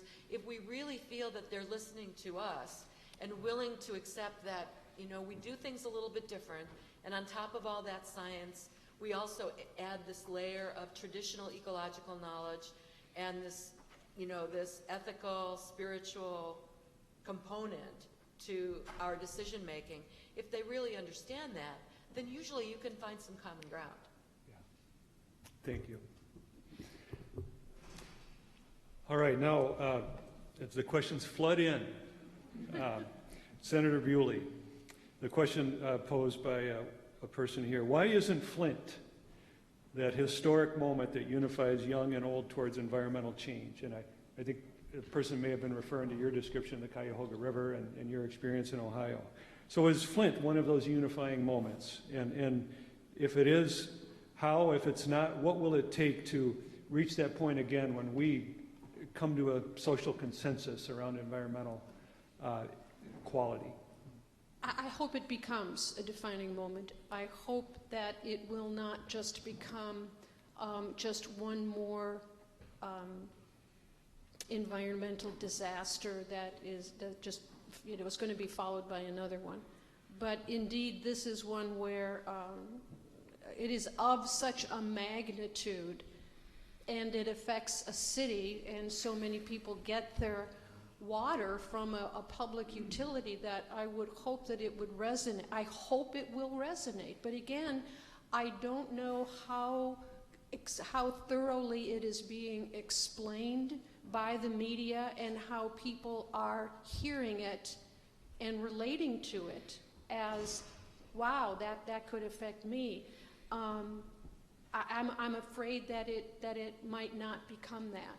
But perhaps it's our responsibility to figure out why and what we do with, you know, it's tough because it is media. If the media decide that, you know, they're not going to cover Flint and we're going to hear about it again in 2 years, then people will have forgotten. So I guess it's up to so many of us to keep these issues alive and to make sure that there's a resolution of it in a way that we're going to be able to talk about it in the future as a moment where people stood up and said, this is enough. Thank you. This is for anyone on the panel. Can you give an example of scientists who were especially effective with you as a policymaker, and an example of scientists who were not effective? I'm neither.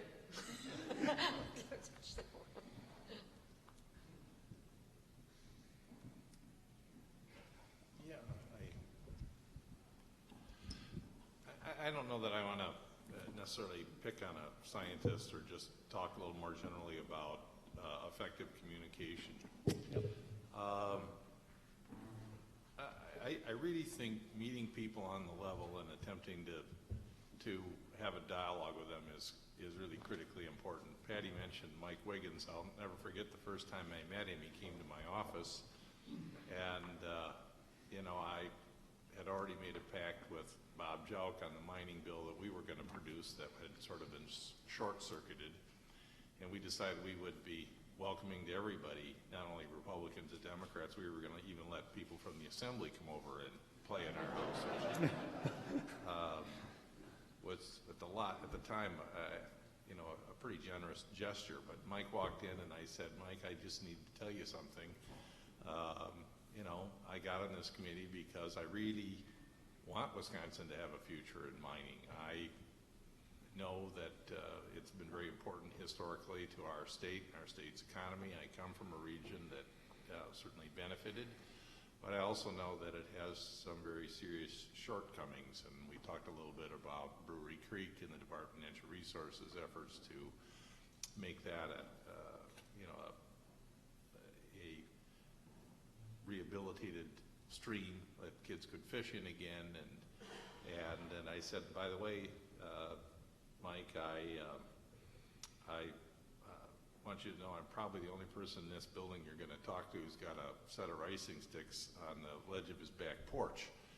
And you know, I think that when we can get to people, and he smiled, and you know, and he said, well, I'm just glad that you're willing to talk to me. And I said, well, I'm certainly about dialogue as well. And when we had established that, again, going back to what Janet had said, you know, the extremes in an effort to sort of stake out where we are at, because he had made it clear that mining wasn't going to be acceptable for the Bad River Tribe at all, we had the chance to begin a dialogue. And I won't speak for him as far as how his mind changed about the subject or me or whatever, but I know that he had a powerful impact on me. And I really cherished that relationship and learned a lot as a result of that friendship. And the scientists that he introduced me to from the tribe, I think, made a huge impact on me, but it wouldn't have really worked without that personal friendship. So I guess the answer to the question is getting to that point where you're talking to a friend rather than somebody who is a regulator. You know, my idea always has been, when it comes to farming and agriculture, that when that protection person shows up, you know, it shouldn't be, oh, what does that SOB want right now? Or what's that SOB trying to get away with now? That when both can look at each other and say, here comes my partner, then we've achieved balance. Quickly, I've had a minute or two while the senator was talking to think about why my two examples, one worked, one didn't. The one that worked, I went out and I saw for myself what a pine barren is. Does anybody know? You don't count. You don't count. Does anybody know what a pine barren is? Have you ever been to one? I mean, it's like, oh my God, am I on, what, Mars or something? What is this? I mean, and someone tried to explain to me what a pine barren was, but until I went out there and saw it, and I thought, oh my God, so this is why the Chequamegon National Forest is managed differently than the county forest, and they cut differently for different reasons, and it was just like, everything. It was just, and I guess it's what the senator's saying, personal. I went out there and the scientists showed me, and I just mind-blowing. What didn't work? 2 words, Dear Czar.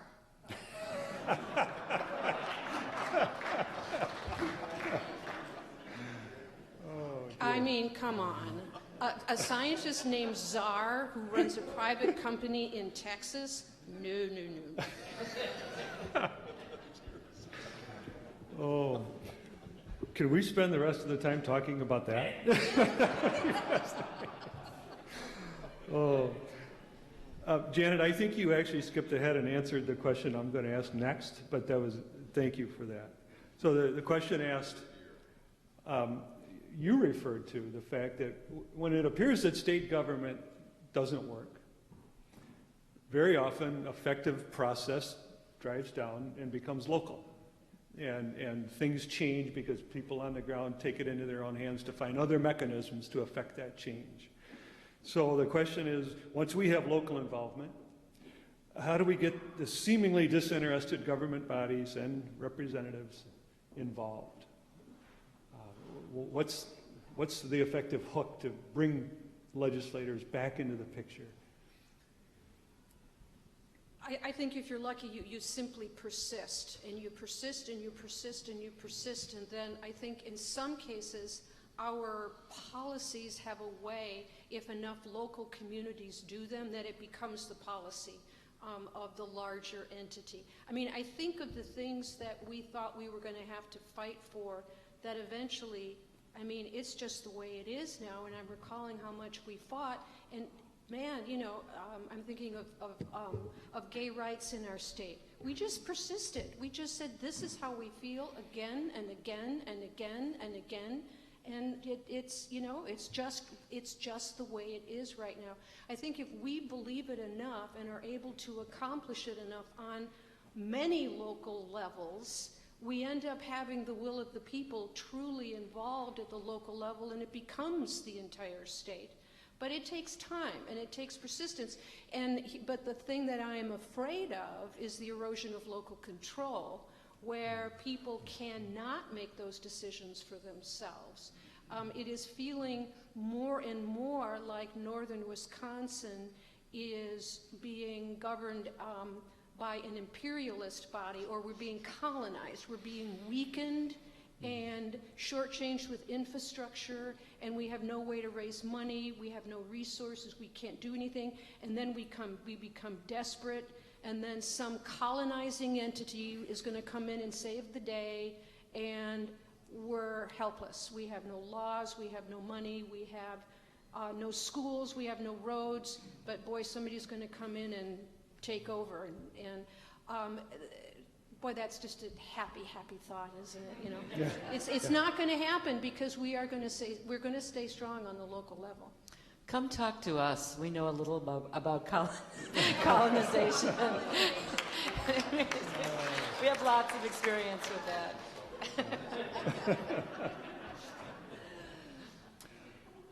that. Patty, one of the questions is, you mentioned the proposed hog CAFO. Can you talk more about that and where that is in the permitting process, and what you predict the status may be of that? Actually, I can't, because I'm not a policymaker, and I never even played one on TV. But it's still in the it's still in the initial stages. I think the DNR is doing, but I believe, isn't it? It is not permitted under agriculture. It's permitted under agriculture, not under industry. Right, and what Bayfield County has recently passed laws is an ordinance, yeah, where the zoning takes into account certain locations close to tributaries and water, and how much nutrients is going to come off, the size of the amount of manure application is in their permitting process, which would mean that Reichs would be unsuccessful in getting their permit in Bayfield County. Now, what we have to make sure is that the legislature doesn't come around in January and say local towns or counties are not allowed to pass those sort of zoning laws, which don't give them any ideas. There's a moratorium, isn't there? Is it still in effect? Effectively, they're still in the application process, both in the local and in the state level. And there has to be an environmental impact statement, which hasn't been done. And Bayfield County passed a moratorium, and Ashland County is considering one, right? Well, it's not exactly a moratorium, but it's these zoning laws, and Ashland County is about to do it, as is Douglas County. Can I, I'm a journalist, or a former journalist, so I feel compelled to ask a question. I mean, when I started covering the state capitol 30 years ago, the Republicans were always the party of local control. So it seems like that has really flipped. What's happened there? My friend Marlon Schneider used to say that consistency is the hobgoblin of small minds. And I'm the guy they call a rhino. I'm sorry, Patty, I just don't have a good answer, a reasonable answer for you. It's just not the case. I guess I just wanted to, first of all, I've been looking here at this and thinking about it. This is a wonderful toolkit, and part of the reason why maybe the situation in Wisconsin has not risen to the level of Cuyahoga is that there are just so many more ways to communicate with people, and we're bombarded with messages that it's just much harder to break through, much easier to distract people. And so I think it's really important that the entire panoply of tools be used, and I really congratulate those folks that pulled this together. I really think that it's very well done.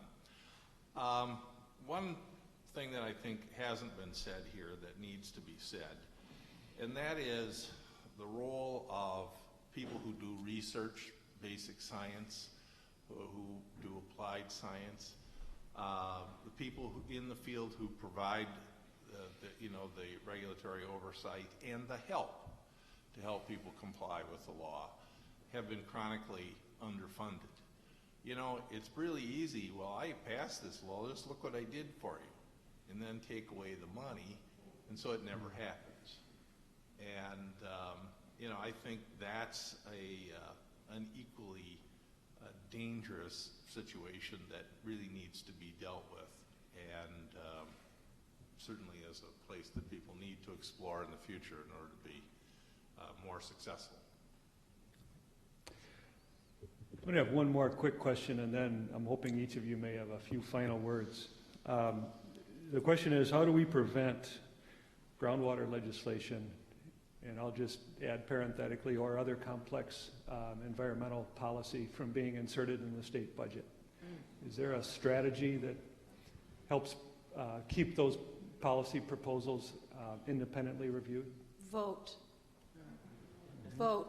in November for the people that are going to make the kinds of decisions in the budget that reflect what we know we want to have happen. But that's the easy one. People who get elected are always in favor of reforming things. Republicans want to reform things, and Democrats want to reform things, and usually what they mean is they want their policy choices to be enacted. And I find that sort of a hollow definition of reform. Reform to me is really about enhancing the process by which we share this planet together and make decisions about its future use. It's about our democratic institutions, and I touched on them earlier, and some others have touched on them. Campaign finance is important. When people can sit in a room and say, don't worry, we have your back, we have more than enough resources to get our story out. I think people ought to pause and ask themselves, is that really leading to a better understanding of the truth? When people say, don't worry, whether it's Rhode Island with the Democrats or Wisconsin with Republicans, don't worry, we have your back, we'll give you a new district, a better district, one which you're unassailable in, and then allows a legislator to stand up and proudly say to their constituents, you can't touch me in one of those tense moments when we're supposedly talking about issues and the way we govern ourselves. I think that when we fail to fund institutions that are important to us very well, like universities, we create a very real problem. And when we ignore open records and the need for transparency, and we find ways to make institutions like the Government Accountability Board unsuccessful, we all pay a price for these things. So while none of these by themselves are visceral, they are all critically important to the things that we are visceral about: jobs, the environment, and education. I just wanted to say something about the media. We forget that the people own the airwaves, and we have the right to demand that our radio and television stations are acting are covering events and acting in the public interest. They hold a trust. We allow them to use the airwaves and make money in exchange for operating in the public interest. So if you don't think your local broadcast media are operating in the local interest, then write to them. Those letters have to stay in a public file. You can challenge a license. We do have those tools. The newspaper industry is in chaos right now, and that readership is declining, and newspapers are just really in a world of hurt right now. And social media, which is where people a lot younger than those of us in this room are headed, is an echo chamber. There are algorithms that can take you to sites to hear what Google or another search engine thinks you want to hear. So you really have to make an effort, and you have to look at material that's been vetted online.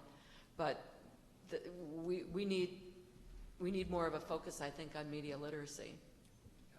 Thank you. Senator Bewley, any final word? Otherwise, I want to let's. It's been said. Please join me in thanking our panelists for a really wonderful, rich conversation.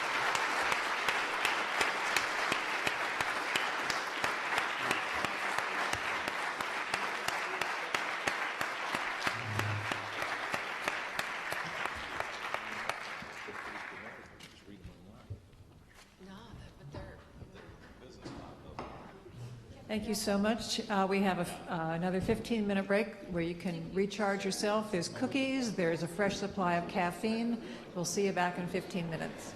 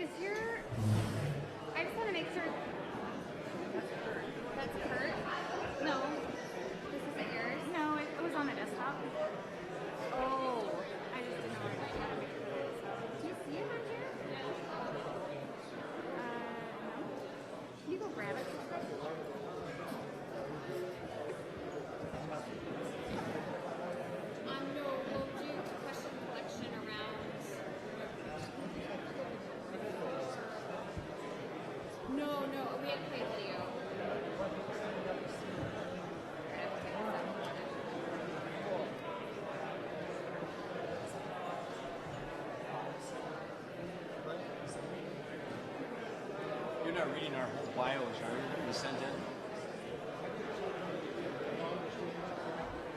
Good. Because we had to send in bios that they put in there, and I hope you weren't going to read that whole thing. Good. See, I know Bill. There he is.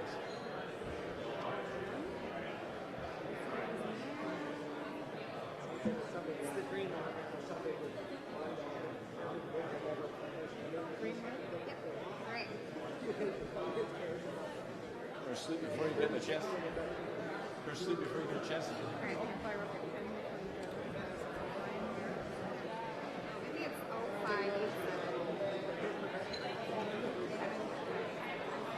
I think I prefer that one.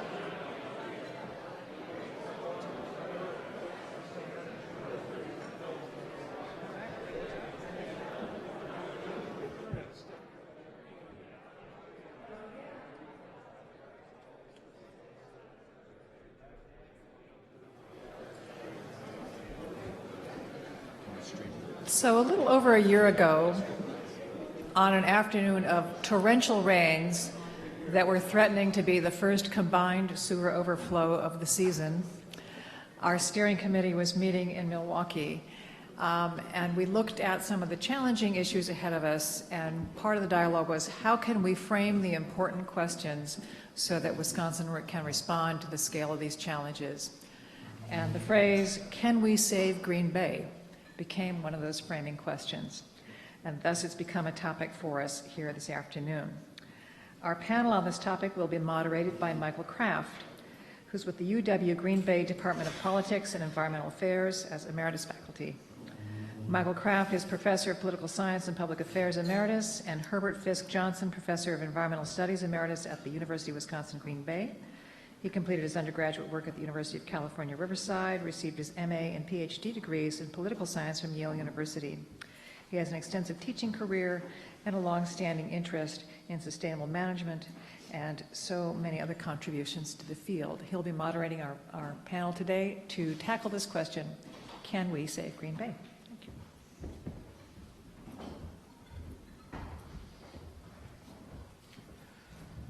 Well, thanks very much to the Academy for hosting this event, and especially for the focus on Green Bay. We talked a lot about the state in general and the northwestern part of the state, so it's time to focus on the northeast part. I was asked to begin with just a few brief reflections, kind of following up on the previous panel on the connection between water policy and science and decision-making. We've heard a lot about that throughout the day, about the role of science or the failure of science to play much of a role in decision-making. Saving the Bay of Green Bay and the Fox River watershed, or restoring it to full functioning, is clearly a topic of great interest in the field, and especially to those who live in northeast Wisconsin. But it's only one connection between science and policy, as we've heard throughout the day, and we've had many other examples from iron ore mining to climate change to remind us of that. And it's particularly important, it seems to me, at a time when, as many speakers already have noted today, when science no longer has the respect it once held among the public, among policymakers, when scientific knowledge is no longer sufficient to act on a problem and to promote some kind of rational solution to a problem. And where we live in a political environment, again, as many speakers have noted throughout the day, where we have pretty extensive polarization between the parties and between left and right, and where the public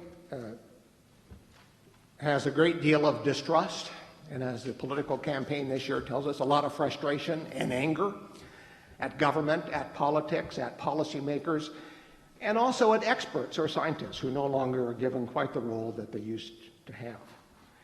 And I think all of that makes it much more difficult to engage in some of what you'll hear today from the panelists, which is citizen involvement in policymaking, trying to promote community-based environmental decision-making, trying to promote extensive involvement by citizens, industry, farmers, nonprofit organizations. It's all made much more difficult because of those changes. Three very brief examples, and then let me introduce the topic of Green Bay and the panelists. And one I was going to mention was climate change, and that's already been discussed quite a lot today. And I had a recent experience having written an editorial about a month ago on the subject of climate change and the RICO investigations, that's the federal racketeering law. Appeared in 39 newspapers across the country. I got only 3 emails, most of which were very civil. And then it appeared in the Providence Journal under a provocative headline, which the editorial writers selected. And I got hundreds of emails. They were coming in at about a dozen an hour. Most were quite vile. Fair amount of obscenity in them.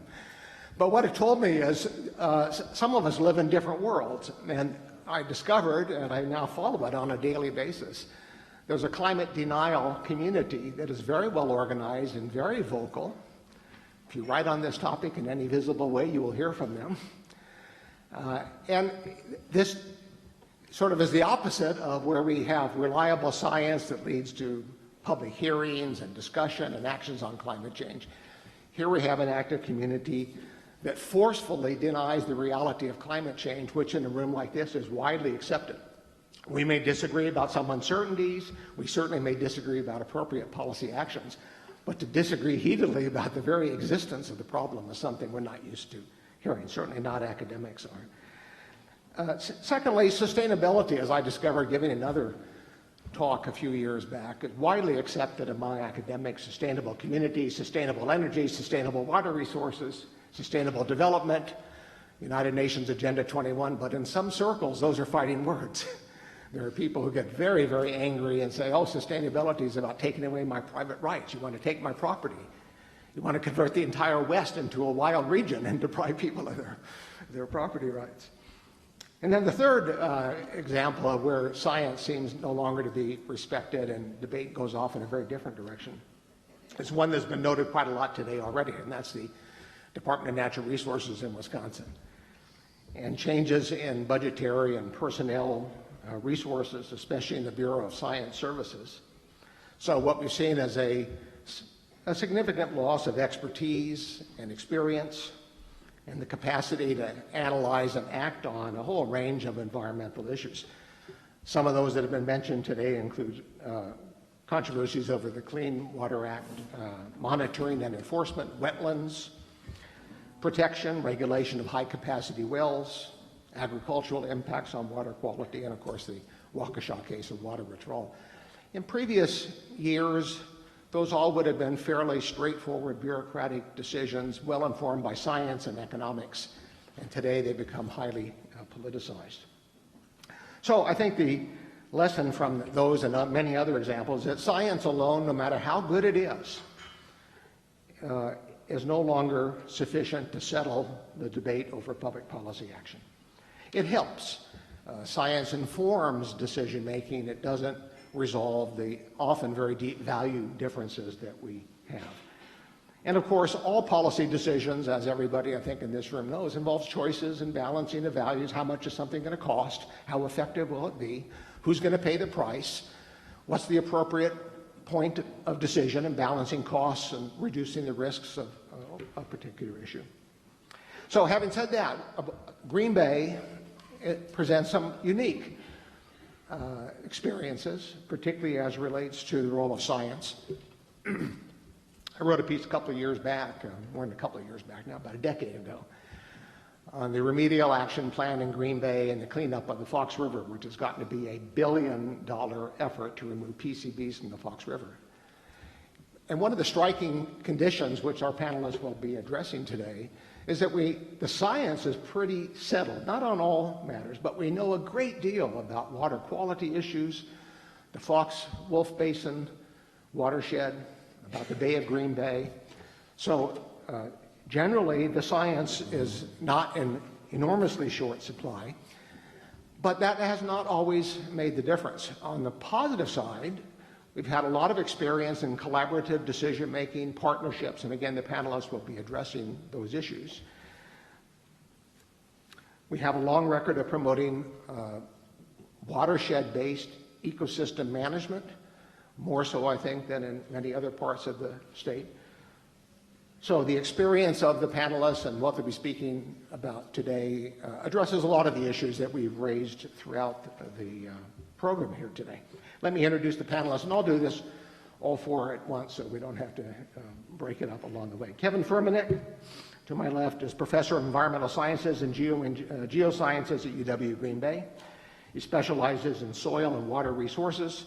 He's also the Coffin Professor of Natural Sciences, and he'll be speaking about the state of the Bay and the role of science, particularly in Green Bay's dead zone, looking at the biophysics of nutrient loading and other water quality issues.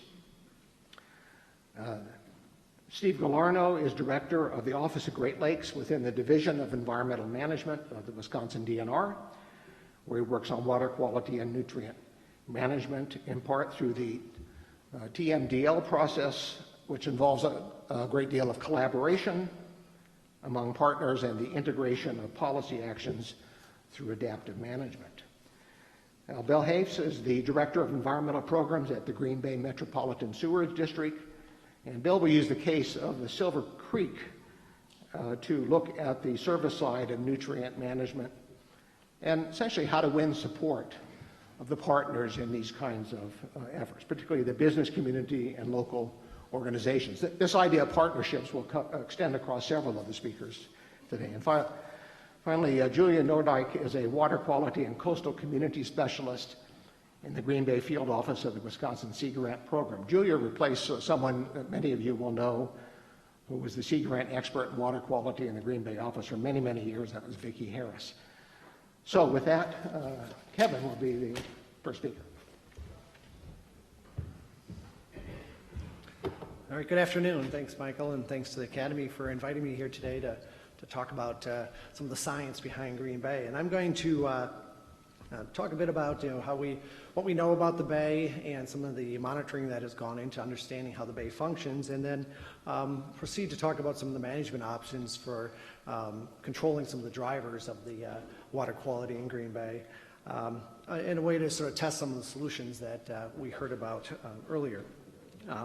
The Green Bay is really what we might call a recipient ecosystem. So it's directly connected, or the quality of the bay is directly connected to what's happening out in the landscape. And I need to also acknowledge sort of a co-author on this work, and many of the slides came from him, is Dr. Val Klump from the School of Freshwater Science at UW Milwaukee. He's sort of the in-bay person. I'm sort of the watershed person that's part of the project that's trying to understand solutions to whether we can save Green Bay. And some of you may know that he wrote a piece for the Academy called The Cost of Free Water. And if you haven't read that, I encourage you to go to the Academy's website and read that one. So I'm not going to summarize all of the sort of the conditions of the Bay, because you can go to the Wisconsin Sea Grant website and see this document that was produced and led by Bud Harris and Vicki Harris and Teresa Qualls that sort of documented what the status of the Bay is in 2013, the water quality, as well as some of the biological and fisheries type characteristics. Their conclusion about many of the water quality components and metrics were that many are poor and sort of stable, okay, not necessarily declining or improving. So the question then is, what will it take to restore the water quality in Green Bay, and both for today and tomorrow? And we can think about this and maybe a number of other more specific questions here, such as, how does the Bay function? I'm going to talk about that initially. What controls runoff and the nutrient inputs? How can we manage those inputs? And then a bit about the future, although I'm not going to have time to talk about sort of what the climate change impacts may be. So one of the interesting things about this whole project and my involvement is that the solution, I'm going to argue, goes from the scale of the soil microbes that are in my field that is located on the farm that I own, that's about right here in the upper watershed, all the way to understanding the exchange of the water between Green Bay and Lake Michigan. That's the sort of the scale of the problems and the potential solutions here. So nutrients loading stimulates excessive algal blooms. okay? And that lead to a number of detrimental impacts in Green Bay, including hypoxia. Green Bay is a very efficient trap, so many of the nutrients and sediment that comes into the bay stay there and are reprocessed and drive algal blooms and the potential increase of microcystin. And this is a diagram that Val created that sort of shows the evolution of a dead zone, or one of the responses to nutrient loading in Green Bay. So we have excessive nutrient loading here on the left, leads to primary productivity, that the algae die is deposited as carbon at the bottom of the bay, which then creates a sediment oxygen demand in the bay, and we have a picture of that based on the work of Val Klump and others. And then that, along with stratification of the bay at times, leads to hypoxia or low oxygen conditions. So he often has said that a bloom today leads to a dead zone tomorrow, meaning that the system is very responsive, and it's a lot about the fresh inputs to the system can drive the hypoxia. So here just shows you just one snapshot of his recent data from their program. And this shows the extent, or how large the hypoxic zone is based on the times when they're going out and making measurements at each one of those dots shown in the lower part of the map there.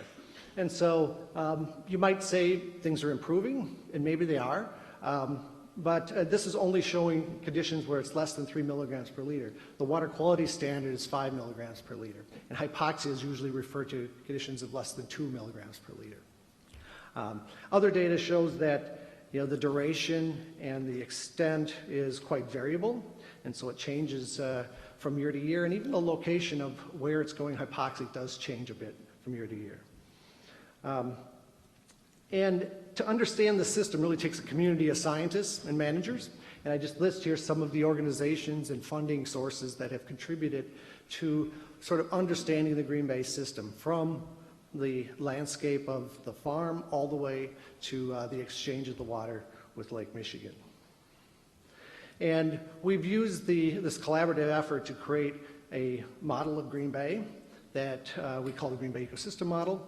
And this model allows us to understand various responses to nutrient loading, sediment loading, and hydrologic changes going into the bay.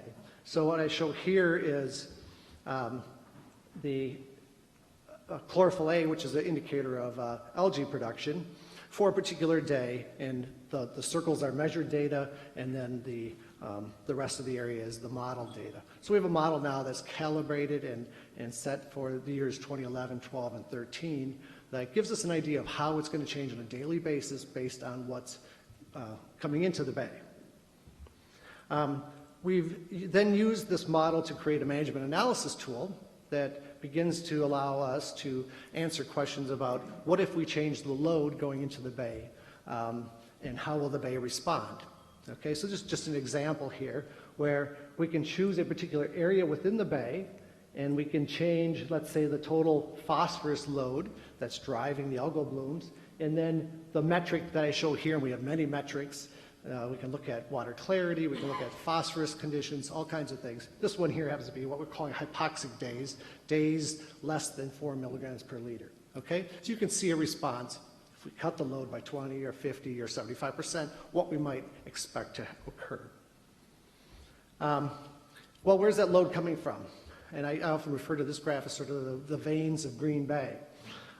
The major vein, or tributary, is the Fox River, and it contributes about 2/3 of the total phosphorus load going into the bay.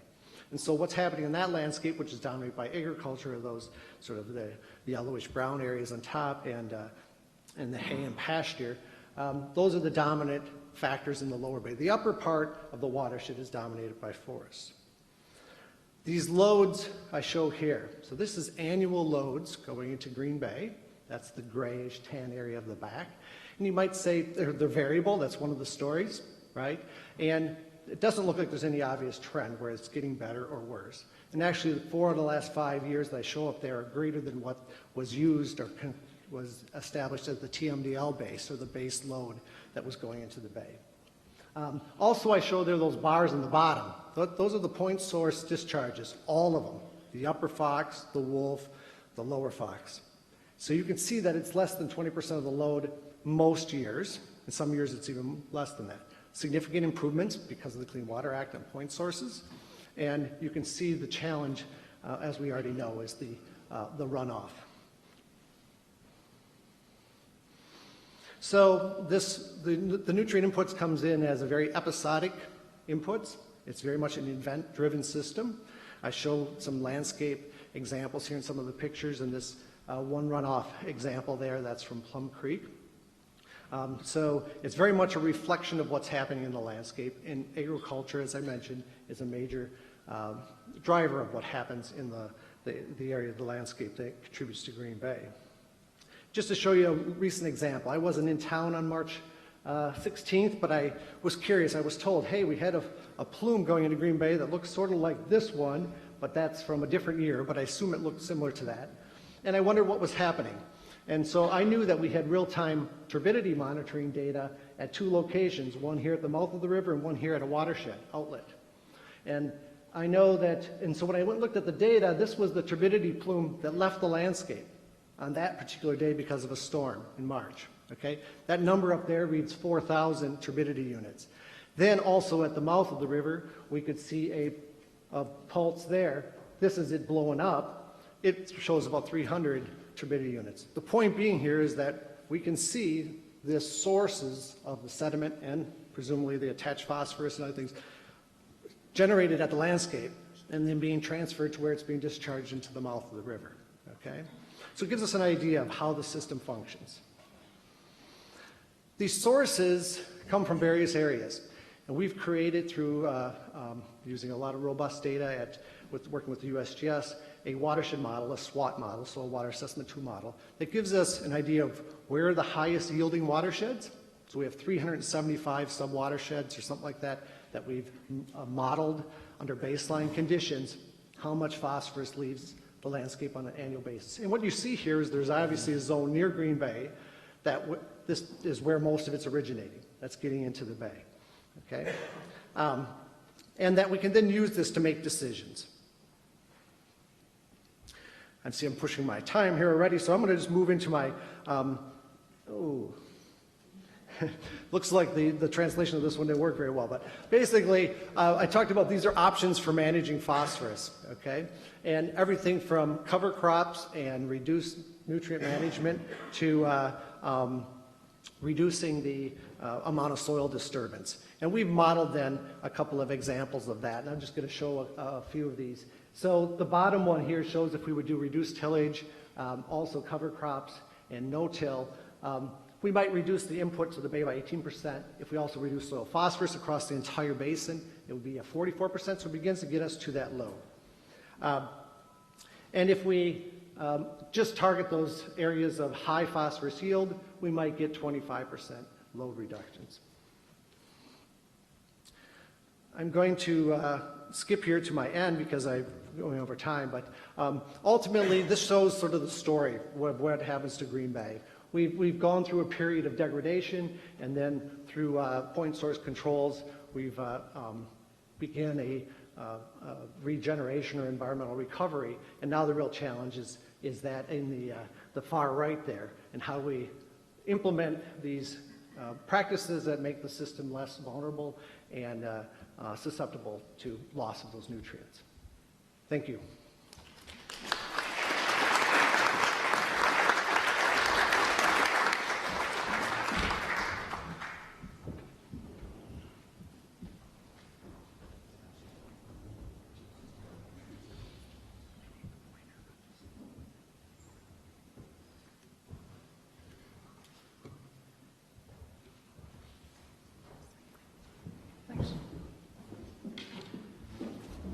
Thank you, everybody. I've heard a lot of very exciting and thought-provoking things throughout the day. I am one of those public servants you've been hearing about. In many ways, a practitioner of the very things we've been hearing about the need to blend that science, but communicate that, and in many ways our charge in the DNR is to try to put some of the action into that. You heard earlier today about identifying the problem. That is a key thing, something we work very closely with our colleagues in the scientific community, as well as many of the colleagues I have within the DNR that are in the water use section. You need to identify what the challenge is. Sometimes it's pretty obvious. Sometimes it takes a lot of data to chase that down so that you know what policies and what management actions you might need to take. You need to collect data. You hopefully have already some data in hand, but when you start thinking through the thought process for the identifying the problem, that should be bringing questions to mind as to what you want to tease out, and your data that you collect then should be working towards answering those questions. And then finally, you can work on setting the management goals when you put some definition around those. And ultimately, what we're looking to do is to plan and then take action on those. Okay, strike regulatory and put in protection roles.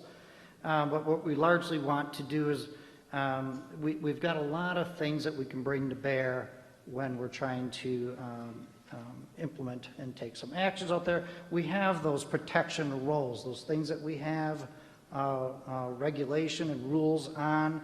We have to factor in cost. I mean, it's just a flat-out reality. We need to be pragmatic and factor in what that will entail. As was said earlier, who's going to pay that cost? How are we going to find those resources? And another critical resource we're going to see taking action is capacity. Do we have the staff capacity within the agency? Do our partners have the capacity to meet the charge? I think the Great Lakes Restoration Initiative, which has been fantastic, has really helped bring that to light. We can't do the good things that offers us if we don't have the capacity to meet that challenge. You heard earlier today about uncertainty and risk. We're trying to identify management actions. How do we know if those are the right actions? How do we know if they worked? How do we prevent ourselves from analysis paralysis? So where do we find that we have enough data that we feel that we can implement some actions based on an understood risk and collect those data? And then through the evaluation, we can evaluate how well that worked. And as you heard very eloquently throughout the day, you can't do it if you don't engage with the stakeholders and the community and how the folks out there perceive the actions we're taking. So again, strike regulatory, put in protection action.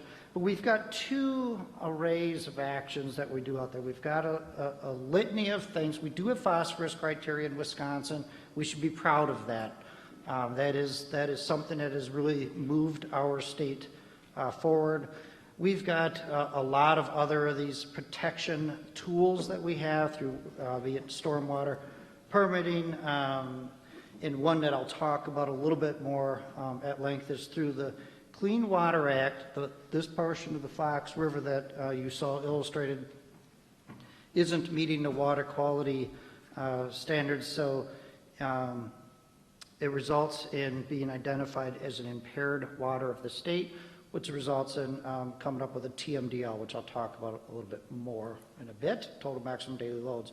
And then we've got the non-regulatory or the other actions that require more of a voluntary role. And one of those are the TRIM or the urban non-point source grants. These are the kind of actions that you can help make a difference on the ag side of things.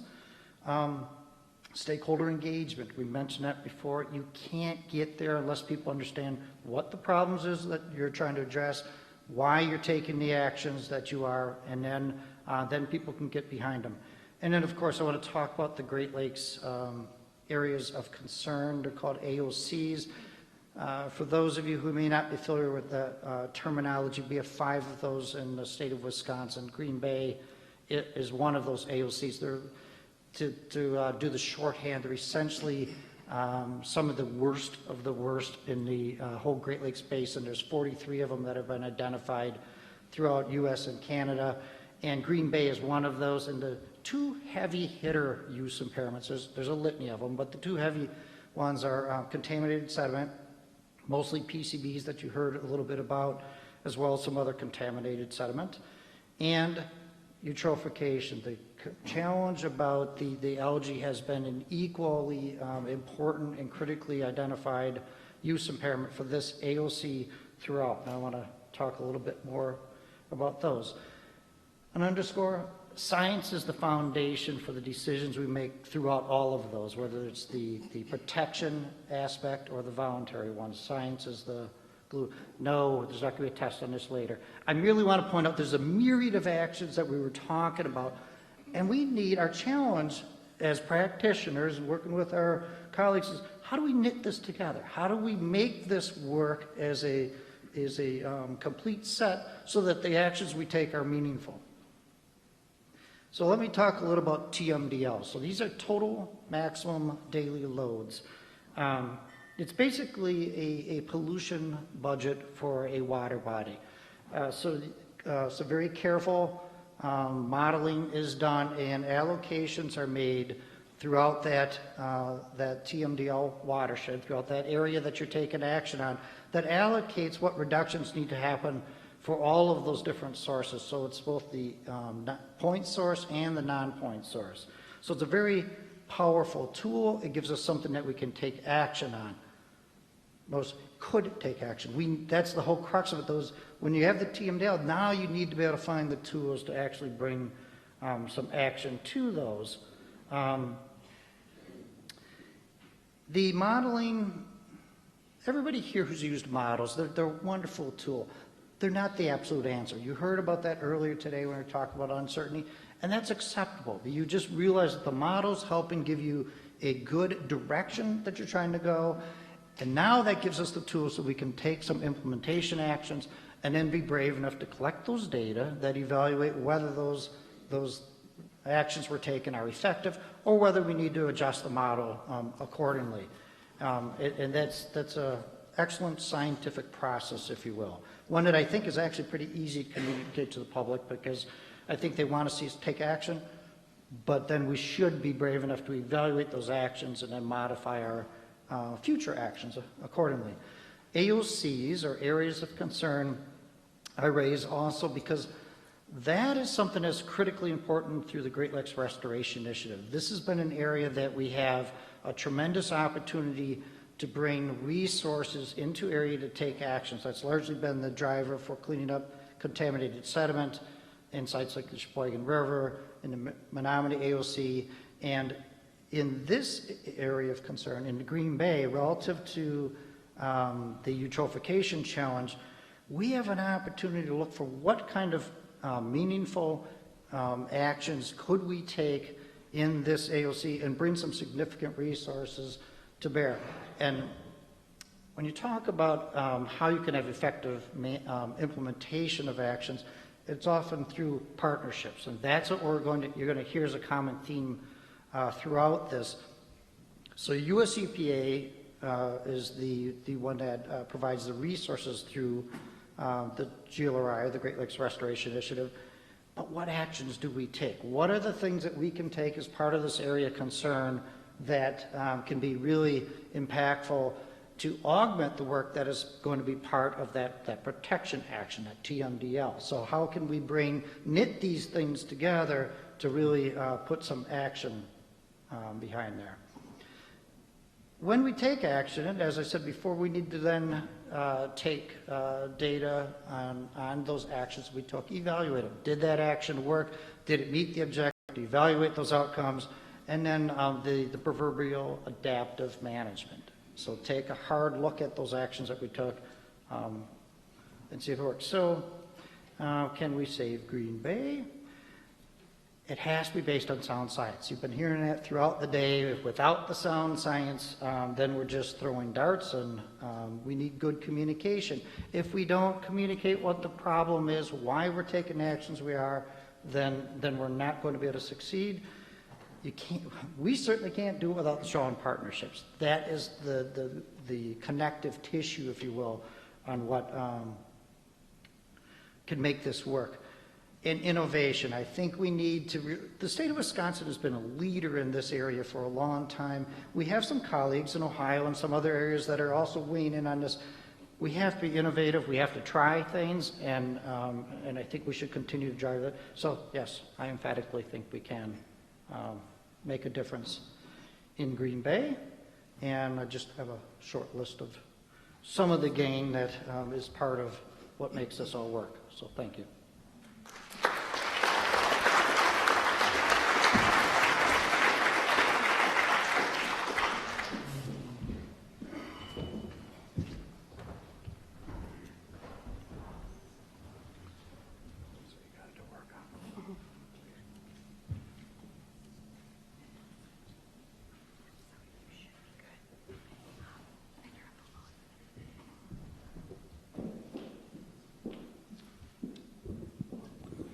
So it's a pleasure to be here. Thanks to the Academy. My name is Bill Haves. I work with New Water.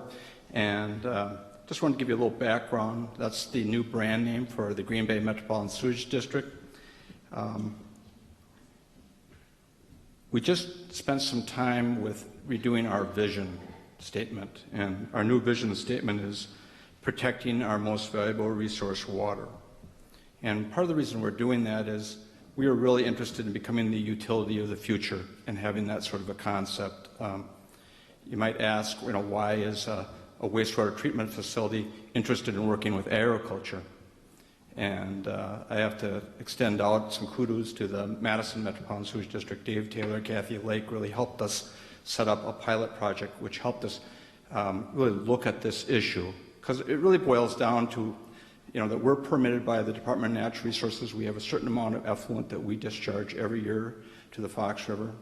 That relationship with DNR has been very good in that permitting process. But as you keep ratcheting down the amount of phosphorus that we have to reduce, we're down to about 40,000 pounds a year, and we're going to be asked to reduce another 10,000 pounds. That 10,000 pounds, approximately 10,000 pounds, would cost us somewhere between $220 million and $390 million. So that phosphorus becomes very expensive, and that began our journey to look at alternative ways of looking at phosphorus reduction. We're part of the phosphorus discharge. Agriculture is mentioned a lot here today. Wastewater treatment facilities, industry, the municipal stormwater all contribute. We're interested in working with agriculture because we think it's the most cost-effective way to approach phosphorus from our landowners. So now I'm going to breeze through some slides. I'll give you a perspective from our pilot project. It's the Silver Creek project. Partnerships have been mentioned a lot, and Steve listed a long list. That has really been critical for us. Outagamie County, Greg Bannock, Brown County, the Natural Resources Conservation Service. I can go on the university with the work that they do. That one of the things we made early on a decision is where to go, and the United Tribe was a very interesting proposal for us because they owned about half the land in this small watershed. So I made some contacts with them, and they were interested in installing all the conservation practices on their land. And they rent out all their cropland, virtually all of their cropland. So that became interesting to us. It's a representative watershed in the Lower Fox River Basin. We chose to use private agronomists to be our first contact with landowners because the private agronomists are the people the farmers know. They work with them on a day-to-day basis. They make seed recommendations, fertilizer recommendations, and we thought that would be a good approach to contact the farmers in Silver Creek.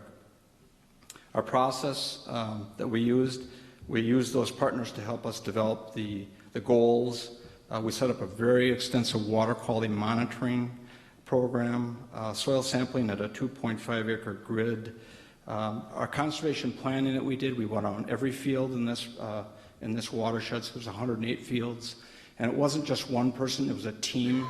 It included Oneida staff, included the farmer, included our staff, included NRCS staff. So we had like a team approach to looking at these fields. It's all put on GIS so we can replicate it, and we can go back to the same spots. The SNAP modeling that we will do will occur in it already occurred in 2015, and then we'll do that again in 2018, and our implementation has begun right now. So the results and our findings so far from this little watershed is that 77% of our water sampling that we're doing, we have our own labs, we're doing our own water testing at New Water. 77% of that is above the state water quality standard. 26% of the soil tests were above 50 parts per million phosphorus.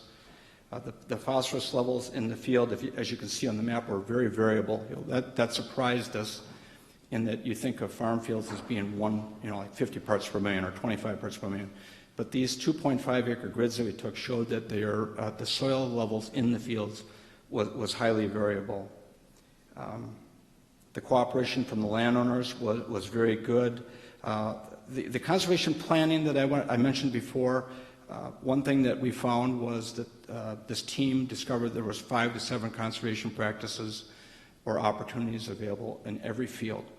So the 108 fields, in the next 3 years, we're going to be quite busy. That's a lot more than I anticipated. We're talking 500 to 700 conservation practices that are potentially needed. The landowners have been very receptive, and I think it's in part because we chose the method of contact we did with these private agronomists and our team, making them the approach. At this point, we have about 90% of the farm practices that we identified have been applied to the Environmental Quality Incentive Program for funding. So the farmers to this point have said, yep, we're interested, we're in. One thing that has been noted to us during the process is that farmers really like simple conservation plans, not a thick document this big. War and Peace is great, but a map might be with where they want the practices. And in our communications with farmers, we try to stress that some of the practices are also financially beneficial to them. Nutrient management, for example, can make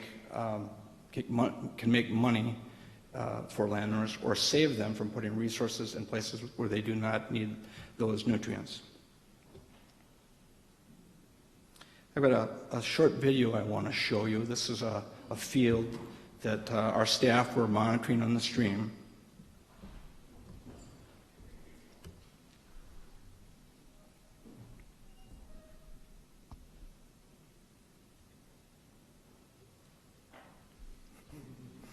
Technology.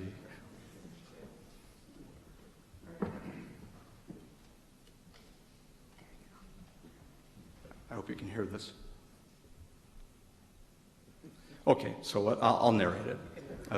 What they showed here was, look at the stream coming through the field, and it's got cover crop on it, and it comes to a place where another field enters the stream. And what the power of this was, is it showed you the cover crop on that field, or cover, versus one that wasn't, right next to each other. And the impacts in these small watersheds from one field can be very important on that water quality. And that was, there was a slick narration on there. I didn't do it justice, but trust me, that's what that was trying to get at. So the answer to the question, with less than 5 minutes remaining, yes, we can. We can do this, but I'm needy. I've got things that I need. I need adequate staff. I put that one in red because I think this is critical. If we're going to be on farmers' lands, working with them and trying to get their trust, remember, we're on their land. They have to be good staff, and they have to build the trust. This goes back to the old Priority Watershed days, where we built a relationship with the farmer, and then you could start getting into the dialogue. Well, here's what you need to do. No, I don't want to do that. Okay, let's talk about options. So I really think this is critical. The level I came up with, the private agronomist told us, this is about how many acres they can handle. They can handle about 20,000 acres per year. That's about their level they can handle for landowners. We need to collaborate and adapt. That's why we're in this adaptive management project. I need time to make sure that the monitoring is accurate. I need money. I need lots of money. Seriously, I mean, we do. We need to be able to provide and buy some of these things. I'm interested from a wastewater treatment facility. I'm interested in permanent, sustainable situations. When I work with a farmer, I want it to be there permanently. It's tied back to our permit. I don't want to have to go back and buy it again in 5 years.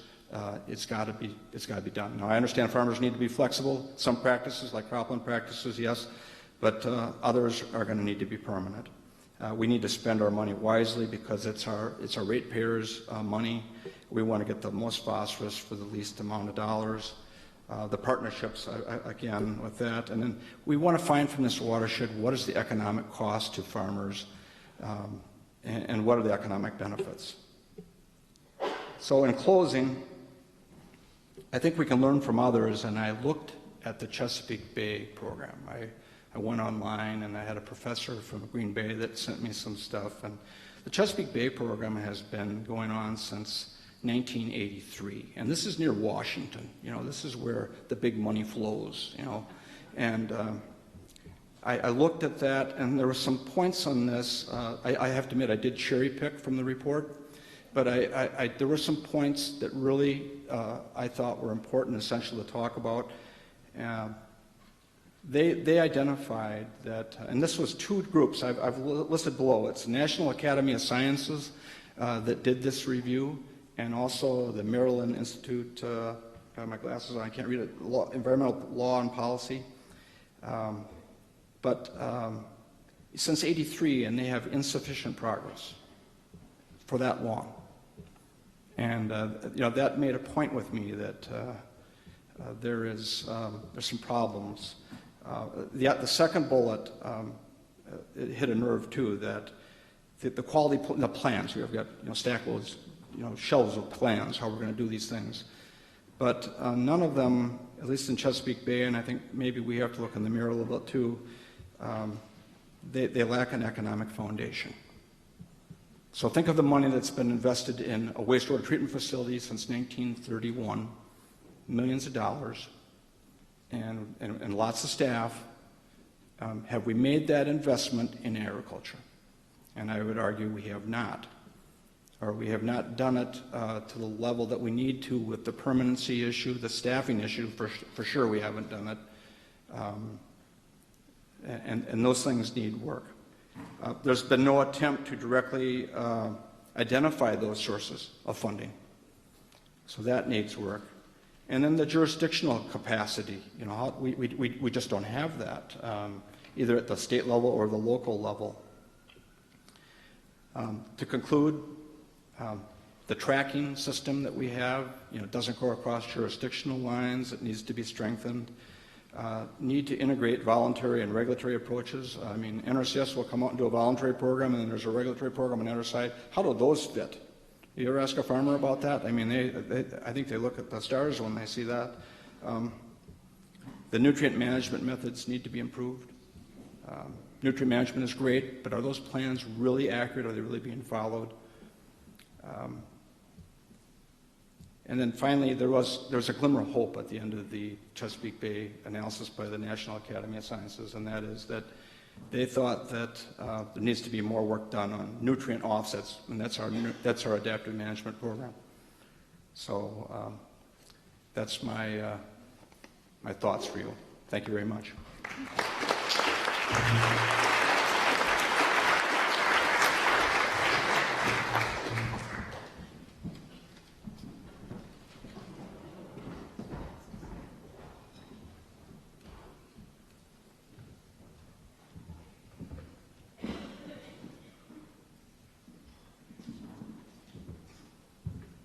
Good afternoon, everyone. Ooh, I'm a loud talker. Let's see. Well, I see some droopy, drowsy eyes out there, and knowing that I have an extra 2 minutes unanticipated, I want everyone to stand up, stretch your arms, bend over, turn around, do whatever you gotta do. High five your neighbor. Okay. Woo!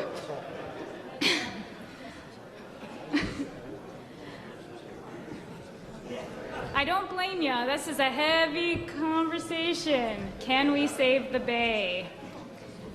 Well, I'm going to flip that a little bit. As soon as I was asked to do this, and I thank you so much for having me here, I really appreciate it. I started getting emails, can you save the bay? I don't know. So I flipped that question around to say, how can we save the bay? And I just wanted to, I was also asked to just touch briefly on community resilience, which you had a whole conference about. So, but this is a nod to that. This is a storm from last August in 2015. It was straight line winds. It came across Minnesota, Wisconsin, across Lake Michigan, and did millions of dollars of damage to the Sleeping Bear Dunes National Lakeshore. And just to reiterate the impact that these storms are having on the bay, they create runoff events like this. Over 80% of the sediment and phosphorus that enters Green Bay happens in 14 days of the year, or 8 storm events. That number just blows my mind. So we are up against something else, but we're going to focus today on a little bit more of policy and science and engagement. So I work for the Sea Grant. Our core mission is outreach, education, and research on Great Lakes coastal issues, the wise use and sustainable use and conservation of the Great Lakes and coastal issues. That's the heart of our mission. I put this quote up here. This is from the Assistant Director of Research and Student Engagement when I asked her about what it meant for us to be impactful from a Sea Grant perspective.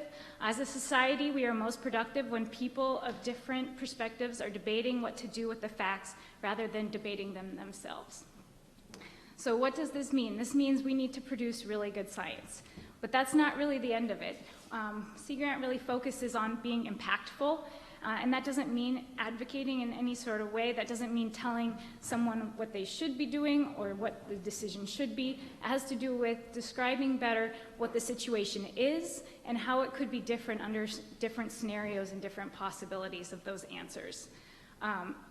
So we use this term actionable science to mean this.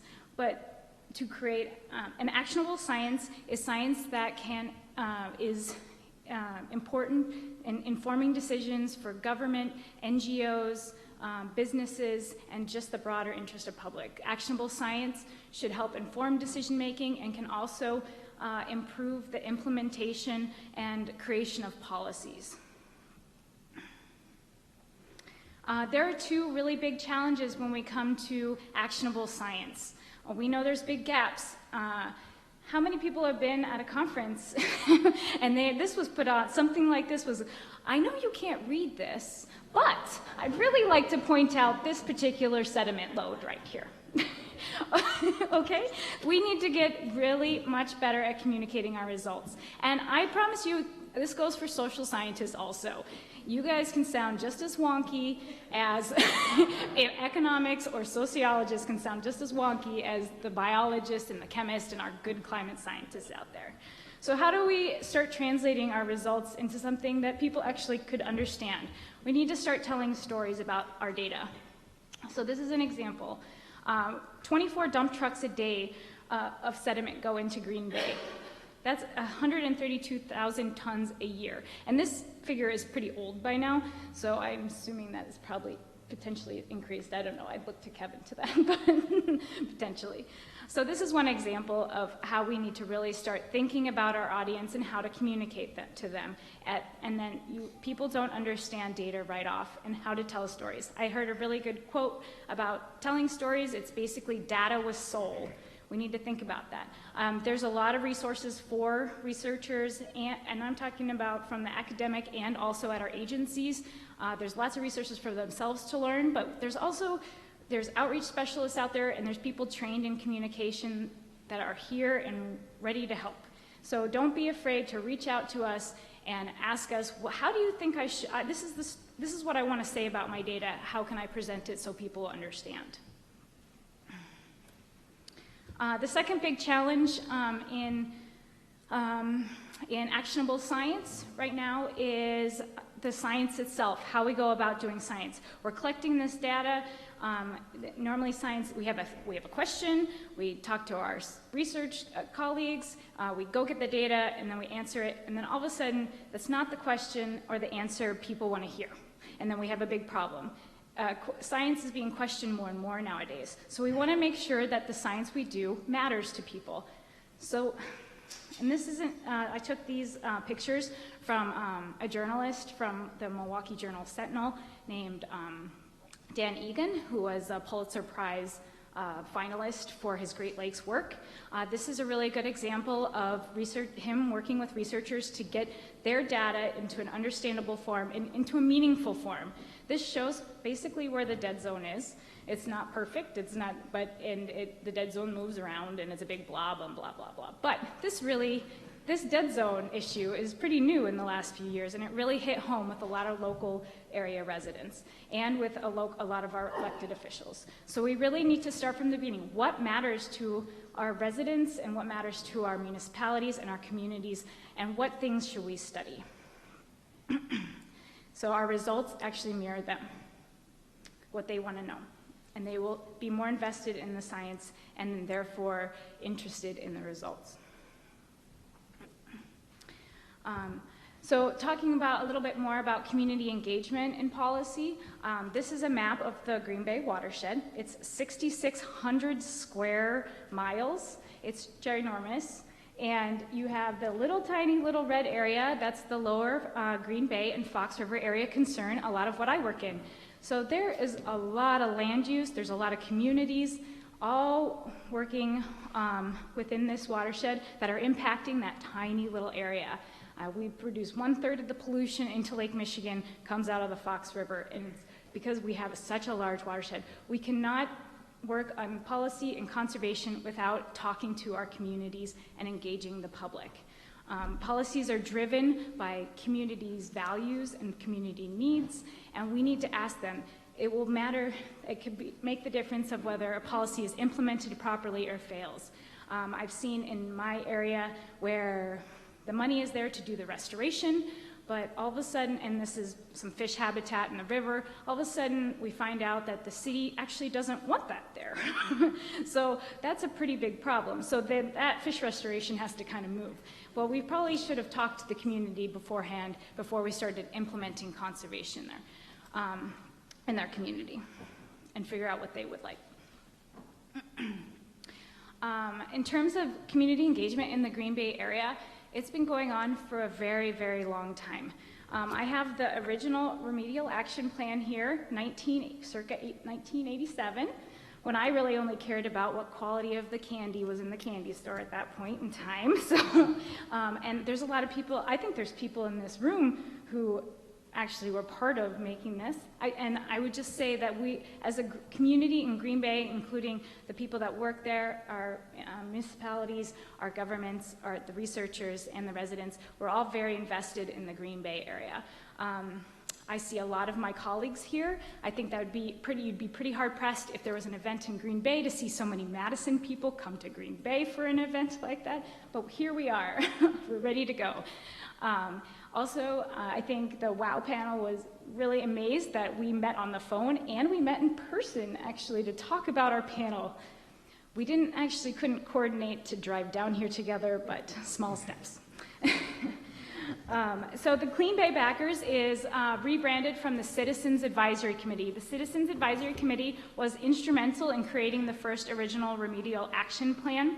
They helped create the desired vision and future state of the Bay. They brought the values. They had the technical science committee. They had all the research. They knew what the problems were, but they really needed to know what the community and the values were for the Green Bay area, and they're instrumental in that. So fast forward to a few years ago, and we rebranded them the Clean Bay Backers.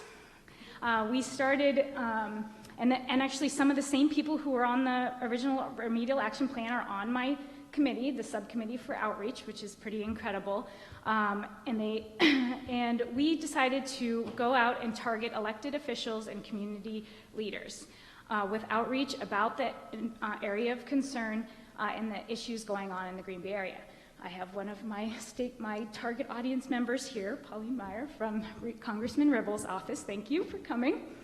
And so what we first needed to do is we need to understand our audience. I guarantee, I'm speaking to the choir mostly, we all care about clean water for clean water. We want healthy coastal ecosystems. We just care about the intrinsic value of biodiversity. But that is not totally true of the people that we might be working with or what their main value systems are. So what should we do? We need to ask them what their values are. We've been taking them on tours, elected officials and communities on tours annually. And the first year we took them on a boat ride of the bay. We really focus on the water or on the property, out in the field kind of experiences. And we asked them, what do you value the most about the river and the bay? This actually came back a little bit surprising to me. Health and safety was the number1 quality rated value. This is actually an area where the science is not that good in our area. We definitely have algae, a lot of algae, and probably some HAB issues, but there's currently water skiing in the river during these HABs that are happening. There's a restoration of a beach that's moving full force forward, and we're not really sure what the health impacts of these harmful algal blooms are yet. We don't know how they impact fish potentially, things that really our community values a lot. This last year we went on and toured the Cat Island restoration chain. And so this is just another example of us getting together. And so they learned really the value of and how much living and amazing the estuary and the Green Bay coastal wetlands were. And there's a whole mix of people. And we really try to work on getting people out there. And our biggest goal is not to tell them why they should care or what they should care about, but to help people discover why it's important and discover on their own why they want to work on good policies for this area. So I'm actually going to read really quickly. I'm sorry, 1 minute, okay. This was from Chairman John Rose from the Citizens Advisory Committee from a public hearing in 1987. Which just struck me because it's so similar to the things we talk about still today. We live here. This is our home. And this is the introduction to the Remedial Action Plan. I'm sorry. We live here. This is our home. For us, for some of us, it is our ancestral home. Our families arrived here centuries ago. Others of us have only recently arrived, but we all have a common commitment to the land in which surrounds us. We are very aware of the many decades that have passed in which human activities created environmental problems here in the Green Bay area. We are also aware that in the past decade or so, investments in both private and public funds occurred so the river and bay could be cleaned up. Now we are learning about more difficult it will be to continue in this improvement process. We are committed to this progress. We are willing to work together, seeking the proper changes and improvements. We are not afraid to lobby for new laws for both private and public funds. We are afraid that some of the current institutional structures and the present division management activities to solve these problems will not be good enough or cost-effective results. We are not limited by the past. We are committed to the future. Our general goal is to lay the foundation for the quality of life experience here in the Green Bay area for our children and our grandchildren. This report is the result of many people working together to provide ideas to achieve that goal. It is called the Remedial Action Plan. For us, it is much more. It is a significant gift to future generations. Many of us will not be alive early in the 21st century when some of these ideas will bear fruit. Our involvement in this activity, therefore, is similar to planting a seed. So my answer to the question is, can we save the bay, is yes, and how should we go about doing it together?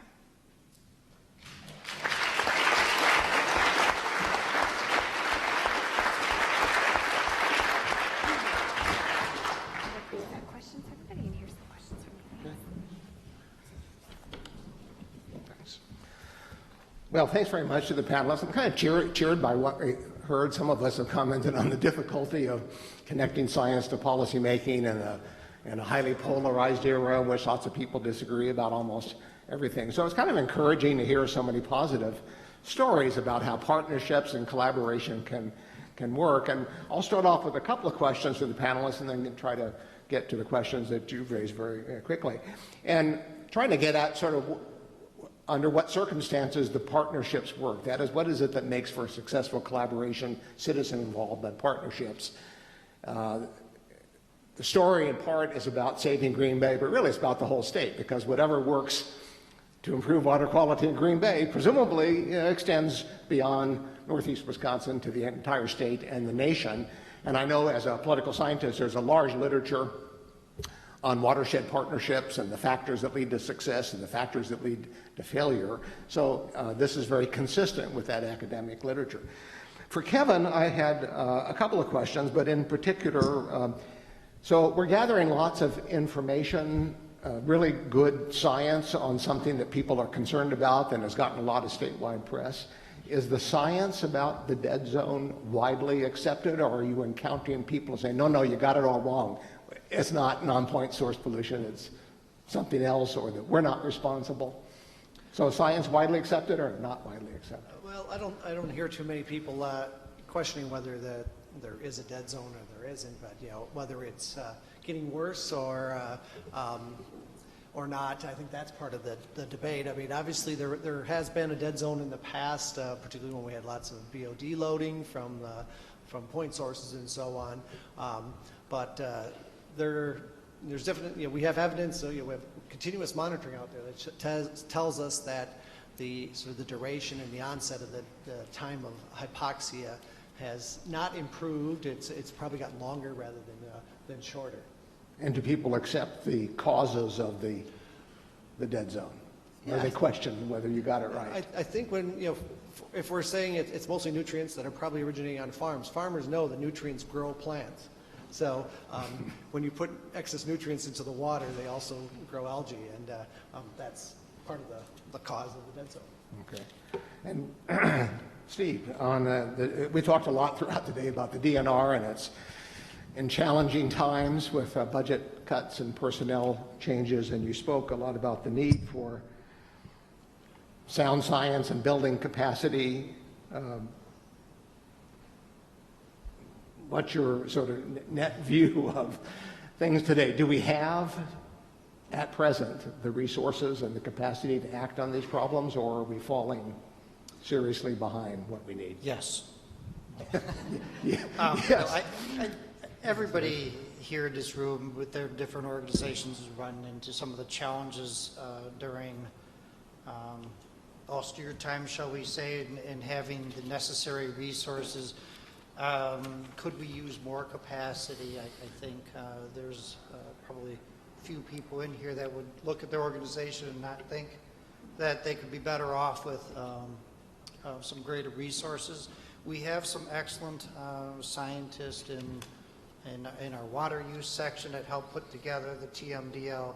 We have a monitoring section that I think has been a good move in our department to put together that monitoring section, and that now we've got a group that really is strategic about where we do our monitoring and putting together how we can do that, because as you have fewer resources, you need to be a lot more thoughtful about where you're going to sample and what questions you're trying to answer.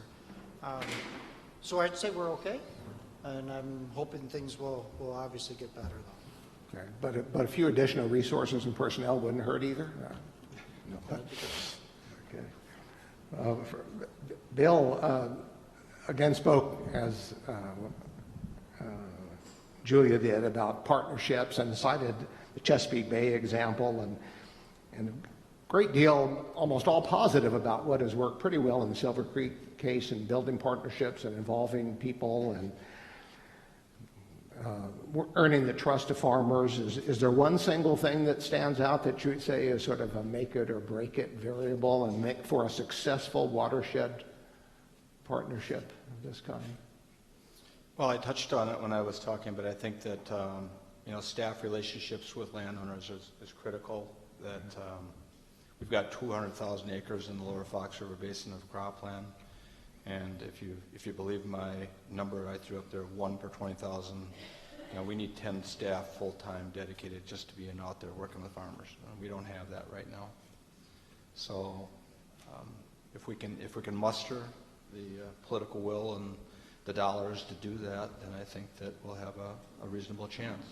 Because I think farmers are reasonable people, that if you can provide the resources and talk to them, I think they'll see the reasons why we're trying to do what we're doing. So you're pretty confident based on experience today. You kind of know what works. It's just needing additional resources to. I believe that's the case. Yeah. Okay. And I might add, for people in Green Bay know this, for going back many, many years, the sewage district realized that it would be far cheaper to deal with phosphorus if you could deal with non-point source pollution. We've reached the point where it made no sense. This is the cost effectiveness, or it made no sense to continue with the centralized sources cutting back when the money could be far better spent elsewhere. But the question now is having the resources to put that plan into effect. You know, it's been interesting. We've had some farmers that have said, you know, why is this sewage district out here working with farmers? You know, they've had that question. And when we present the economic case, you know, it's $200 million to $400 million for a real small portion of the phosphorus. And, you know, that money can go to you, you know, or a portion of it can go to you. And I think far less than $200 million, and we can get some things done. Then I think I've seen some light bulbs come on.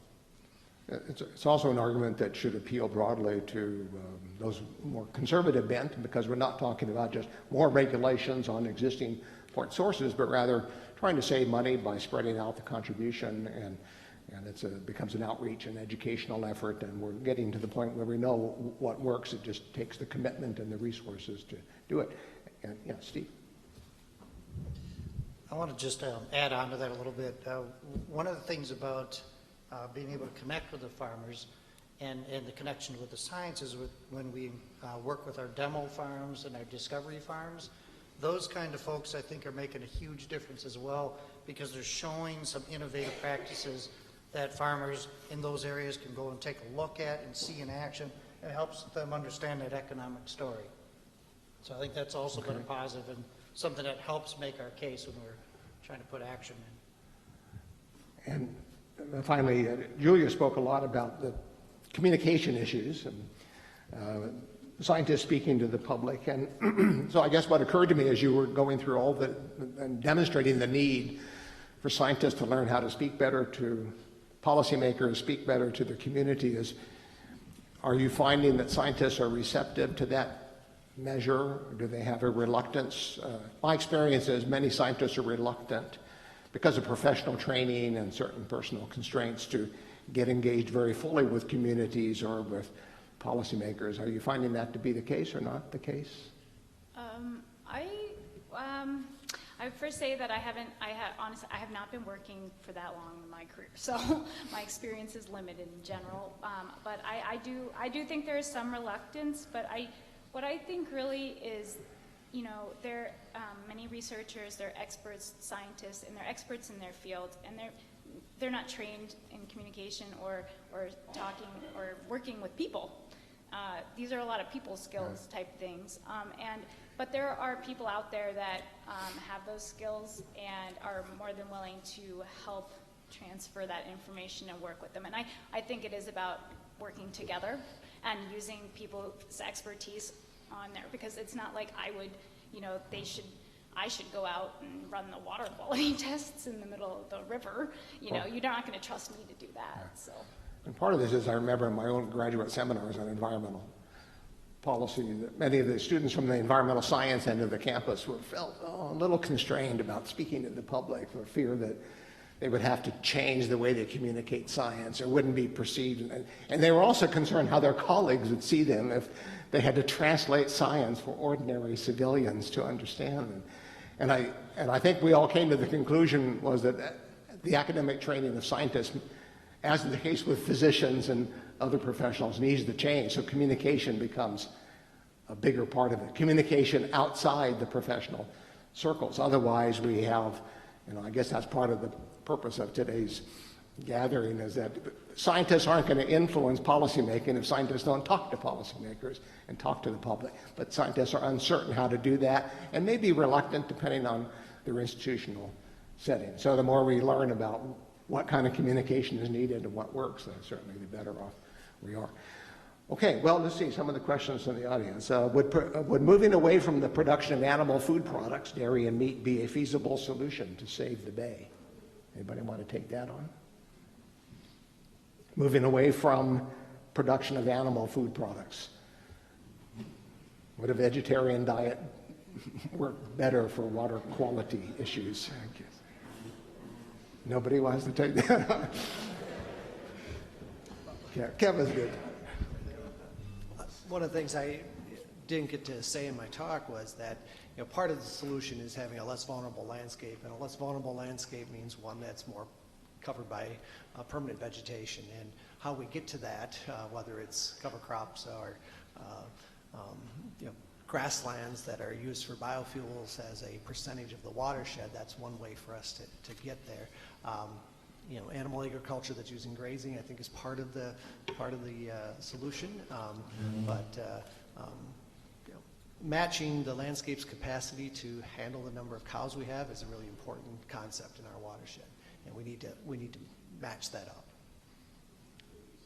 There's again, a kind of related question, I guess it fits Kevin best. No one has articulated what we want to save Green Bay for or from. For us, of course. Why does hypoxia matter? Okay, you're a biologist. Well, there was a number of things that are in that question. So why does it matter? Well, we have more nutrients in that waterway than we would like to see. So some of it is going back to the original RAP documents. It was aesthetics. I mean, people just didn't like the way their water looked. Obviously, when you have lower dissolved oxygen, that impacts what kind of critters are living there. So you have fewer fish species, so you're not getting the kind of robust environment that you would like to have. And then going out into the bay, and some very serious things that we're looking at is the hazardous algal blooms that we're talking about. Now, there's something that everybody needs to be paying close attention to, and we want to take the actions that we're talking about here to abate that and hopefully keep that from being an issue that we have to deal with.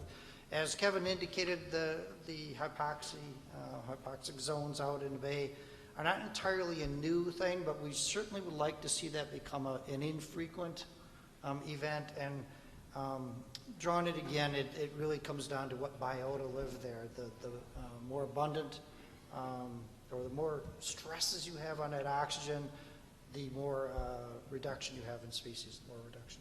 The fewer species you have. There's a somewhat different question, I think probably really to Bill most. Establishing 50-foot vegetated buffers along tributaries to the Chesapeake Bay significantly reduce sediment loading. Can we require vegetation buffers that are ultimately affecting the Bay of Green Bay? Yes. I mean, the state has laws that say that you can enact a shoreline management ordinance, so there are mechanisms that you can do that. When I was at Brown County, we passed a buffer strip ordinance that's still in place. The softer approach is to go to landowners and try to get them to see the value of protecting and not plowing right up to the edge of the stream. I was at a meeting in Nebraska, and they were talking about that 15% of all the agricultural land is non-productive, that you can't make a profit on that. So maybe some of those lands are consistent with buffer strips. But the short answer is yes. We can require it, but sometimes financial assistance. Yeah, right. It helps. You can do it. Yeah, okay. And this one for Steve. You use, quote, regulation, unquote, to describe the DNR's duties in regard to water protection. What do you think Alana Pollock and others' ideas of framing these duties as protection rather than regulation? Make it sound a little I actually really took that to heart. I think language matters, and that I think frame it in the context of protection is precisely what the regulation is about. But if that is a more palatable way of explaining why we want to take those actions, then I think that is something we should pay attention to. So yes, language matters. It is sort of remarkable that some people recounted the early efforts in the 1970s to promote air quality, water quality, many other environmental benefits, and particularly given Gaylord Nelson's role in the first Earth Day, and yet the public opinion has changed enough that now many people question, why are we doing this? What does it cost? And as a number of speakers said, there's a reaction against what is viewed as excessive regulation, in part because people don't see the consequences or effects of regulation and question whether it's worth doing, particularly if it harms the economy, costs jobs. Think of job-killing regulations and the coal industry and so on. So it's become more important. And I suppose, given Julia's comments, that you have to think of a more positive way to present whatever it is you expect people to do to get them to go along with what you're asking for. Here's a fairly specific question. What is the drinking water source for communities near Green Bay, surface or ground? I think it depends on where you... Manitowoc and Lake Michigan on the lakeside. Yeah. So for the most part, the cities, the Green Bay metro area draws water from two or three pipeline? Two pipelines to Lake Michigan, but people who are not near the cities are going to be using groundwater with private wells.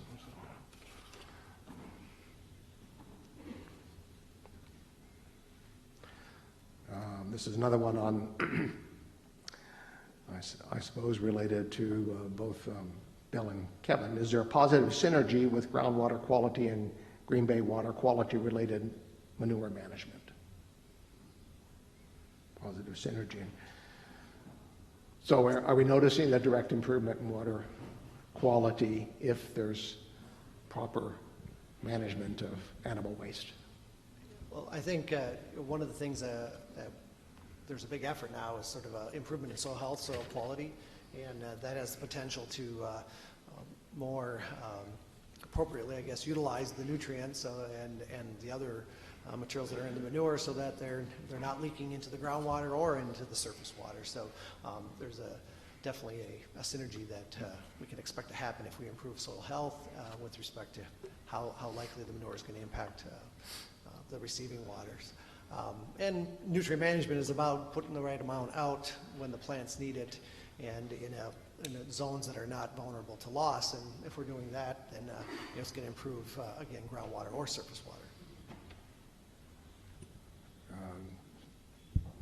Can technology alone solve the problems of Green Bay, or can there be too many people and businesses and too much agriculture for technology to cope with? No. So I think part of the question is sort of a sustainability issue. Yeah, go ahead.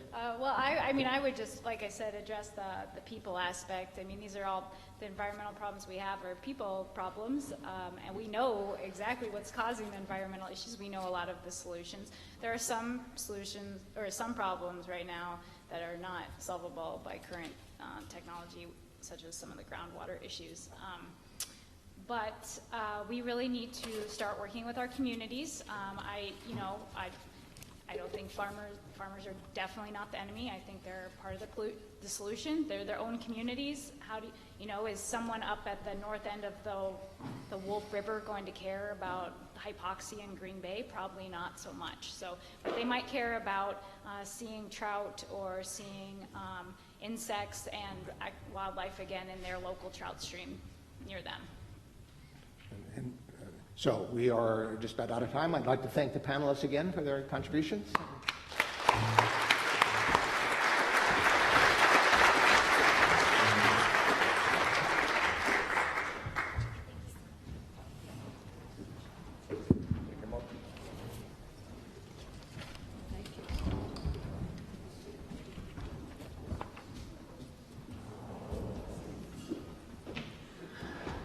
Let me invite you all to stand and stretch again while Kurt makes his way to the platform. But don't leave.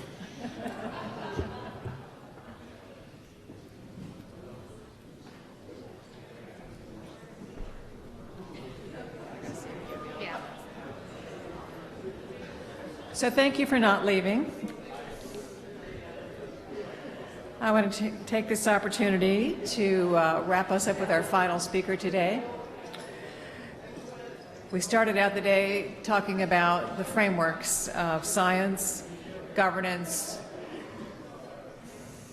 economics, And we're going to wrap up the day with our conversation about the role of ethics as we look at science and policy. Kurt Miney is a conservation biologist and a writer based in Sauk County. He serves as senior fellow with the Aldo Leopold Foundation and the Center for Humans and Nature, and as adjunct associate professor at UW-Madison. Miney served as on-screen guide in the Emmy Award-winning documentary film Green Fire, Aldo Leopold and a Land Ethic for Our Time in 2011. And he edited the Library of America's definitive collection, Aldo Leopold, a Sand County Almanac, and other essays on ecology and conservation in 2013. Miney was the project coordinator for the Wisconsin Academy's first Waters of Wisconsin initiative and serves as advisor for the second iteration as well. He's a founder and a member of the Sauk Prairie Conservation Alliance in Sauk County and someone who I admire and find inspiration from. Please welcome Kurt Miney.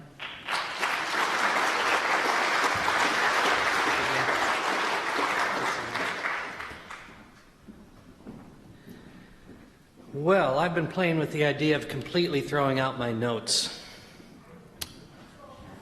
But I'm only going to throw out a couple pages. And I'm going to start off in a way that I wasn't going to do until about a minute ago.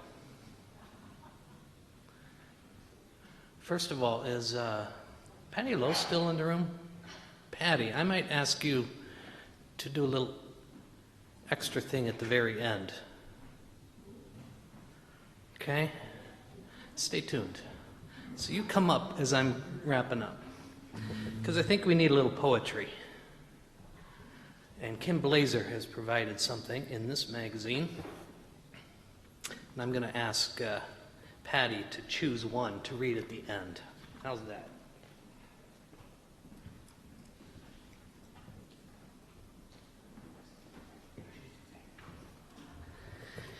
And I'm going to do something else I wasn't planning to do. I'm going to ask all of you to take 15 quiet seconds. I'm going to ask you all to close your eyes, take 15 seconds, and think of a body of water that has meaning in your life. A body of water.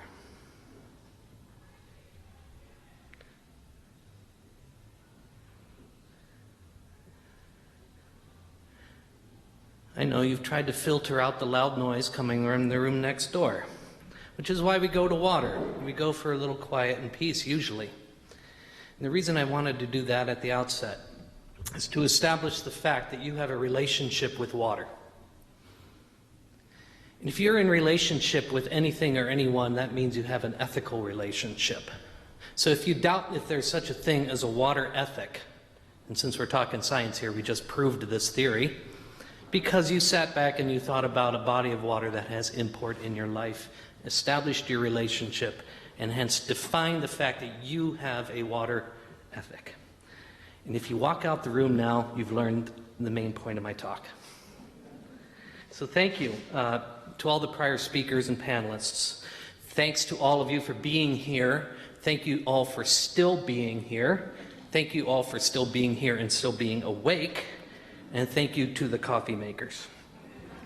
Thank you to the Wisconsin Academy. When you do this work, you quickly realize we're all in water business, right? We all know you cannot go long without having puns having to do with water, right? So thank you, Wisconsin Academy, for carrying the water. Yes. 13 years ago, we had a gathering not unlike this.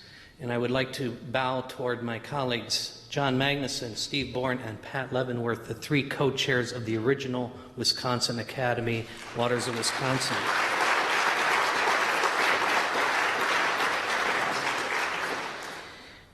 And thank all of those. How many were involved in one way or another with the original WOW project? Not that many, which tells you a lot new people are involved, and I'll get around to that at the end. But thank you to the Wisconsin Academy. I hardly need to say this. This is a very critical conversation we've all been having today.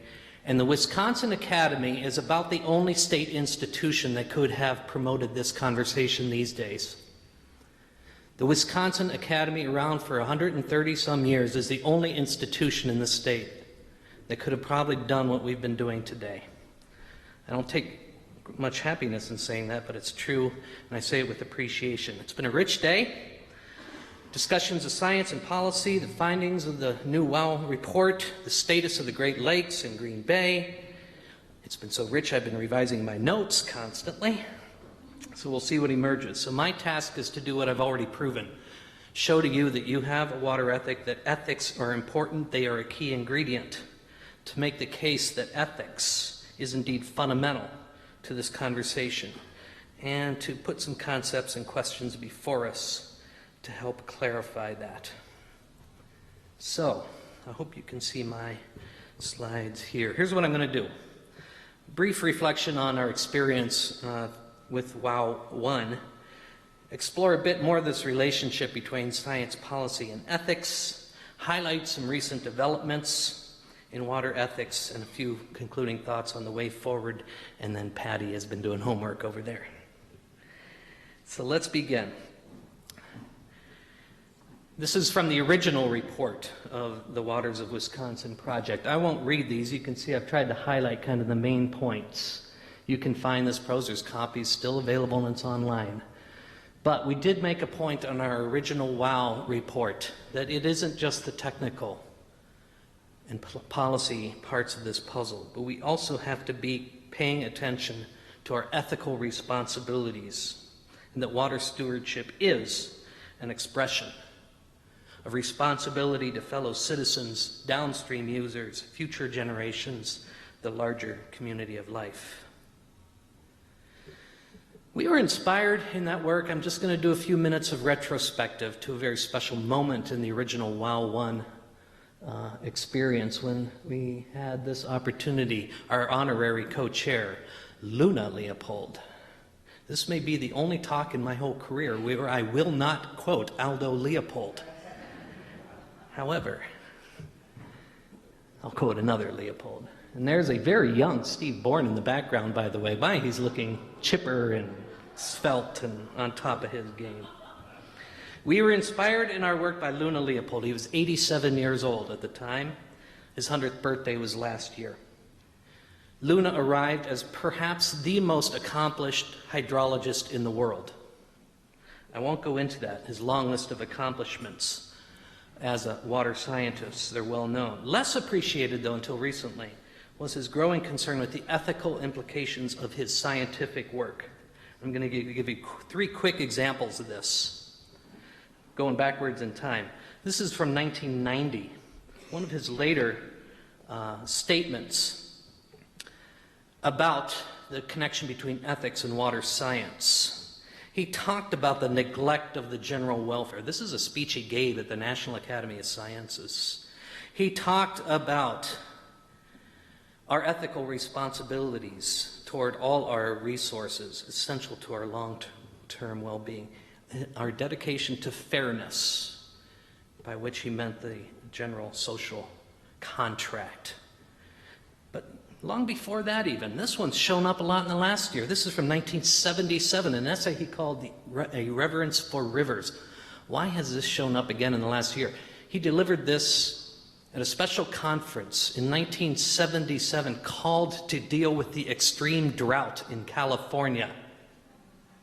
So in the last year, as California's been dealing with its crisis again, this piece was resurrected, in which he called for a philosophy of water management that heeded the fact that the hydrologic system is highly interconnected, and that economic and legal criteria alone couldn't guarantee the continued health of the hydrologic system. That's 1977. Let's go back even further. 1966. In Science magazine. My highlights don't show up apparently very well, do they? They kind of block out the important stuff, I'm afraid. Well, I'll tell you the gist of it. This was a key article on groundwater science in Science magazine. And basically what he's saying in those blanked out spots in 1966 is that we're only beginning to understand groundwater and how it works. But already we know we have to have a new sense of responsibility for our groundwaters. 1966. Now, the point of all this, let me go back before I go forward, is that Luna, for all of his scientific expertise, saw his obligations as a leading scientist not beginning and ending with data collection and analysis. Even as his scientific work advanced, he accepted responsibility to share his knowledge with citizens, with public officials and institutions, to explore what his knowledge meant in terms of the public good and the general welfare. And he was led to discuss openly the civic and ethical implications of his scientific work. That's the point. He's an exemplar of what we've been talking about today, this dynamic relationship between science, ethics, and policy. Now, here's a recent online commentary that caught my eye. It was just a couple weeks ago on this same general theme. And it captured, again, this changing role and reality of science and policy making in a way that I thought was worth sharing with you. This was from online, actually through Wisconsin Public Radio. Politics and the Fracturing of Shared Reality by a scientist named Adam Frank. When the methods of science are pursued as intended, what is returned is public knowledge, which is what we've been talking about today. This knowledge composed of facts and an understanding of their limits are critical for a functioning democracy. The founders of the American experiment in self-government understood the urgency of public knowledge. It's why they held science in such high regard. It was for them the principal means of establishing the background needed for our public life, a background composed of a shared reality that science can offer. It's the same conviction that the founders of the Wisconsin Academy had in the 1870s. It's marked this state until recently. But it's public knowledge. That's the Wisconsin idea being stated in another sense by someone else. I really recommend this whole article. I won't go into more on it, but I want to take that as a launching point for the next portion of my little talk here. For those who have heard me do this next 3 minutes before, I apologize. But again, I thought it was worth bringing into this conversation. When students or others ask me, is there a good book to read on the history of conservation? I have to say no, because it's too complex. And here's why. Because the history, the story of conservation isn't just the science part. It starts with science, right? This is a general, I'm going to come back to water, but I want to do this more generally first. Science, what does science do? We've heard this before. Thank you, Mr. Ackerman, for kicking us off. Science reveals and explains how the world works and how our human actions affect the workings. But science alone obviously doesn't and can't lead automatically to conservation action. And scientific knowledge doesn't exist in a vacuum.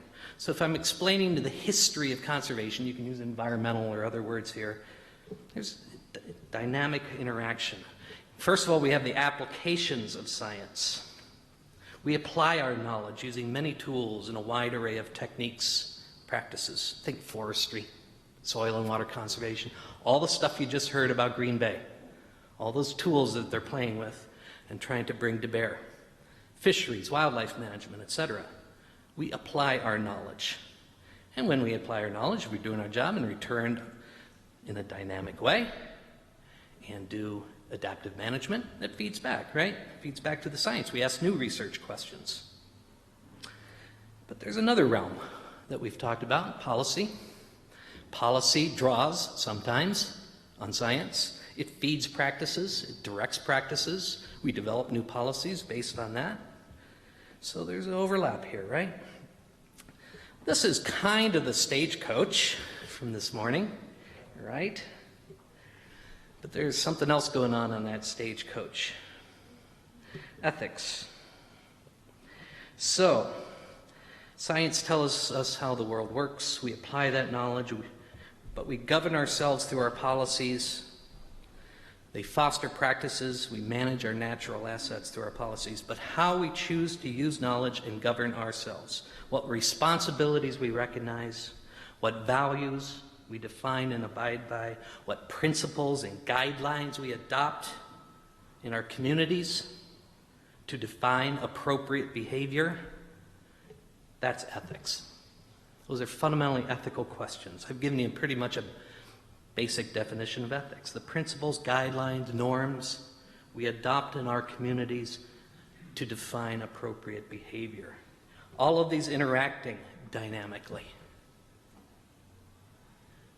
A new finding in research suggests a new policy need, which directs a new practice, which suggests a new research project, which may be informed by an ethical need, which again feeds into new policy, and around it bounces. All surrounded by the larger context of culture, the phrase that Lana used earlier today, the larger context of culture that shapes all of that. So, where's that stagecoach in all this? We had scientists and policymakers on it. Do we need an ethicist? That's what I thought when I first heard the metaphor this morning, but then I threw that out. No. The stagecoach driver, the policymaker, all those people together shape the ethic. They're all members of a community. Oh, how about those horses? If we dare to be radical and say that it's not just us human beings who have ethical responsibilities and are the object of our ethics, then we might even include the non-human. It's the whole stagecoach is responsible for shaping the ethic. It's not any one person's responsibility. So this model isn't comprehensive. We could talk about, and we have, about economics, education, media, other factors. But it holds up pretty well, not only for conservation, but think of it in other fields we can ponder. Think about the medical sciences, bioethics, genetics. Think about agriculture, we just did, or climate change in particular. Map that onto this model, and you see why we're in this dilemma we are with respect to the climate. But we're focused on water, so let's do this exercise for water. If you want to understand the history of water science, you have to include a lot of fields, right? That's just a few. But the science interacts with all these different practices that we can think of: ditching and irrigation, building dams, taking down dams, draining wetlands, restoring wetlands. These are all things, practices we've done using our scientific knowledge over the decades. Policies, all kinds of policies, state, national, level, local, tribal.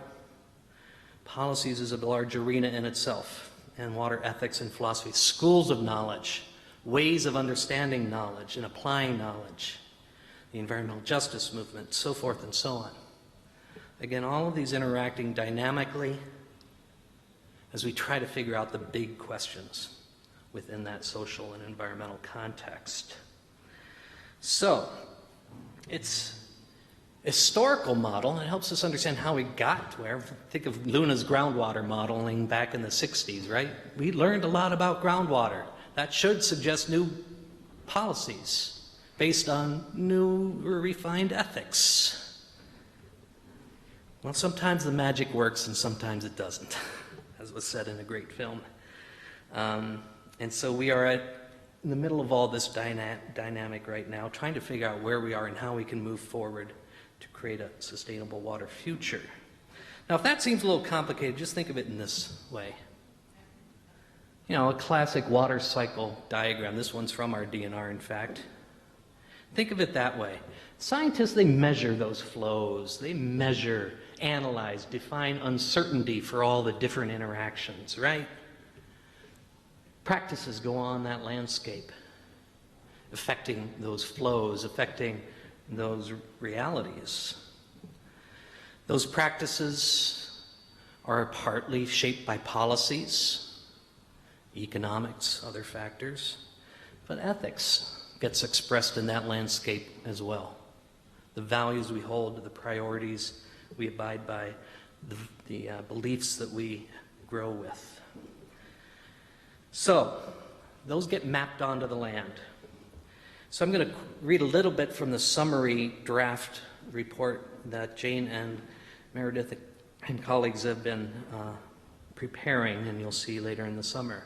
This is from that report. Science can describe for us how water works in the world, how our human actions affect, for ill or good, our water resources and aquatic ecosystems. Economics can provide tools and information for understanding how we, individuals, communities, and institutions, use Wisconsin's waters. Water policies reflect the ways we choose to govern ourselves with respect to water. Fundamentally, however, the state of our waters also reflects our concept of our relations with water, and that is a matter of ethics. This is the moment when I pause and say, you have those little cards on your table and you're supposed to make questions for me.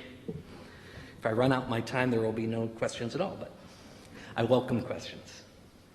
So, since Waters of Wisconsin won 13 years ago, we've watched this theme emerge strongly over the last decade or so.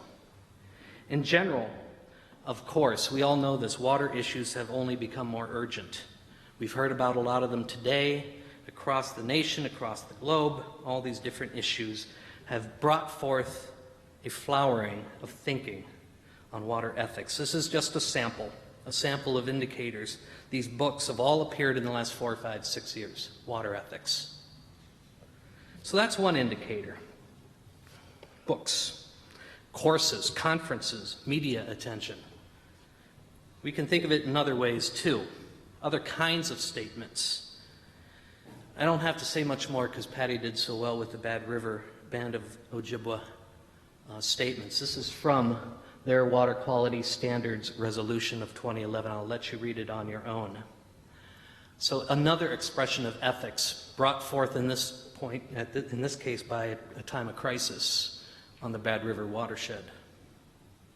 But again, this expression of the sacredness of water in our relations. I'm actually taking this from a boat that Patty and I were in at the time in the Kakagan Sloughs. She's behind me in this picture. And I will do an advertisement. I promise I didn't plug this in at the last minute, but I do recommend Patty's book, again, as an expression of water ethics, alive and changing and growing. Or you might pick up this book. Although the Pope's encyclical letter, got most of the headlines in terms of climate change, there's a lot on water in there. And so, again, he's calling in this statement here for understanding safe drinking water as a human right, not unlike what Sarah brought to us this morning in terms of the UN General Assembly. So there are many other examples we could look at. What we're seeing is converging expressions from a diverse range of cultural, religious, and philosophical traditions, varied sources. All are affirming that in our conversations about water and the choices we make, we are engaged in a moral exercise, and we're asking questions. For our answers, we draw upon these sources of our ethics, our own families and communities, spiritual traditions, literature, philosophy, economics, history, but mostly our personal experience and reflection. That special water body that is meaningful to you. Those are our sources. And as we do that, we ask a lot of questions. I'm just going to let these scroll up. I'm going to need at least 3 more minutes. I'm sorry. But watch these questions, and again, I won't read them for you, but these basic questions. How do we value water? Who owns it? Who should own it? Should it be owned at all? Who's responsible for cleaning up messes? What are our responsibilities to future generations and others? Those are the big questions that ethics ask. We need science to help us. Science is essential. So I'll make that point one last time. Science can and must inform our answers, but it can't tell us what to do with that knowledge. Ethics are difficult to quantify, if not impossible. But we live in relation to water. We are water. Hence, we're bound to consider the quality and durability of our water relations. So I am wrapping up the way forward.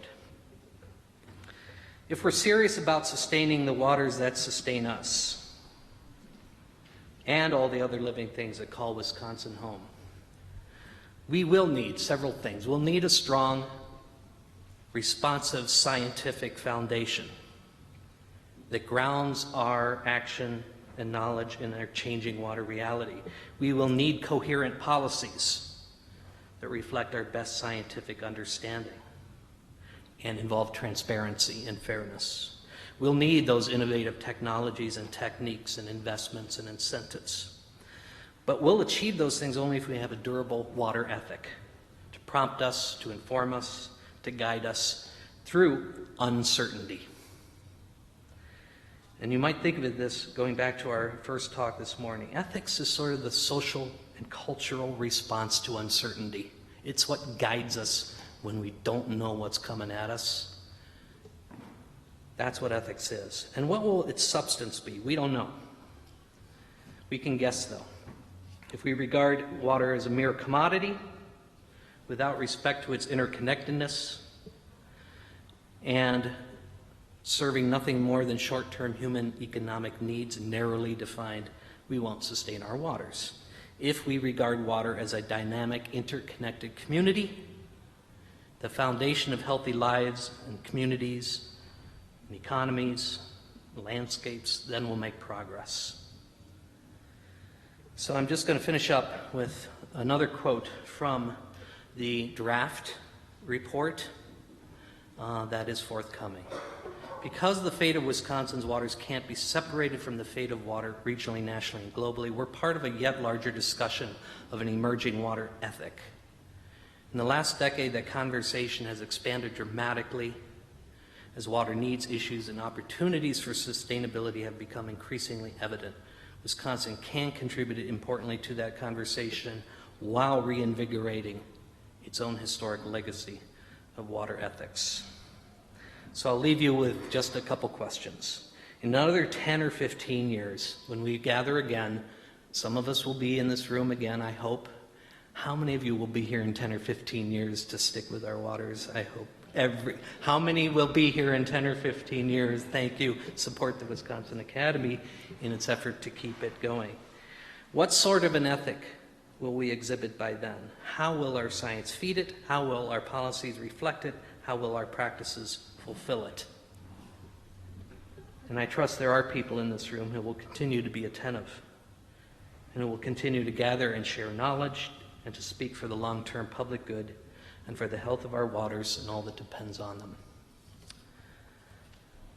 Thank you very much. And while the questions come up,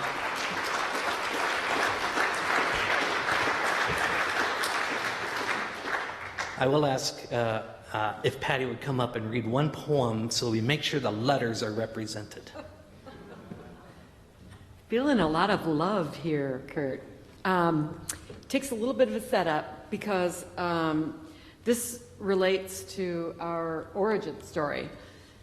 And again, this is a really long story, but so there's a thought, and then some things happen, and then there's a vibration, and some more things happen, and then the first drum beat, and all life flies out in the four directions from the drum. Kind of Big Bang-ish. Then some more things happen, and there's a flood, and there's a half man, half spirit, and animals floating on the log looking for land. And one by one, they dive, but are unsuccessful in bringing up some grains of dirt or earth or sand, because the half man, half spirit being has the power to sort of refashion that into something more. And finally, the muskrat, Washushk, is successful but dies in the effort. Okay, so that's the story. So this poem by Kimberly Blazer is Dreams of Water Bodies. Washushk, small whiskered swimmer, you a fluid arrow crossing waterways with the simple determination of one who has dived purple deep into the mythic quest.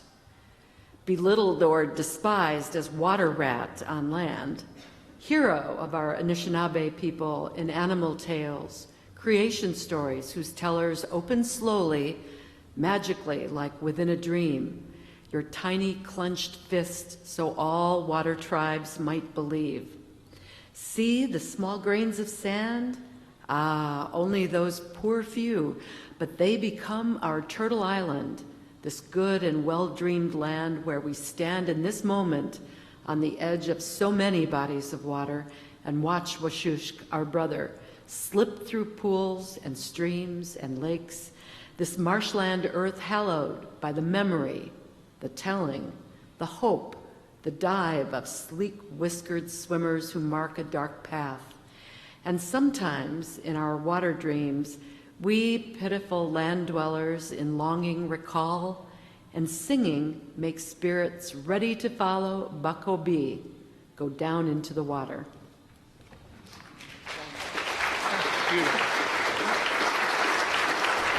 All right. Thank you, Patty. I hope there's still time, or did I totally blow your schedule? What are you doing really fast? I'm done.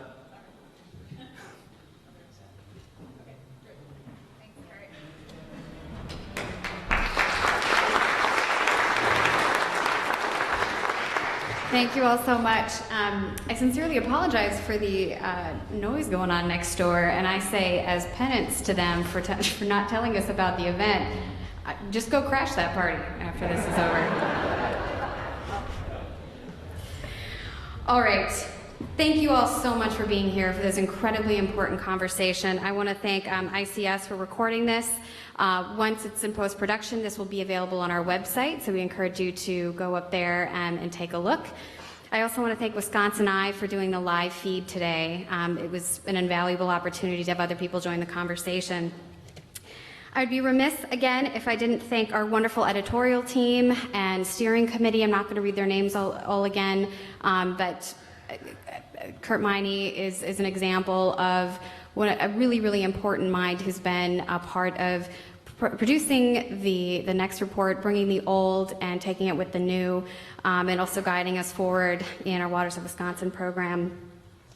I once again want to thank our sponsors and funders, the Joyce Foundation, the Fund for Lake Michigan, the Wisconsin Office of Energy Innovation, the R.B. Reinhardt Institute for Ethics and Leadership at Viterbo University, the Nature Conservancy, University of Wisconsin Sea Grant, University of Wisconsin Green Bay, the Wisconsin Coastal Management Program, the Healing Our Waters Great Lakes Coalition, and the Interactivity Foundation.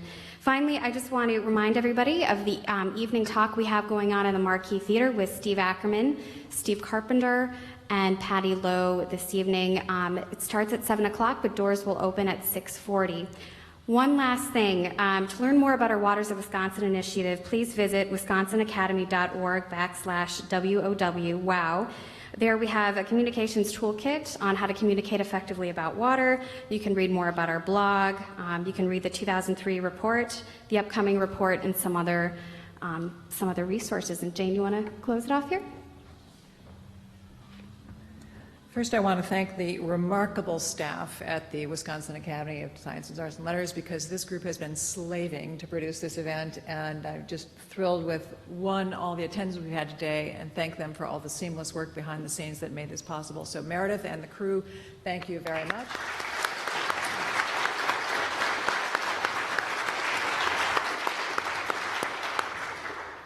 And after hearing Kim Blazer do a reading a few weeks ago, I thought I should write a poem for the Science and Policy Conference, but I've been busy.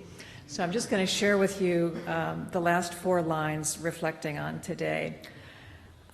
If intuition is the 6th sense, perhaps science is the 7th.